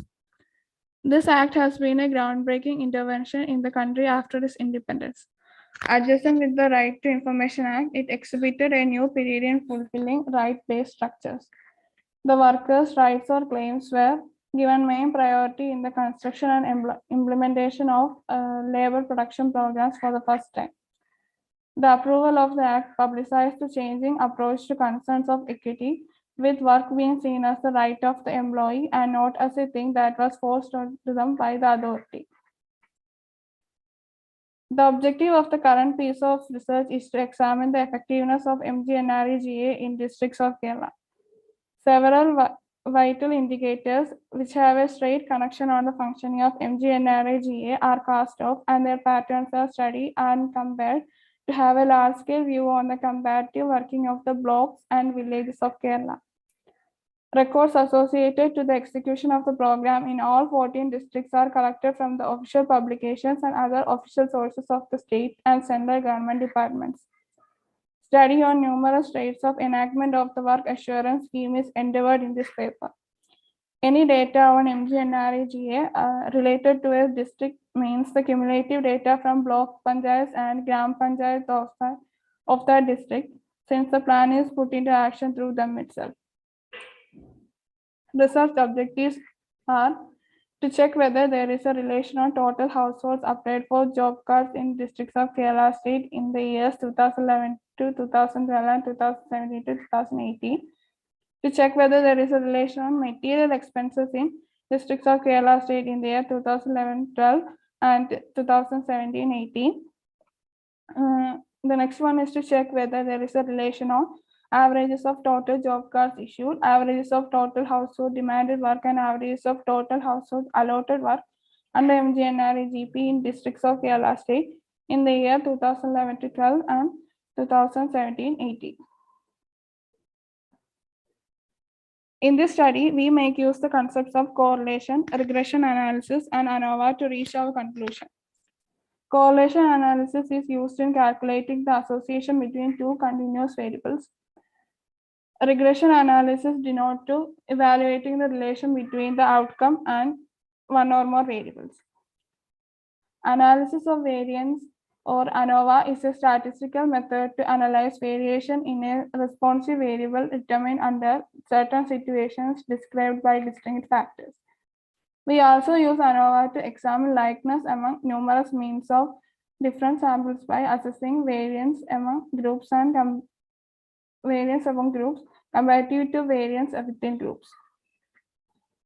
The following are the results of the present study conducted using the secondary data received from different authentic sources.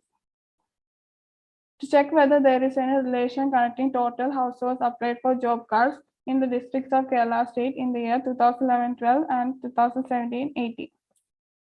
The demand for manual unskilled labor is always assessed on the basis of the number of job cards applied by the job seekers through the Panchayati Raj institution. The following table shows the number of job cards applied by job seekers in the year 2011-12 and 2017-18.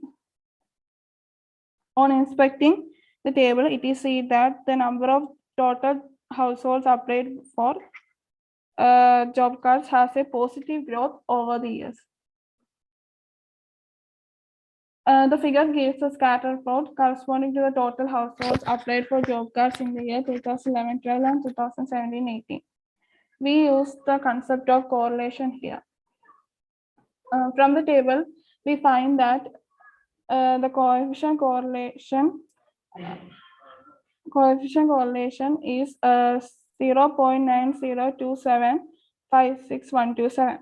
This means that there is a high positive correlation between the number of total households applied for job cards in the districts of Kerala state in the year 2011-12 and the number of total households applied for job cards in the year 2017-18. Next is to check whether there is a relation of material expenses in districts of Kerala state in the years 2011-12 and 2017-18.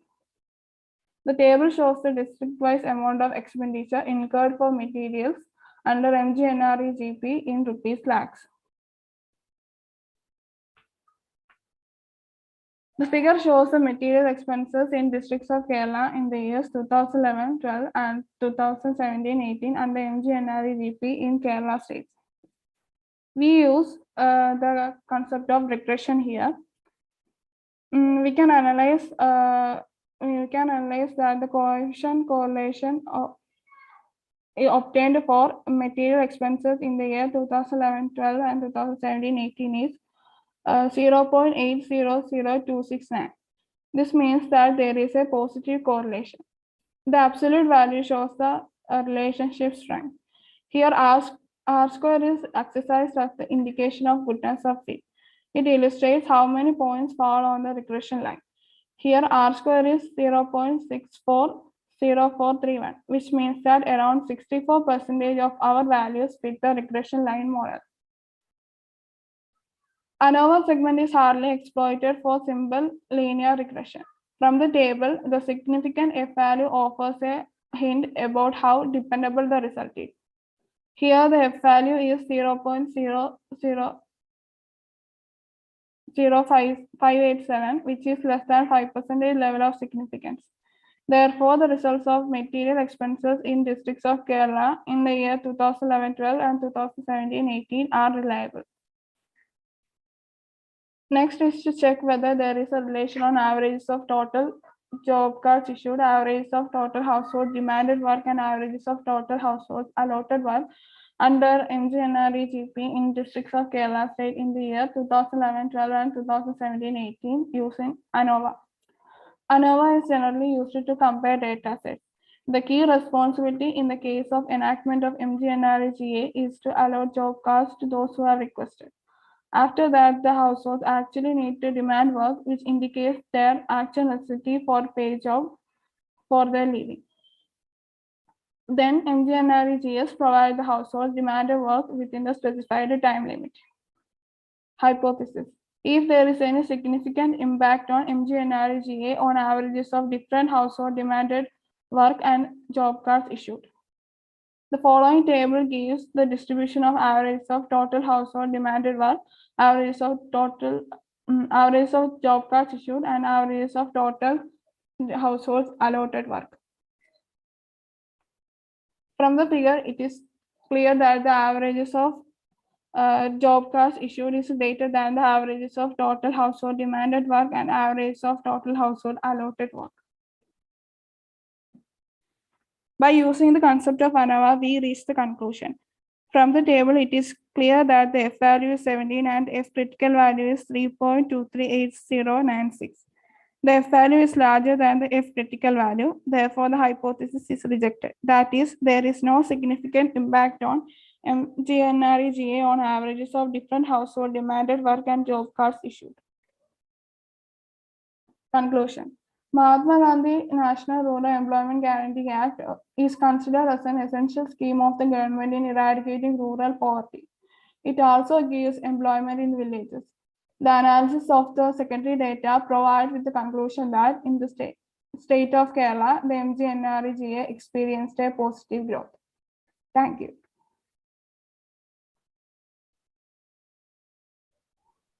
Thank you so much, Jali, for that presentation. Any questions from our chair?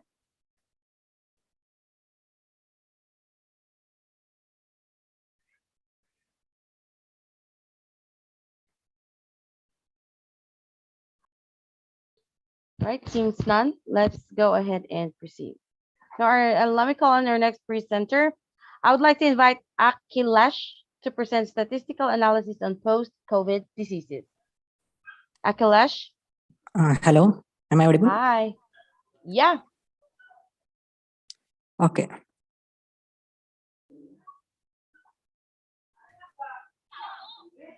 Is the screen visible? Yes, it is.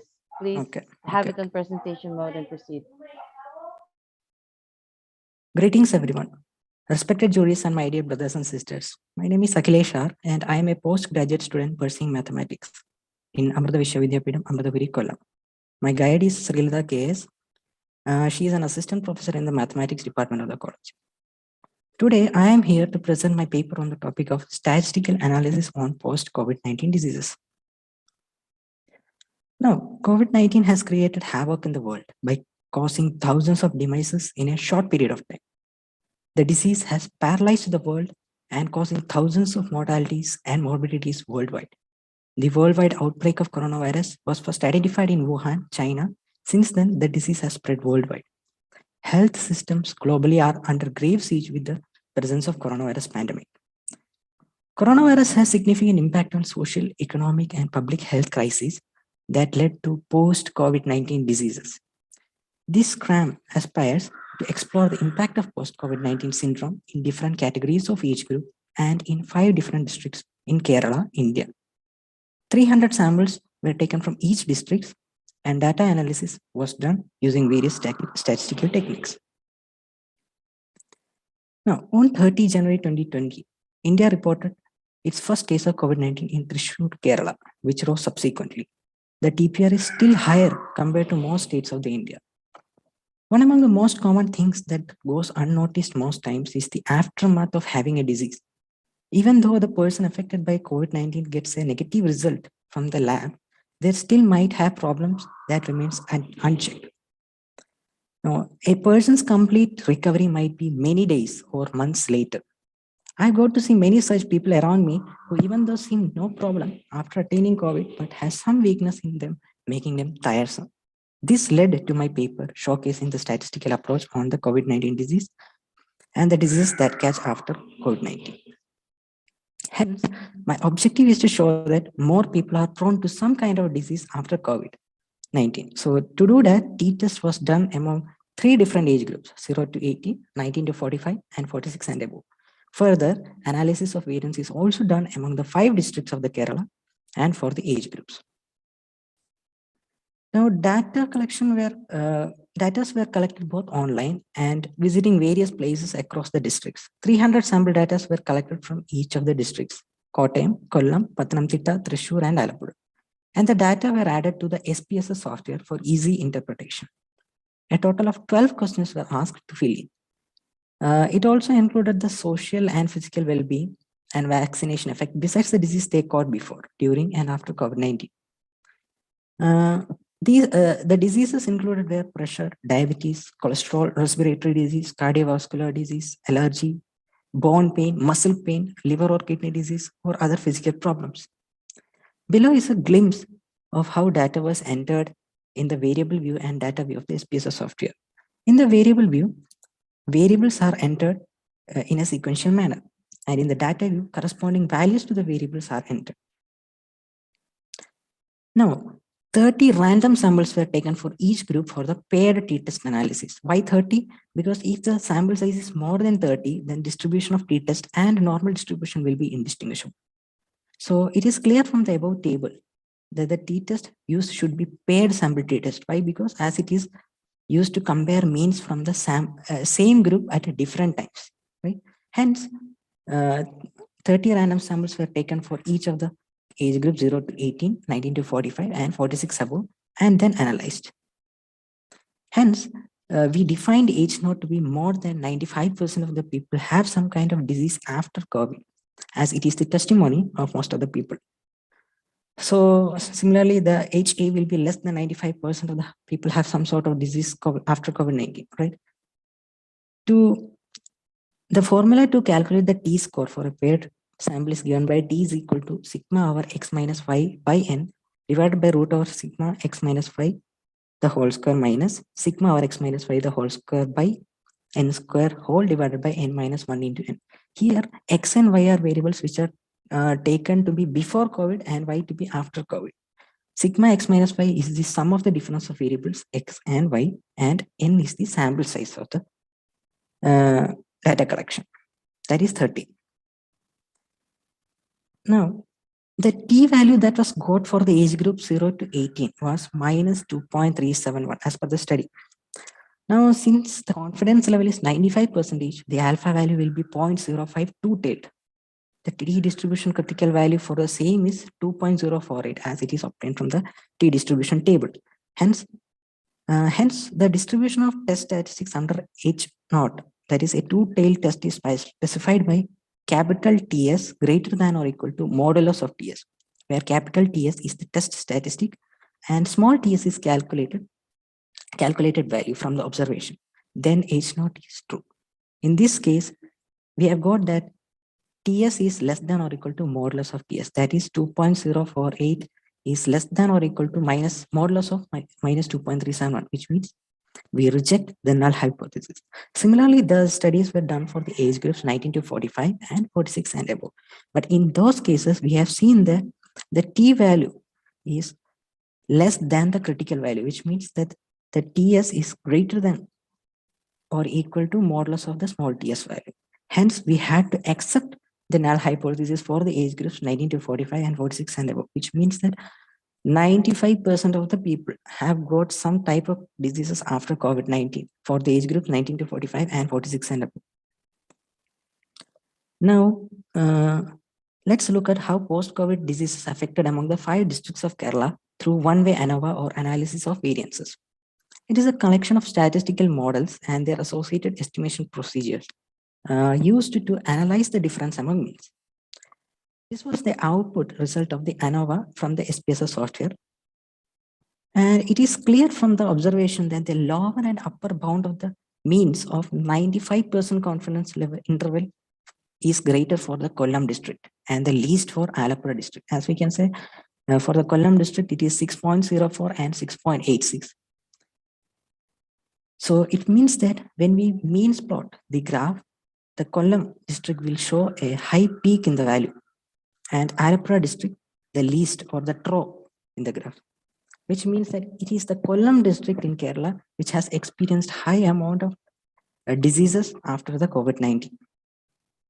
Similarly, when we do ANOVA or analysis of variance for the 3 different age groups, we have found that the age groups of 46 and above has a higher amount of result, higher amount of mean than those of 19 to 45 and 0 to 18.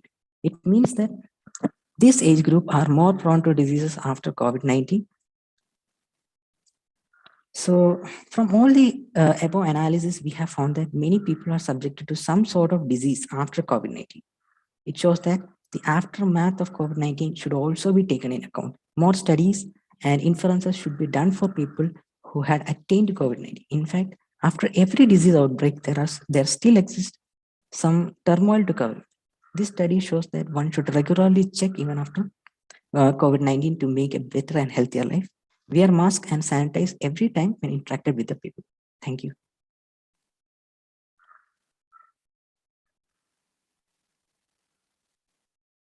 Thank you so much. Are there any questions?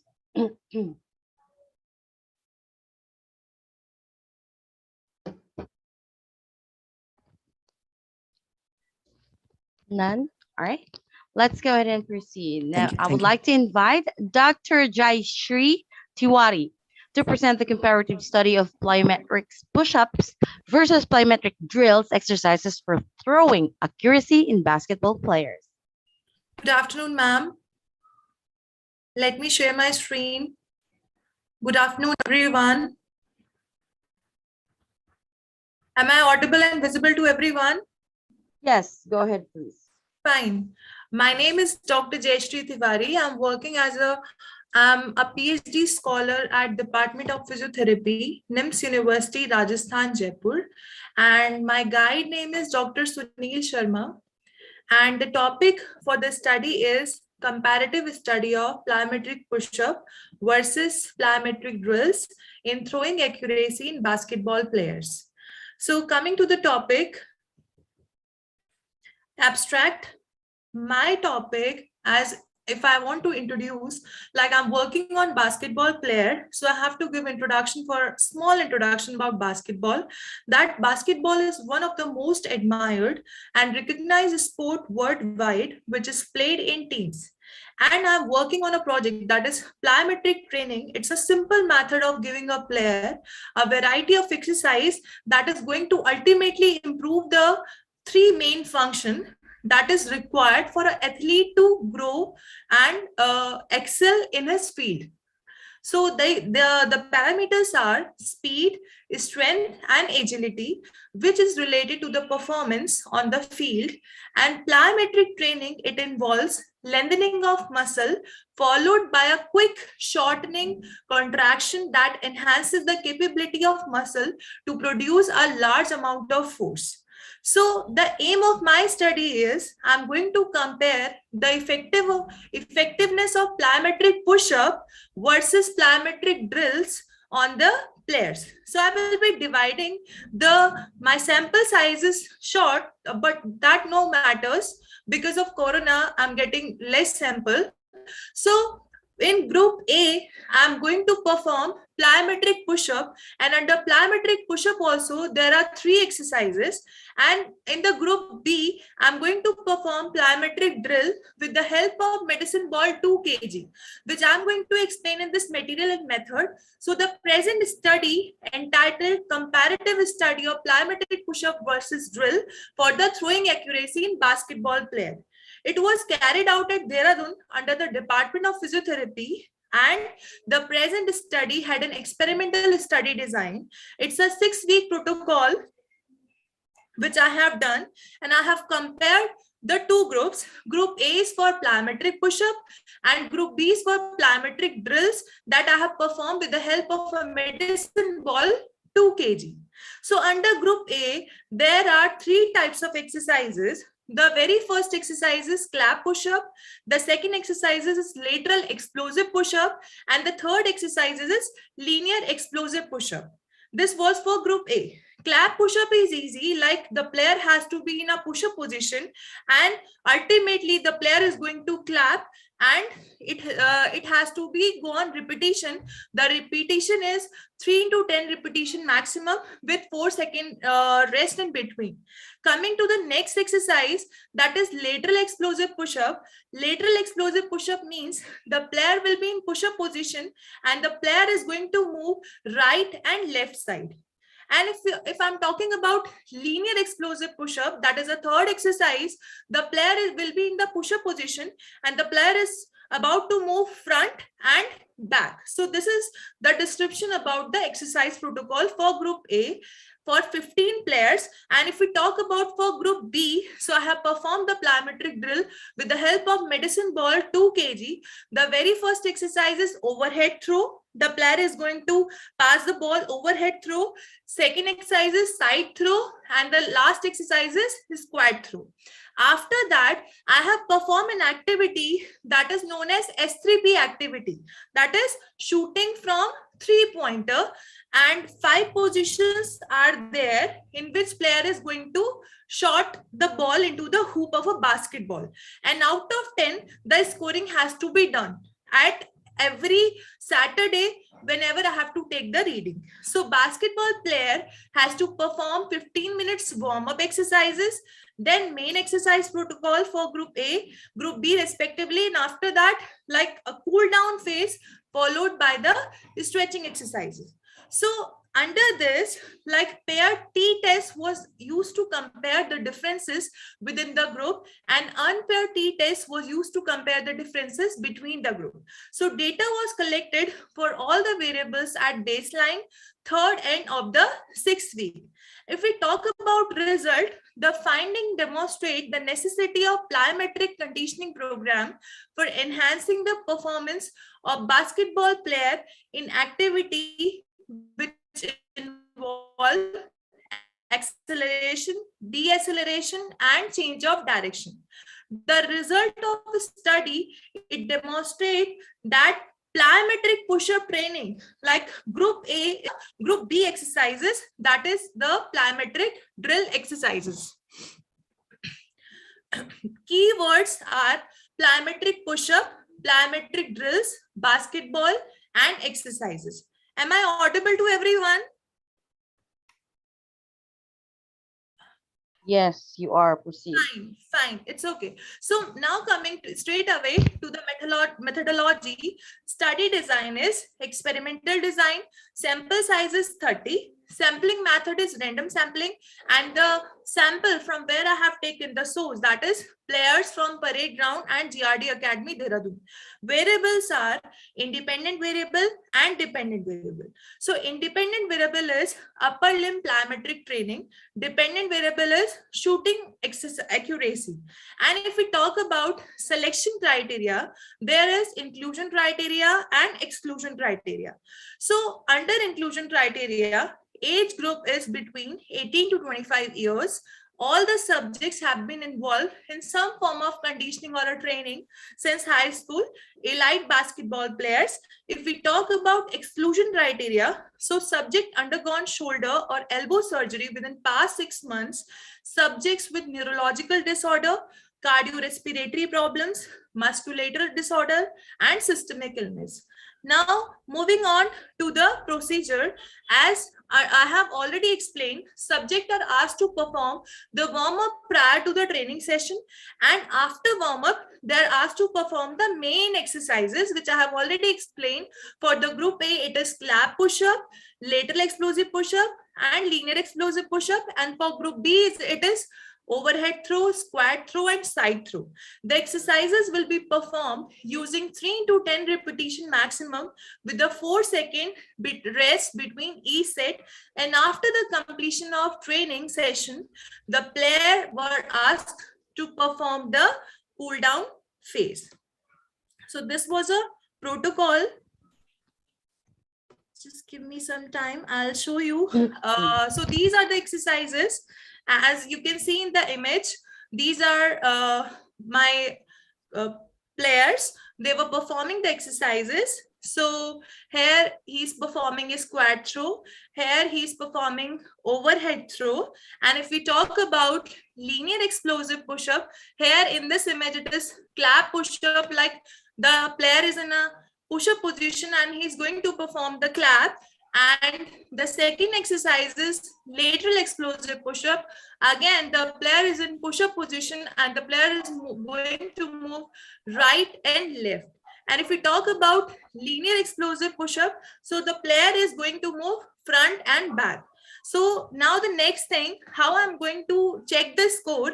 So this is S3P activity, as I have told you that I'm going to ask the player to stand for the 5 position here. From the 3-pointer, he's going to shoot the ball in the hoop of the basketball. And out of 10, I'm going to do the scoring after performing the exercises. So it's a 6-week protocol. And now coming to the result.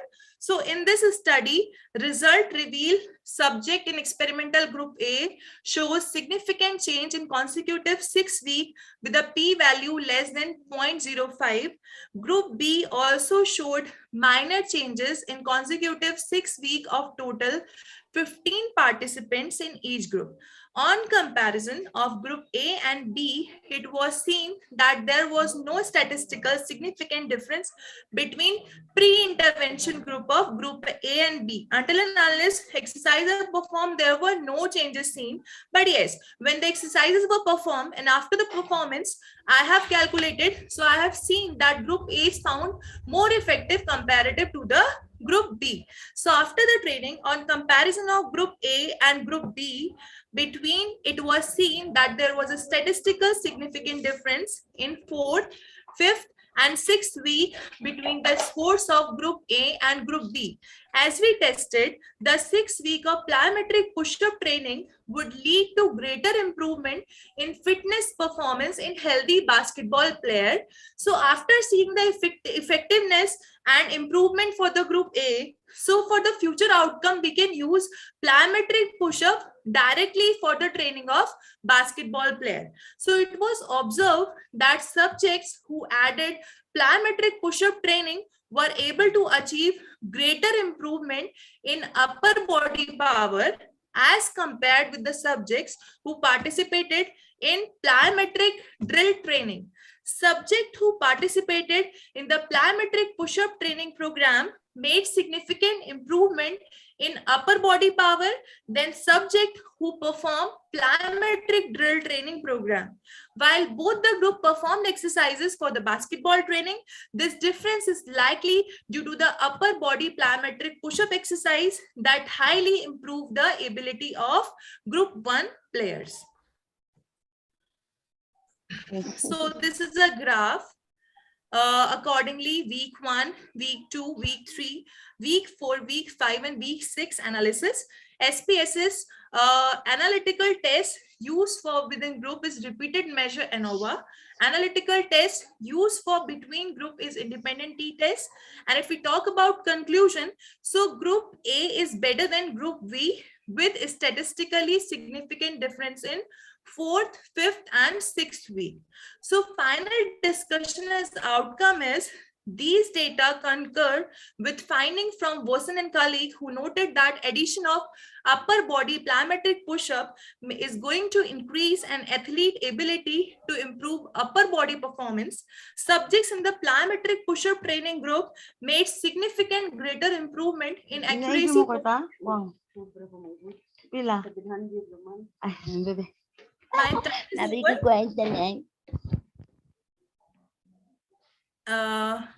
May I continue? Oh, yes, go ahead, please. Fine. Although combined plyometric push-up training result in greater gains in accuracy performance than the plyometric drill group, there is significant difference between group is observed. Although a trend towards significance was noted, p less than 0.05. So coming to the conclusion, so 6-week plyometric training program, it includes plyometric push-up training and plyometric drills with the help of medicine ball 2 kg for the boys within the age group 18 to 25 years. And the training significantly improved the performance in the plyometric push-up group as compared to the drills with the help of medicine ball training group. The finding demonstrate the necessity of plyometric conditioning program for enhancing the performance of basketball players in activity which involve acceleration, deceleration, and change of direction. So it may be hypothesized that plyometric training may be most likely to enhance the accuracy performance in youth basketball players. The result of this study is to demonstrate that plyometric push-up training is effective as compared to drills with the help of medicine ball in basketball training for upper limb throwing accuracy. So this was the conclusion of my study. And if I talk about references, here it is: Dominic Talabi, Strength Demands of Basketball Shooting, Miller, and Shah S. Salvi, who has performed, then Joseph M. Sporting Excellence, then Chai Gang. Thank you so much. This was from my side. If you have any query, you can ask. Thank you so much. And yeah, any questions from our chair? No queries, ma'am. All right. It is Thank nice you. presentation. Okay. Thank you so much. Thank you so much. And thanks so much for that presentation. And let's call on or invite the next presenter, Renuka Jakar, to present awareness of polycystic ovarian syndrome among females from urban and rural area, a comparative analysis. A comparative analysis.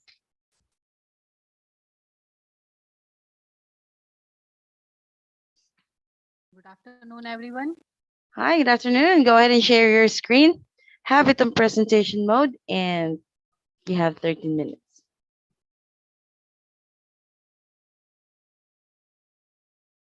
Is my screen visible? No.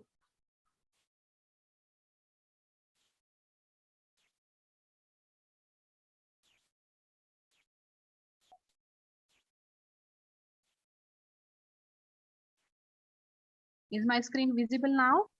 No.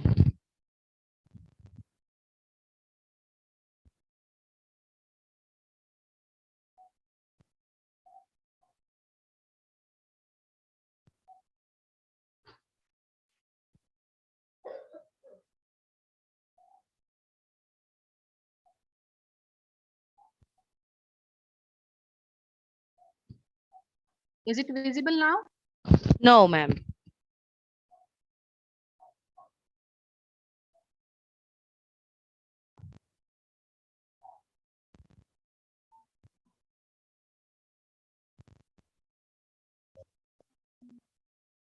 Now is it visible? Yes, it is. Have it on presentation mode, and you may proceed. Good afternoon, everyone.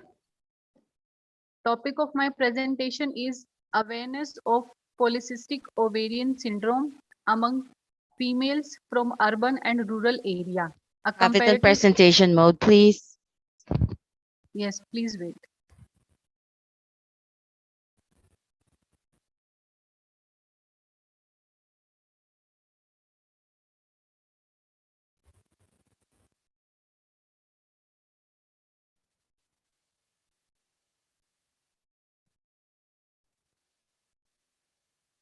It's not shifting to presentation mode. Just proceed, please. Thank you. This survey was conducted under guidance of Dr. Alina Devanji Sen and Dr. Rohit Dutt.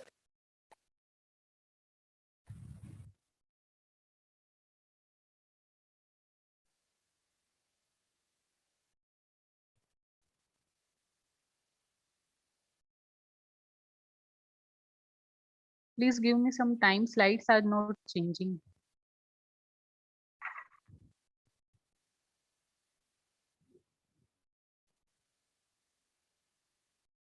I guess there is some technical problem.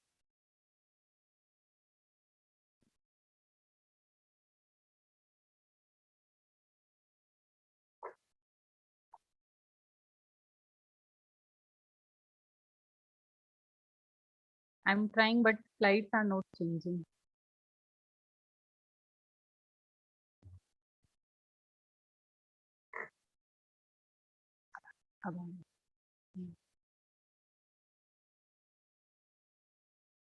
My second slide is visible.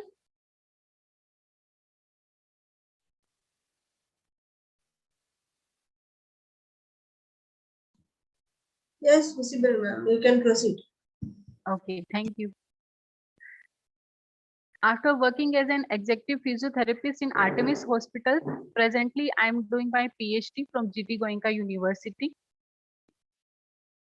Polycystic ovarian syndrome is a lifelong disease. Once it starts in adolescence, it can't be cured, and it is diagnosed by presence of two clinical features out of following three: irregular or absent menses, excess male hormones, fluid-filled tiny cysts on the ovaries.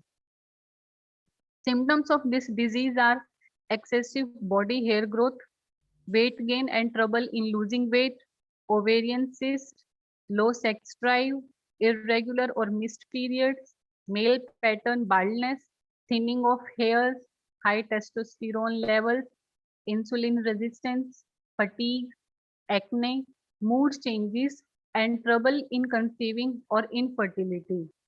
This survey was conducted in 3 colleges of District Gurgaon. 428 female participants were recruited, and these filled self-completed questionnaires. The questionnaire included questions related to PCOS disease, about its signs and symptoms, diagnosis, treatment, complications related to the disease. Objectives of the survey and the analysis was to assess and compare awareness level of PCOS among urban and rural background females. Along with level of awareness, the objective was also to compare and assess the extent of that knowledge. Need of research: to analyze difference in perception of disease among females of different backgrounds, to establish need of health awareness programs in specific regions, to suggest new recommendations in health education policies. The data showed that participants from rural background were maximum, that is 52.33%, 224 females.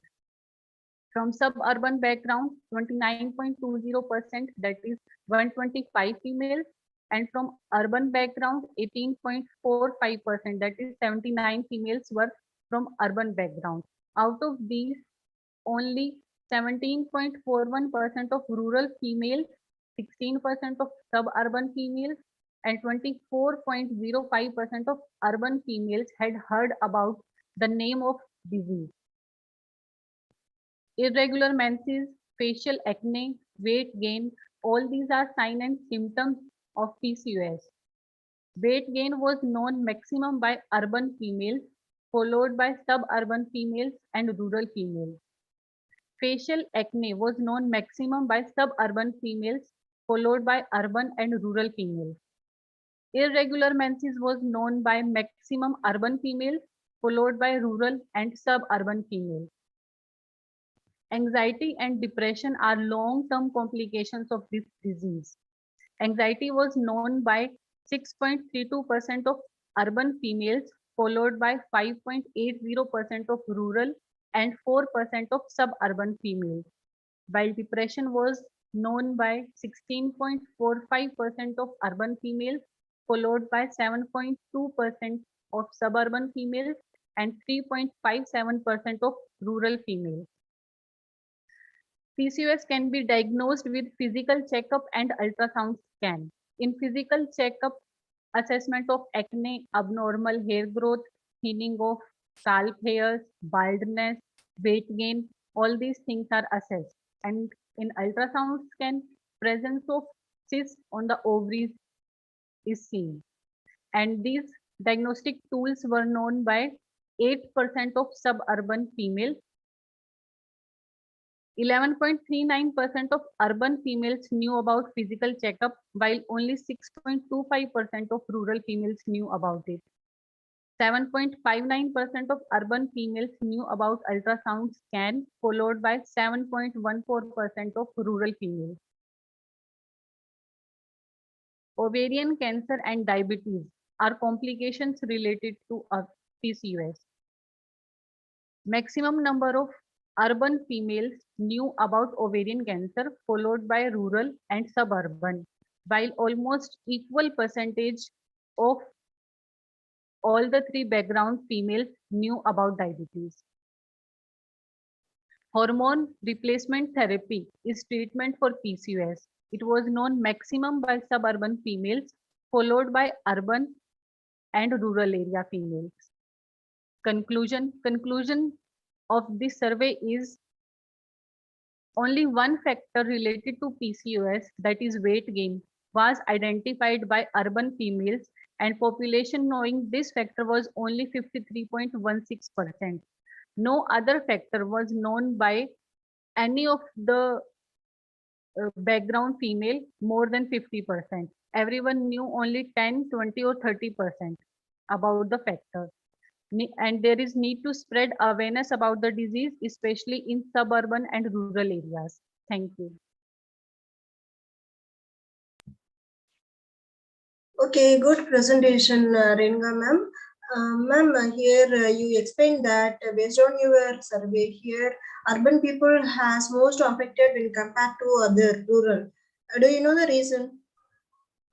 Yes, ma'am. Urban females have are affected mostly, one because of their sedentary lifestyle, and the PCOS, one of the risk factor for PCOS is sedentary lifestyle, not doing much of the physical activity. Second is not eating healthy food. Okay. Okay, good. That's all from my side.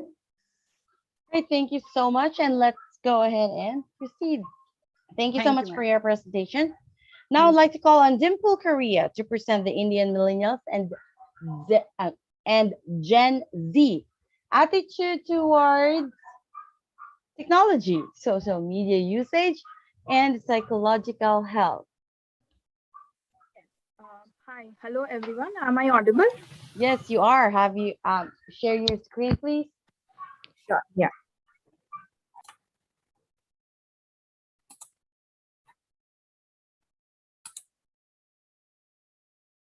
Is it visible?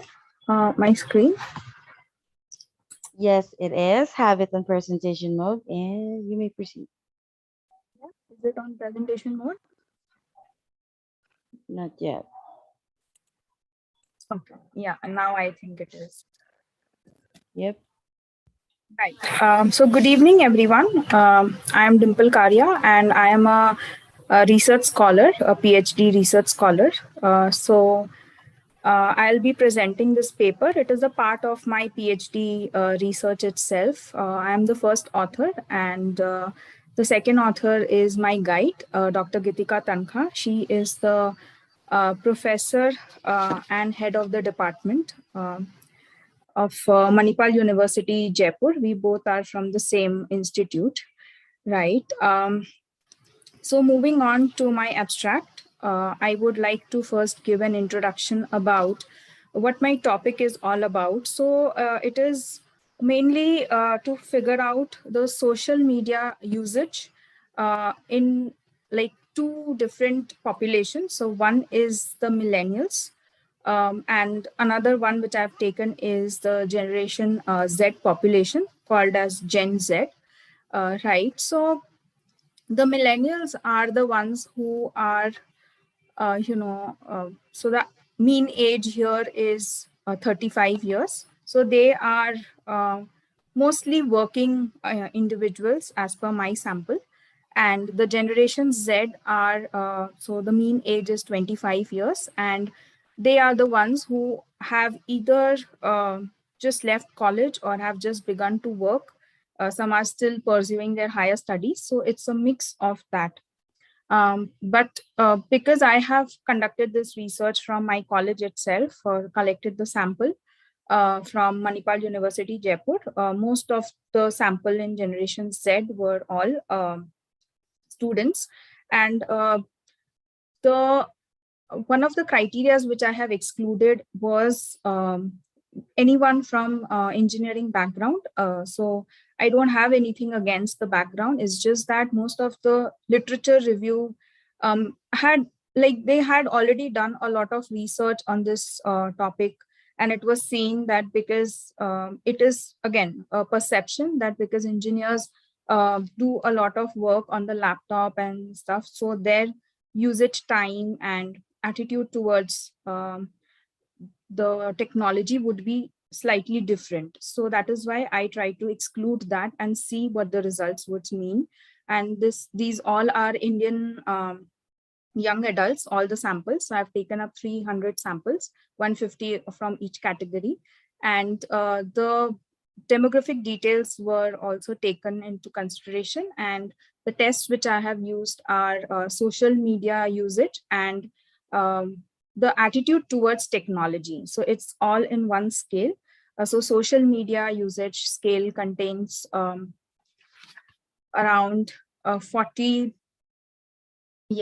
statements, and the attitude towards technology has 16 statements.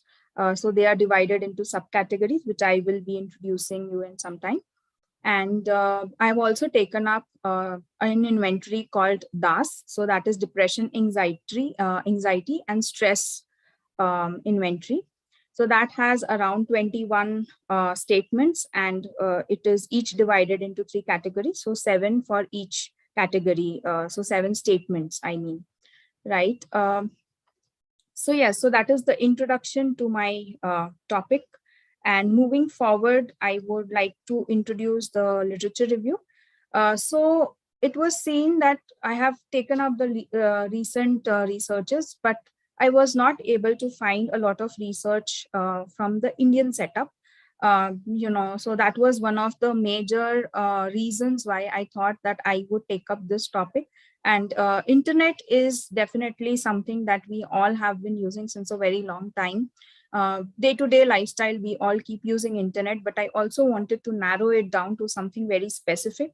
And that's the reason I came up with social media usage in particular, to see it has different divisions, to see what are the hours that an individual spends, or what area exactly the person spends while using social media, on the whole. Also, the attitude towards it has a positive attitude towards social media, negative attitude towards social media, as well as the anxiety about being without social media. However, talking about literature, I have given few studies which have mentioned that there have been longer hours seen in Generation Z, which is the one where the mean age is 25 years, and they are generally the ones who are college going students, or they have just started off with their initial work life, right? So this is presented here. And also millennials were also seen in some of the research using a lot of technology, and using again social media and technology and internet on the whole. But I haven't found something very streamlined towards social media, which is my topic, right? So going to my research methods, like I've already introduced. So the total sample was 300. Generation Z, which is 18 to 24 years, 150 people, and millennials 25 to 35 years are 150 again. So Generation Z, the males are 89 and females are 61, and millennials, males are 72 and females are 78. And here again, sample was collected on like online completely for millennials, because by that time COVID had started. And for Generation Z, everything was face-to-face. I myself conducted the research, going to particular classes as per permission taken from the head of the department. And I have conducted the research. All the participants were made aware about the procedure, and they were given the option to leave the class and not attempt to the inventory if they were not interested. So that way also it was kept open, and even confidentiality clause was there, informing them or psychoeducating them more about that everything would be confidential. So the data would be completely kept intact, right? So this was the procedure. And online, I have used SurveyMonkey in order to collect my data. And fully that entire sample I have collected online itself, right? So that there is no discrimination there. Measures, I think I've already introduced. So the first one is the Media and Technology Usage and Attitude Scale by Rosen et al. 2013. And the second one is Depression, Anxiety, Stress Scale. Lovibond and Lovibond. For the statistical analysis, I have used ANOVA and Pearson correlation, and I have also used SPSS version 26 to conduct the data analysis. So this is my table. So here I'll just introduce about what exactly it is trying to say. So it is showing us that females from the millennial population show the highest social media usage compared to the males, yet the difference is too less.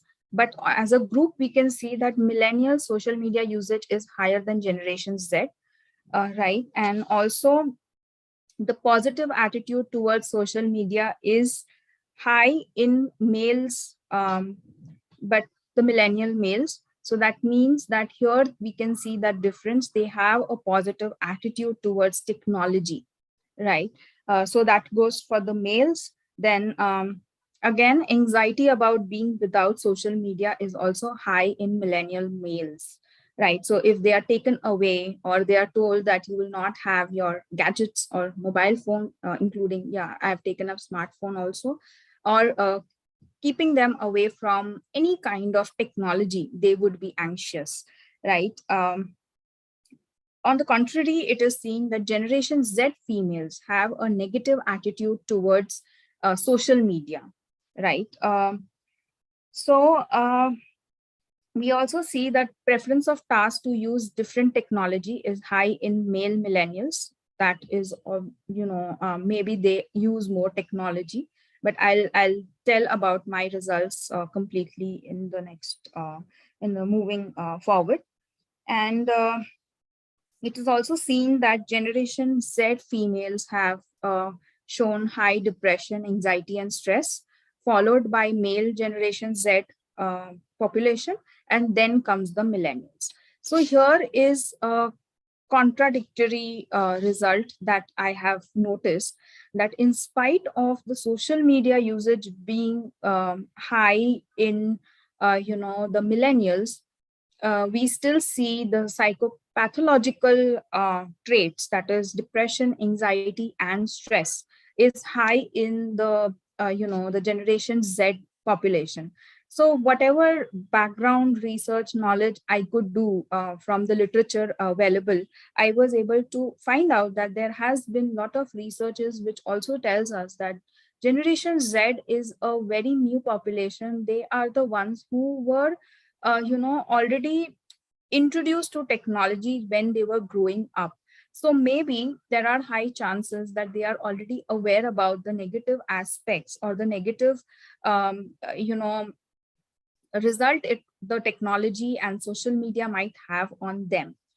Yet, depression, anxiety, and stress is seen to be high. These can be due to different reasons. Like one of the studies said that, because, though if they have this individual thought process, they still need to be in touch or keep in the loop or socialize with people.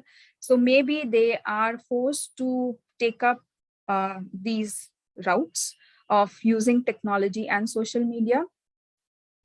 Maybe the anxiety could also be about academics, because mostly my population was student population, I mean entirely. So maybe the anxiety which is seen in my result is due to the academic anxiety, or maybe some other kind of an anxiety which they are going through at that point in time. And stress can also be due to a lot of reasons, especially for females. If I have to say, a lot of literature says that female of that age group, because they are in that age where they are in their masters, or they have to still think about their careers and futures, so maybe they are very anxious.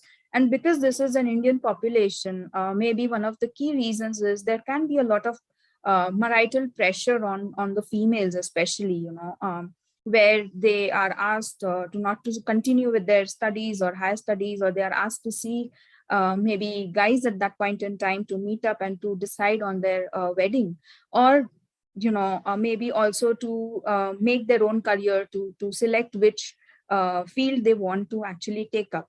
Anything can be a reason for their depression, anxiety, and stress. But as per my results, we don't see that it is due to the social media usage. So a lot of literature also says they are for the opinion that this generation uses a lot of literature, but Indian setup, my studies does not go with the same. And millennials, so they are the working population, so they are seen using high social media. And again, there we see a lot of females using the social media. So again, the reasons which I have found out from literature could be that, because they are so involved, females, working females mostly, they are so involved in their day-to-day activity that maybe social media is the only way in which they find their escape, because they have to handle a lot of things, particularly looking at it from the Indian point of view. Maybe they're taking care of family or spouse or children, or of course work is always there, right? So they can only find their escape in this way. Maybe another reason could be that just watching something on the social media could also instigate or maybe trigger their mirror neurons and make them feel better, because what is portrayed on social media is always something good, something fancy, a very happening life, which the mainly the people on social media, they portray, right? So this can be one of the reasons why females are using high technology and social media. But at the same time, males have very high anxiety about being without it, being without technology. So again, we have difference between social media and technology. So technology, they can be doing anything, mostly they are also anxious about the fact that they would be kept without it. So there, it can be any reason. There is no particular reason why they would feel anxious, maybe because they are so constantly used to, or one of the literature also said that, ostracism is something that is also something that we in our colloquial language call FOMO, or fear of missing out, is something that could lead to this, for the males to feel this way. That is immediate response to messages, or constantly looking or viewing LinkedIn as well, that okay, who's where, or because they also, as per the Indian standards, they also are kept under pressure, or they also need to reach a certain milestone in their life, achieve certain assets at certain point in time, or handle a complete family, again ideologically speaking. But these days things are definitely changing. But again, I have just given the various reasons which could lead to the study results, right? Limitation of my study, of course, because mostly the population which I have targeted is the urban population. So that could be one of the limitation. In future, the researchers could definitely pick this up and explore other areas also. And because it is a very so I'm just forgetting that word, but that's okay. And also the age of the participants that I have taken, they could also reflect on other age groups, that is baby boomers or Generation Y. They could explore that as well.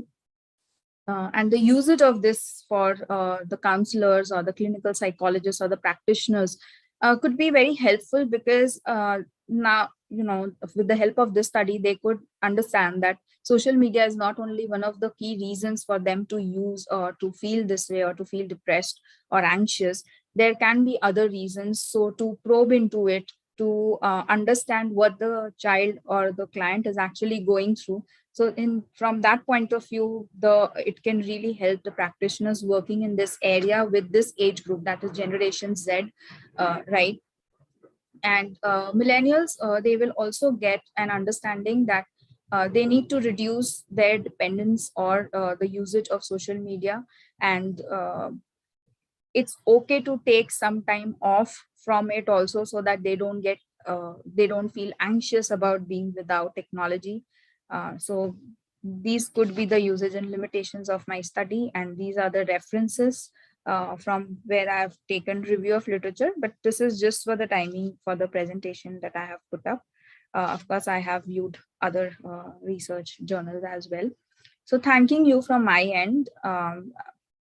Any questions or anything you think I've missed out on or a clarity is required, you could ask. Yes, very good concept, Temple Karya ma'am. Here I have a query like, here which type of data set have been used for the statistics calculations? Which kind of data? Data set.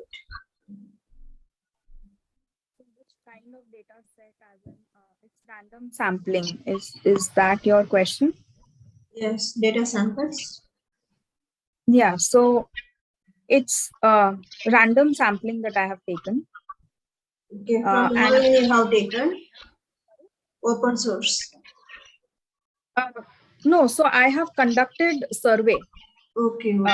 Yes, so I have a questionnaire and two of the inventories that I have mentioned, they are scientific questionnaires, right? Along with that, I've also added a few demographic details. So that is the questionnaire which I prepared. So one, for the student population, I went to the classes myself and I explained them. I was there physically present. In case they had any queries, they could ask. But for the second set of data, that is the working population, that is completely conducted online through SurveyMonkey. Okay, good.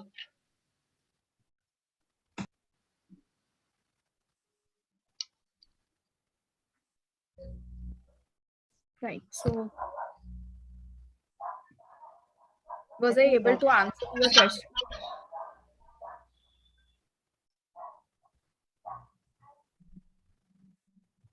I believe so. All right, thank you so much for that presentation. And now let's move on. Let's move on to our next presenter. I would like to invite Marjorie Kaslib. No. Kalayarivu to present the classification of skin disease image using texture and color feature. Kalayarivu. Yes, ma'am. Audible, ma'am. Yes, you are. Please share Screen your not screen. sharing, ma'am.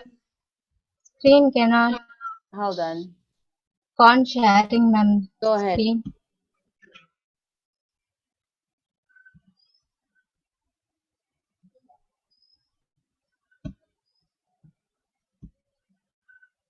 Visible, ma'am. Screen visible, ma'am. Almost. All right, it's up. Have it in presentation mode, and you may proceed. Okay, ma'am. I am Kalayarivu from Annamalai University at Chidambaram under the guidance of N.J. Nalini ma'am, Associate Professor in Annamalai University.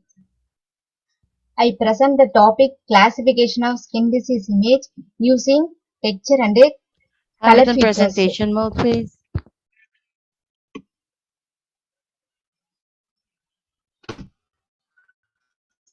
Screen visible, ma'am.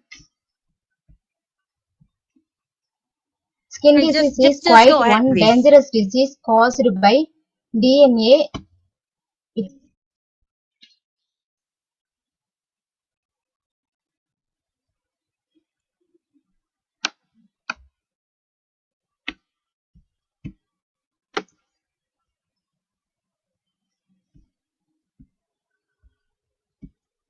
Screen visible, ma'am. Ma'am.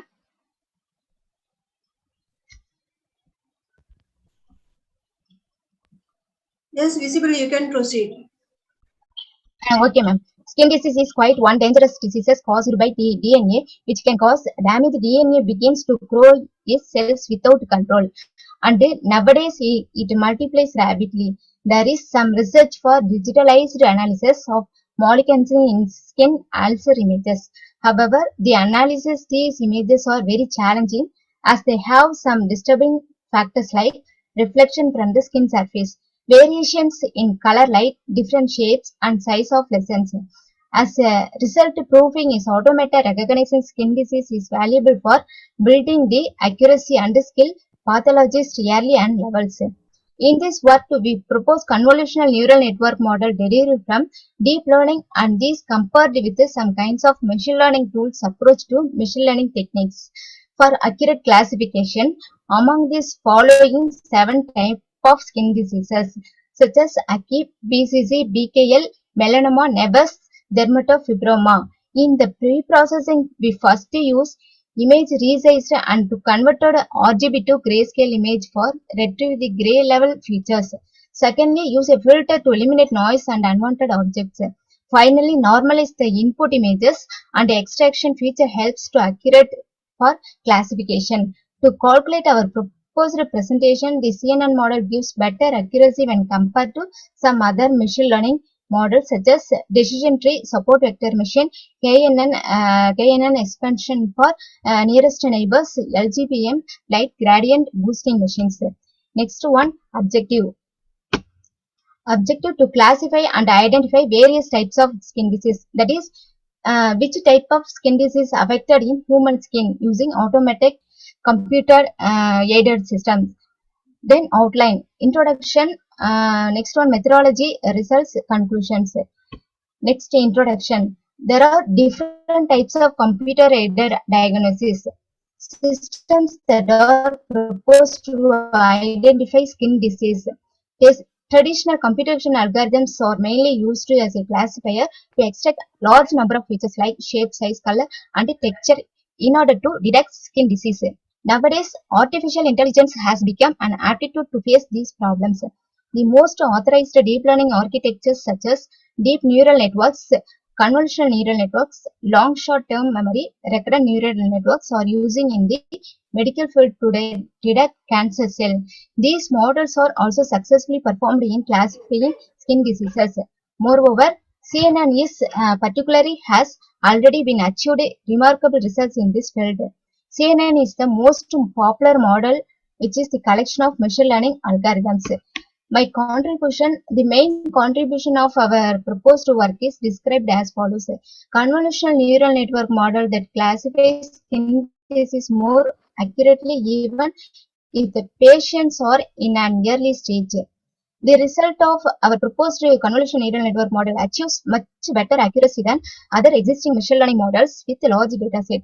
The required execution time of our proposed CNN model is very much lower than existing machine learning models like decision tree, support vector machine, nearest neighbors, and light gradient boosting machine to execute the output results. Machine learning models are evaluated on the same data set to compare to CNN model, and ultimately we get the good classification accuracy from our proposed model. Next one, dataset collections. Images are taken from the HAM 10,000 dataset. This dataset is a benchmark dataset and also imbalanced dataset. Imbalance means each and every diseases, number of diseases data size is different. This dataset is a collection of multi-source dermatoscopic images of common pigmented skin lesions. The dataset is split into two parts, 75% for training and 30% for testing. Original image size is 600 into 400 pixel size. Types of skin diseases. NV expansion, melanocytic navy, ML melanoma, BKL benign keratosis like lesions, BCC basal cell carcinoma, actinic keratosis, VASC vascular lesions, DF dermatofibroma. Next one, challenges of skin disease classification. There are some difficulties to identify skin disease that can be attributed to variation in image types and sources. The variation in the appearance of human skin color makes skin disease classification and identification is harder to complex. Next one, implementation of our proposed methodology. First one, pre-processing. Pre-processing, first technique is used to resize. Next one, grayscale conversion technique. Resize computation time reduced, so resize technique is used. Then grayscale conversion technique is color images convert to grayscale images. Segmentation. Segmentation process is used to extract particular segmented areas. That means canning edge detection is used. The canning edge detection approach with a threshold value of 0 was utilized for edge detection. The edge function, when combined with the color feature, provides excellent efficiency. The boundaries and inner areas of diseased cells are described by a combination of edge and color features. The retrieved features were shaved in the data structures as a result of the edge detection expert system. The edge detection approach can be used to dramatically reduce the quality of data in an image, while simultaneously preserving the image structured qualities for subsequent study. The CAN edge detection approach has been employed um, using the criteria in the proposed method. Feature extraction. First one texture feature, another one color feature. Next, classification models. Decision tree support vectors is machine, nearest neighbors, light gradient boosting machine. Then convolution neural network is also used. Next, feature extraction. Feature extraction is one of the major steps in any identification or classification image processing. The performance of the classification techniques is centered on the features extracted from the input file. In this work, we have focused on the texture and the color features of the skin disease dataset. Next one, texture features is one of the feature, LBP, local binary pattern. This technique is used to an operator which transform an image into an array or image of integer labels describing small scale appearance of the image. These labels directly on the statistics are used for the further analysis. Next one, local binary pattern operator works in 3x3 matrix pixels is used. Operates by taking difference of a central pixel with neighboring pixel mathematically. LPP reference next pixels sigma p minus 1 to p equal to 0. S represents center pixels. Next, gray level co-occurrence matrix. Gray level co-occurrence matrix is used to texture analysis.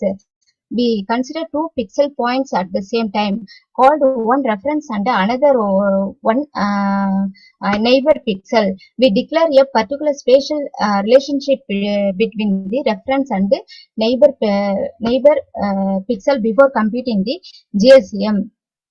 Next one, color feature. One of the techniques for the color feature extraction used in the automated skin image classify is the dominant color method. It represents the image of identified type of skin disease image in using color space model. Color space model, first one RGB, due to its high correlation not good for color image processing. This is very convenient for display. YUV correlation still exists but not as high as RGB. It is very less computation time and gets rid of correlation of RGB to some extent. Next one, convolutional neural network. It is a subset of machine learning and it uses neural networks to simulate human-like decision making. CNN learning algorithm uses deep networks which are nothing but neural networks with multiple hidden layers.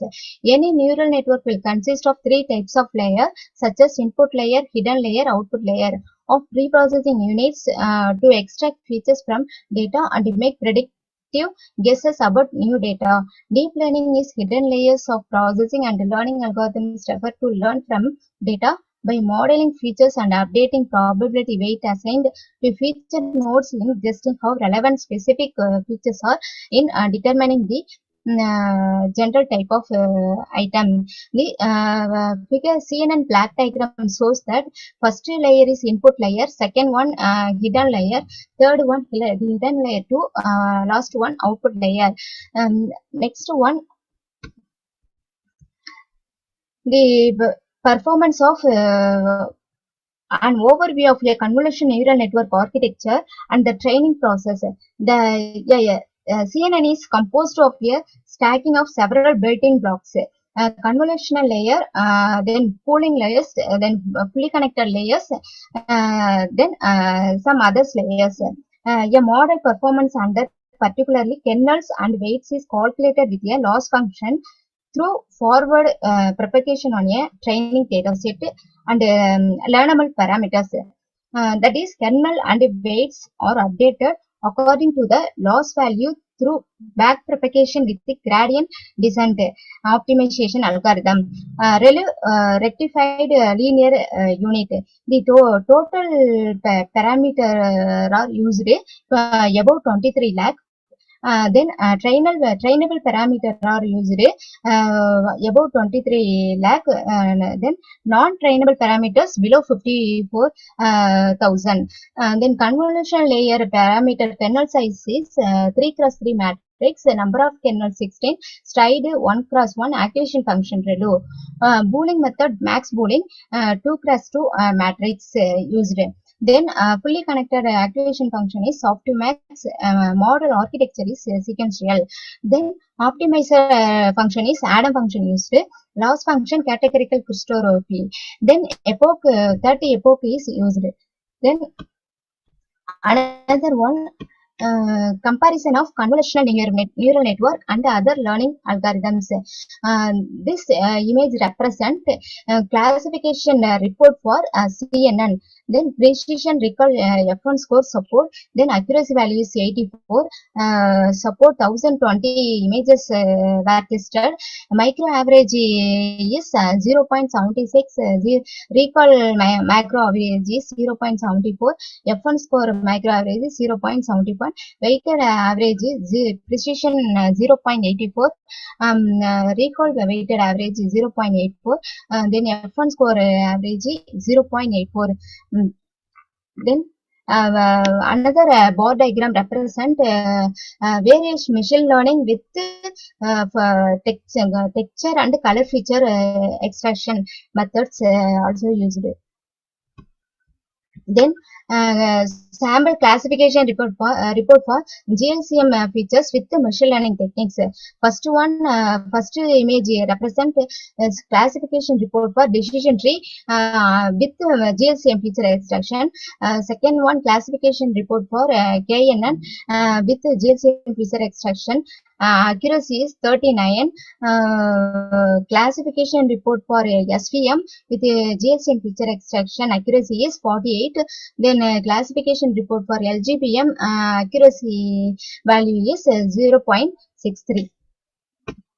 Then conclusion. This presentation is able to classify 7 types of skin diseases efficiently.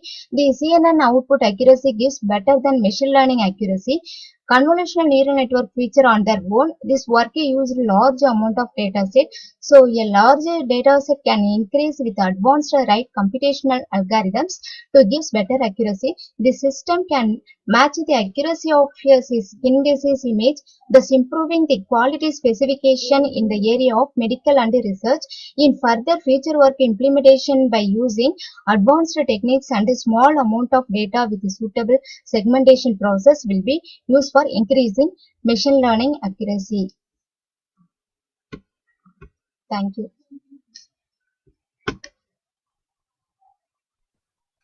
Thank you, ma'am. Thank you so much. Are there any questions? Okay. No questions? All right, then let's proceed. Thank you so much for that presentation. And now I would like to invite our next presenter, which is a video presentation from Marjorie Kaslib, to present the self-paced learning, a challenge to modular distance learners in the new normal education setting.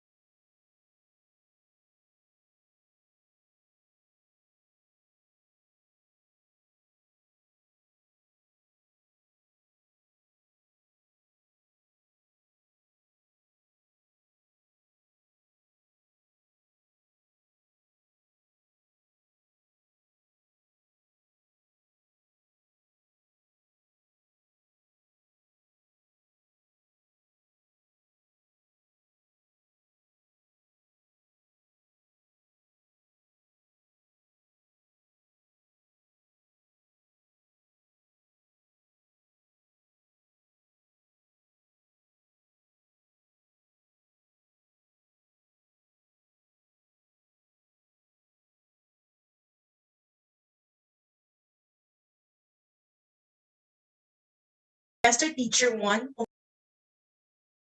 Panabo City National High School and currently a PhD student at Davao del Norte State College, Davao del Norte, Philippines. Let me present to you my study entitled Self-Paced Learning, a Challenge to Modular Distance Learners in the New Normal Education Setting. Here is my abstract. The pandemic has altered the lives and activities of people all across the world that no one could have predicted. The study presented problems and opportunities in all school setting, in the modular distance learning, a descriptive, qualitative, phenomenological study, and a key informant interview of 6 low-performing students, and 5 emergent themes were generated. Findings reveal that the most difficult experiences met by the students are the poor reading comprehension and insufficient learning resources. The school administrator and teachers should provide necessary learning strategies and supplementary learning resources to increase learners' performance. And the keywords, self-paced learning, modular distance learners, new normal. For my introduction, my rationale,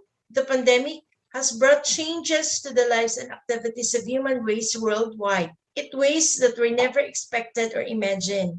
And it indeed brought worries and fears, especially in the health risk of people worldwide. It affects the lives of hundreds and thousands of people and also leave a great blow to our educational landscape. With the efforts to cope with the global pandemic, quarantine methods are strengthened to slow down the outbreak. So educational leaders all over the world have been looking for ways how quality educations can be carried away amidst the situation. That education must continue. For the literature, individualized education is provided using modular distance learning, which allows students to employ self-learning modules in either print or digital formal electronic copy, depending on their needs. The purpose of the study. This study aimed to find out the challenges encountered by the slow learners or those who are struggling readers, students in the modular distance learning using the self-paced learning modules. And the significance of the study, where the study sought to ascertain specific interventions that would address the needs of low-performing students who are having difficulty in the new normal learning modality. The research questions are, number 1, what are the challenges encountered by the learners in using the self-paced learning modules in the modular distance modality in the new normal? Number 2, how do they cope up with the challenges encountered in the new normal education? And number 3, what academic support do they yearn to cater their needs on this new learning modality? For my methodology, the research design is a qualitative phenomenological study that was focused on the different lived experiences of students through reliable experiences, trusted details, and references from informants' actual discussion. And it is a qualitative design enabled the researchers in the research to examine questions of research through the use of an open-ended questions analysis and interpretation by Creswell 2009. And the research was carried out by means of detailed interviews of 6 informants. The researchers studied, coded, analyzed, and categorized the gathered data that emerged into themes. And for the research instruments, the research utilized qualitative research. There is used to collect data through observation and document analysis through in-depth interview. And the respondents are from Panabo City National High School, wherein the researcher invited 6 students with low performance, all coming from the different grade levels, from the Beck curriculum through chat, from Messenger, Zoom meeting, and phone calls, and sent open-ended questions to get through information about their learning experiences and challenges. The informants were asked through open-ended questions in order to get through information about their experiences in a modular distance learning. And for the data record procedure, the study anchors to the interview protocol refinement, or the IPRR framework, which is a 4-phase method for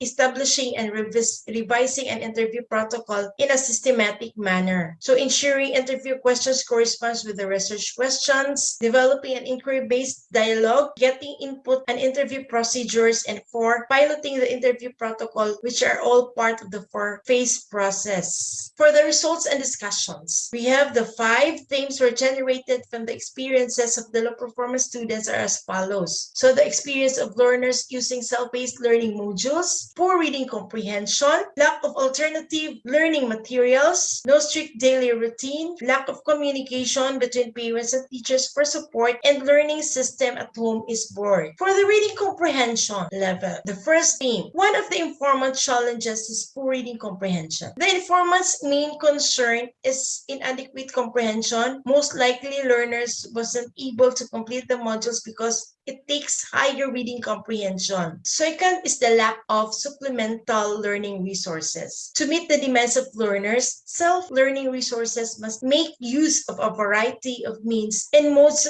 of communication, according to the Department of Education. And there is also the possibility of generating and distributing tangible take-home package, paperwork, sheets, and books, as well as with partnering local television stations to broadcast educational programs, according to an EdTech article published by Mika Castile. And it is encouraged by the learning activity sheets initiated by the division of which shall be utilized by the learners during the home learning sessions. And resources within the locality are available not always in the form of online resources, but with help also from the community and other stakeholders. The daily learning routine. Informants reveal that hard time to meet with the deadline since time is flexible. No one rules the time. So there is no strict observance of the schedule and such, and they wanted a proper timetable when to wake up and sleep. So the time they have to complete the task given of each subject, when to watch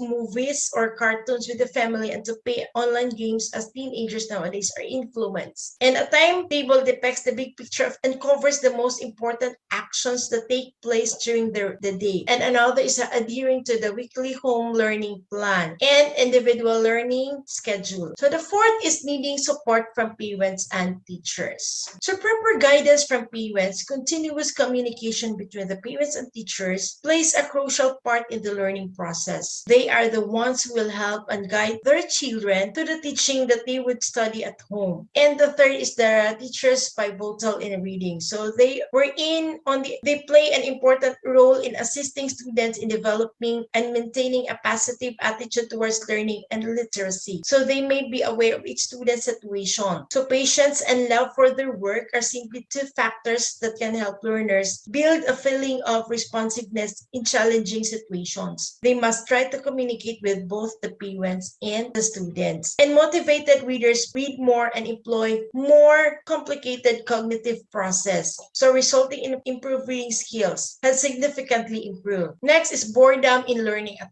home. It emerged in the interview that one of the challenges stated by the informers that learning at home makes them feel bored. So they have the absence of peer interaction. They have no time to interact with peers. They feel tired and needed the motivation to answer the self-paced learning modules. They were tempted to play online games and tend to forget the responsibility in the modules, thus fail to answer and return the modules on time. And there is a collaboration with peers which makes learning fun. So we can help pupils use their knowledge and lower their affective filter by making learning pleasurable for them. Students are more likely to participate and take chances when professors use activities that make learning engaging and exciting. So students retain information better when they are having fun while learning, since the process is engaging and memorable, just like it is for parents at home. For the conclusions, so they recommend to be active online most of the time to address sentiments to some parents, and students to be patient enough to attend the needs and urgent responses to the queries with regard to learning difficulty. And there is a provision of supplementary learning materials, and the parental guidance is necessary in increasing students' performance, and strictly follow weekly home learning plan provided by the teacher during the distribution of the modules, and engagement of fun learning activities and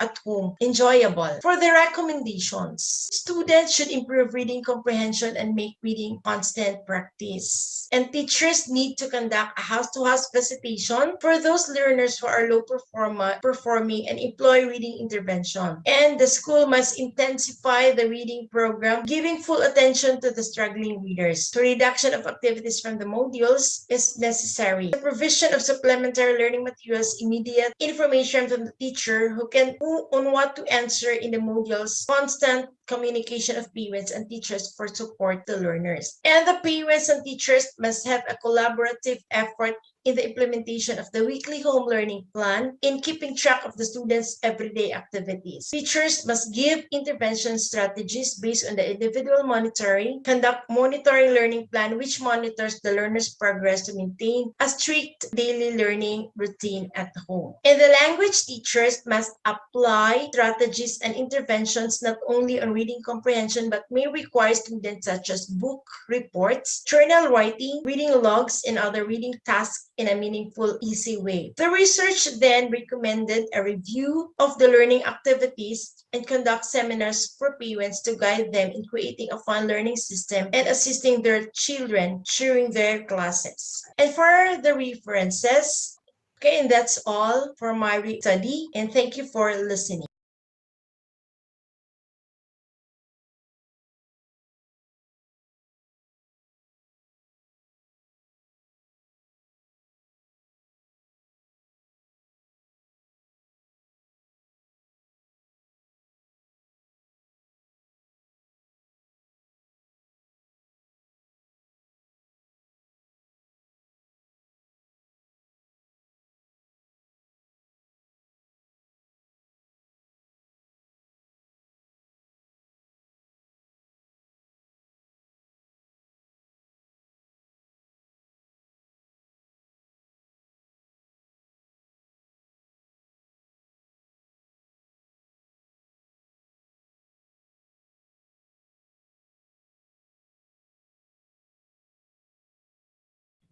Thank you so much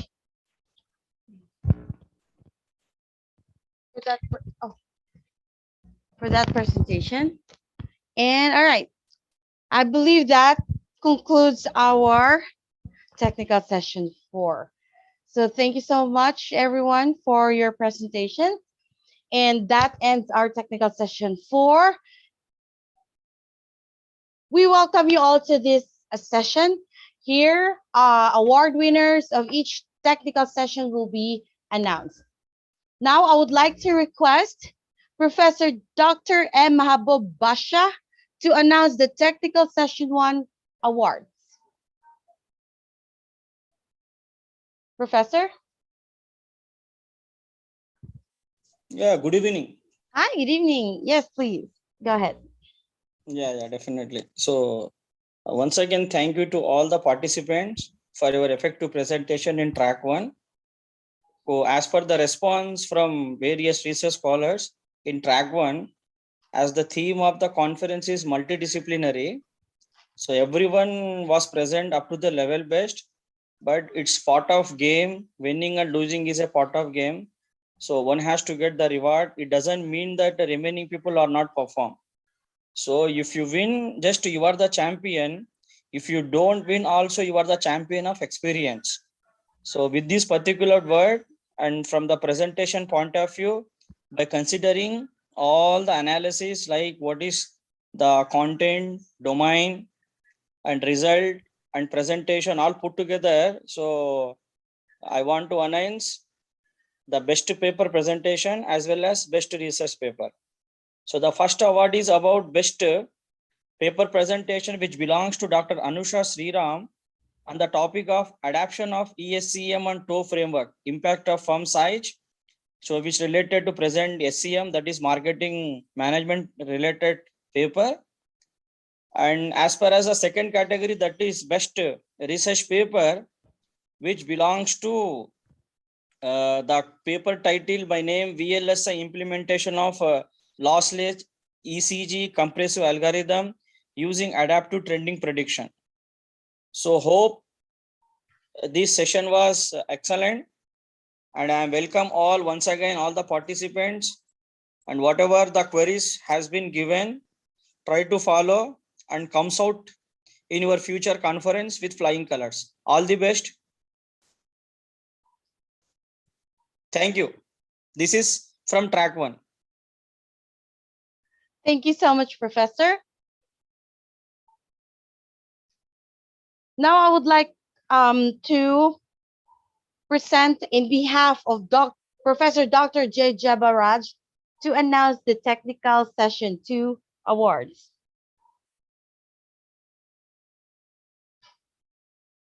For the Technical Session 2, Best Presentation Award won by paper title, A Comparative Study of Identifying the Most Prompting Nodes in a Network Using Efficiency of Navigating Agents by Malavikas.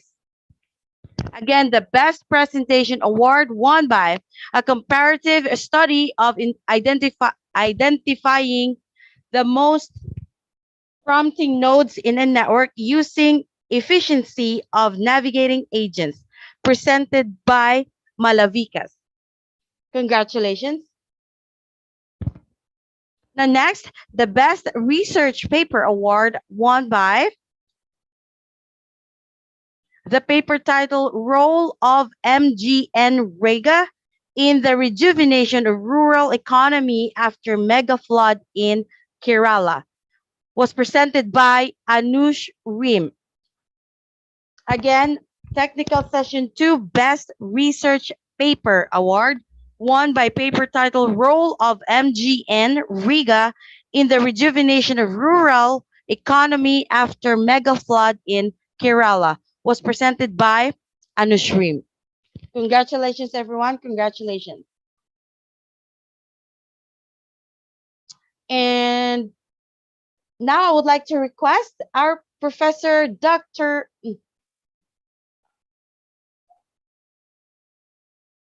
Professor Subhash to announce the Technical Session 4 award.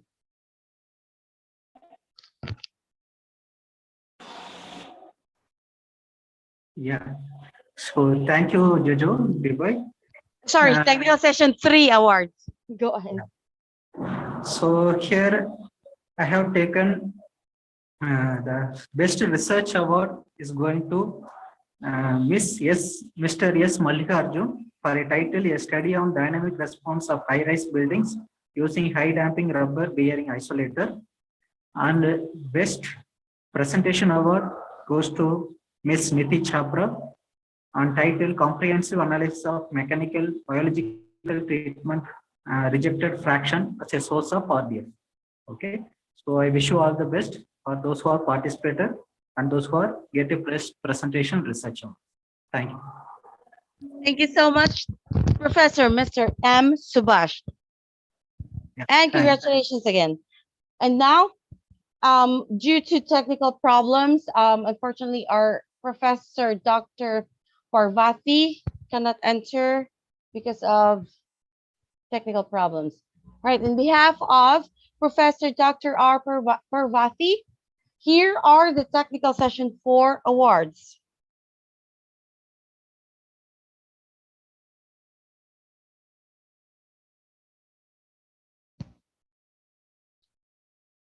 All right. Yeah, we have technical problems there. We weren't able to get the results. So please stay tuned and you will be informed via email. All certificates will be shared to you via your registered email. All right, once again, congratulations, everyone. Congratulations to all the presenters, and thank you so much to all our session chairs. And now, conference successfully hosted its premier 3rd International Conference on Multidisciplinary Innovation in Academic Research, Chennai, India, yesterday, November 25, and today, November 26 of 2021. This conference was organized with a focus in engineering and technology, and it was a great success where eminent keynote speakers from various universities addressed this gathering. The generous response and active participation of the organizing committee members and editorial board members of the 3rd ICMIAR 21, we take the opportunity to thank all the speakers, delegates, and participants for providing their valuable support and time. I heartily congratulations to the Best Paper Presentation awardees for their outstanding performance in the field of their department and appreciates all the participants who put their effort in poster presentation and young researchers forum and sincerely wishes them success in your future endeavors. And now we would like to thank all the session chairs, namely Dr. M. Mahabub Basha, BTech ECE, MTech ECE, PhD ECE, MIEEE, MIANG, Professor ECE Department, Srinidhi Institute of Science and Technology, Nampet, Hyderabad. Also, Dr. John Jebara, PhD, Professor, Department of Mathematics, Vivekananda Educational Institutions, Tiruchengodi. Also, Dr. S.M. Subhash, ME, MBA, PhD, Associate Professor, Department of Civil Engineering, Guru Nanak Institute of Technology, Ibrahim Patnam, RR District, Hyderabad. Also, Dr. R. Parvath, BTech, IT, ME Computer Science and Engineering, PhD in Information and Communications Engineering, Associate Professor, Department of Information and Technology, Hindustan Institute of Technology and Science in Chennai. Thank you all for your value judgment. All the papers presented at this 3rd ICMIAR 2021 will be published in the proceedings and journals. On behalf of IFERP, I heartily thank all the delegates and students who have contributed to this conference success. Thank you all for participating in our conference yesterday and today. Stay tuned with us for more updates regarding IFERP conferences. Thank you once again. This is your host, Jojo Meho. You have a great day. Good night.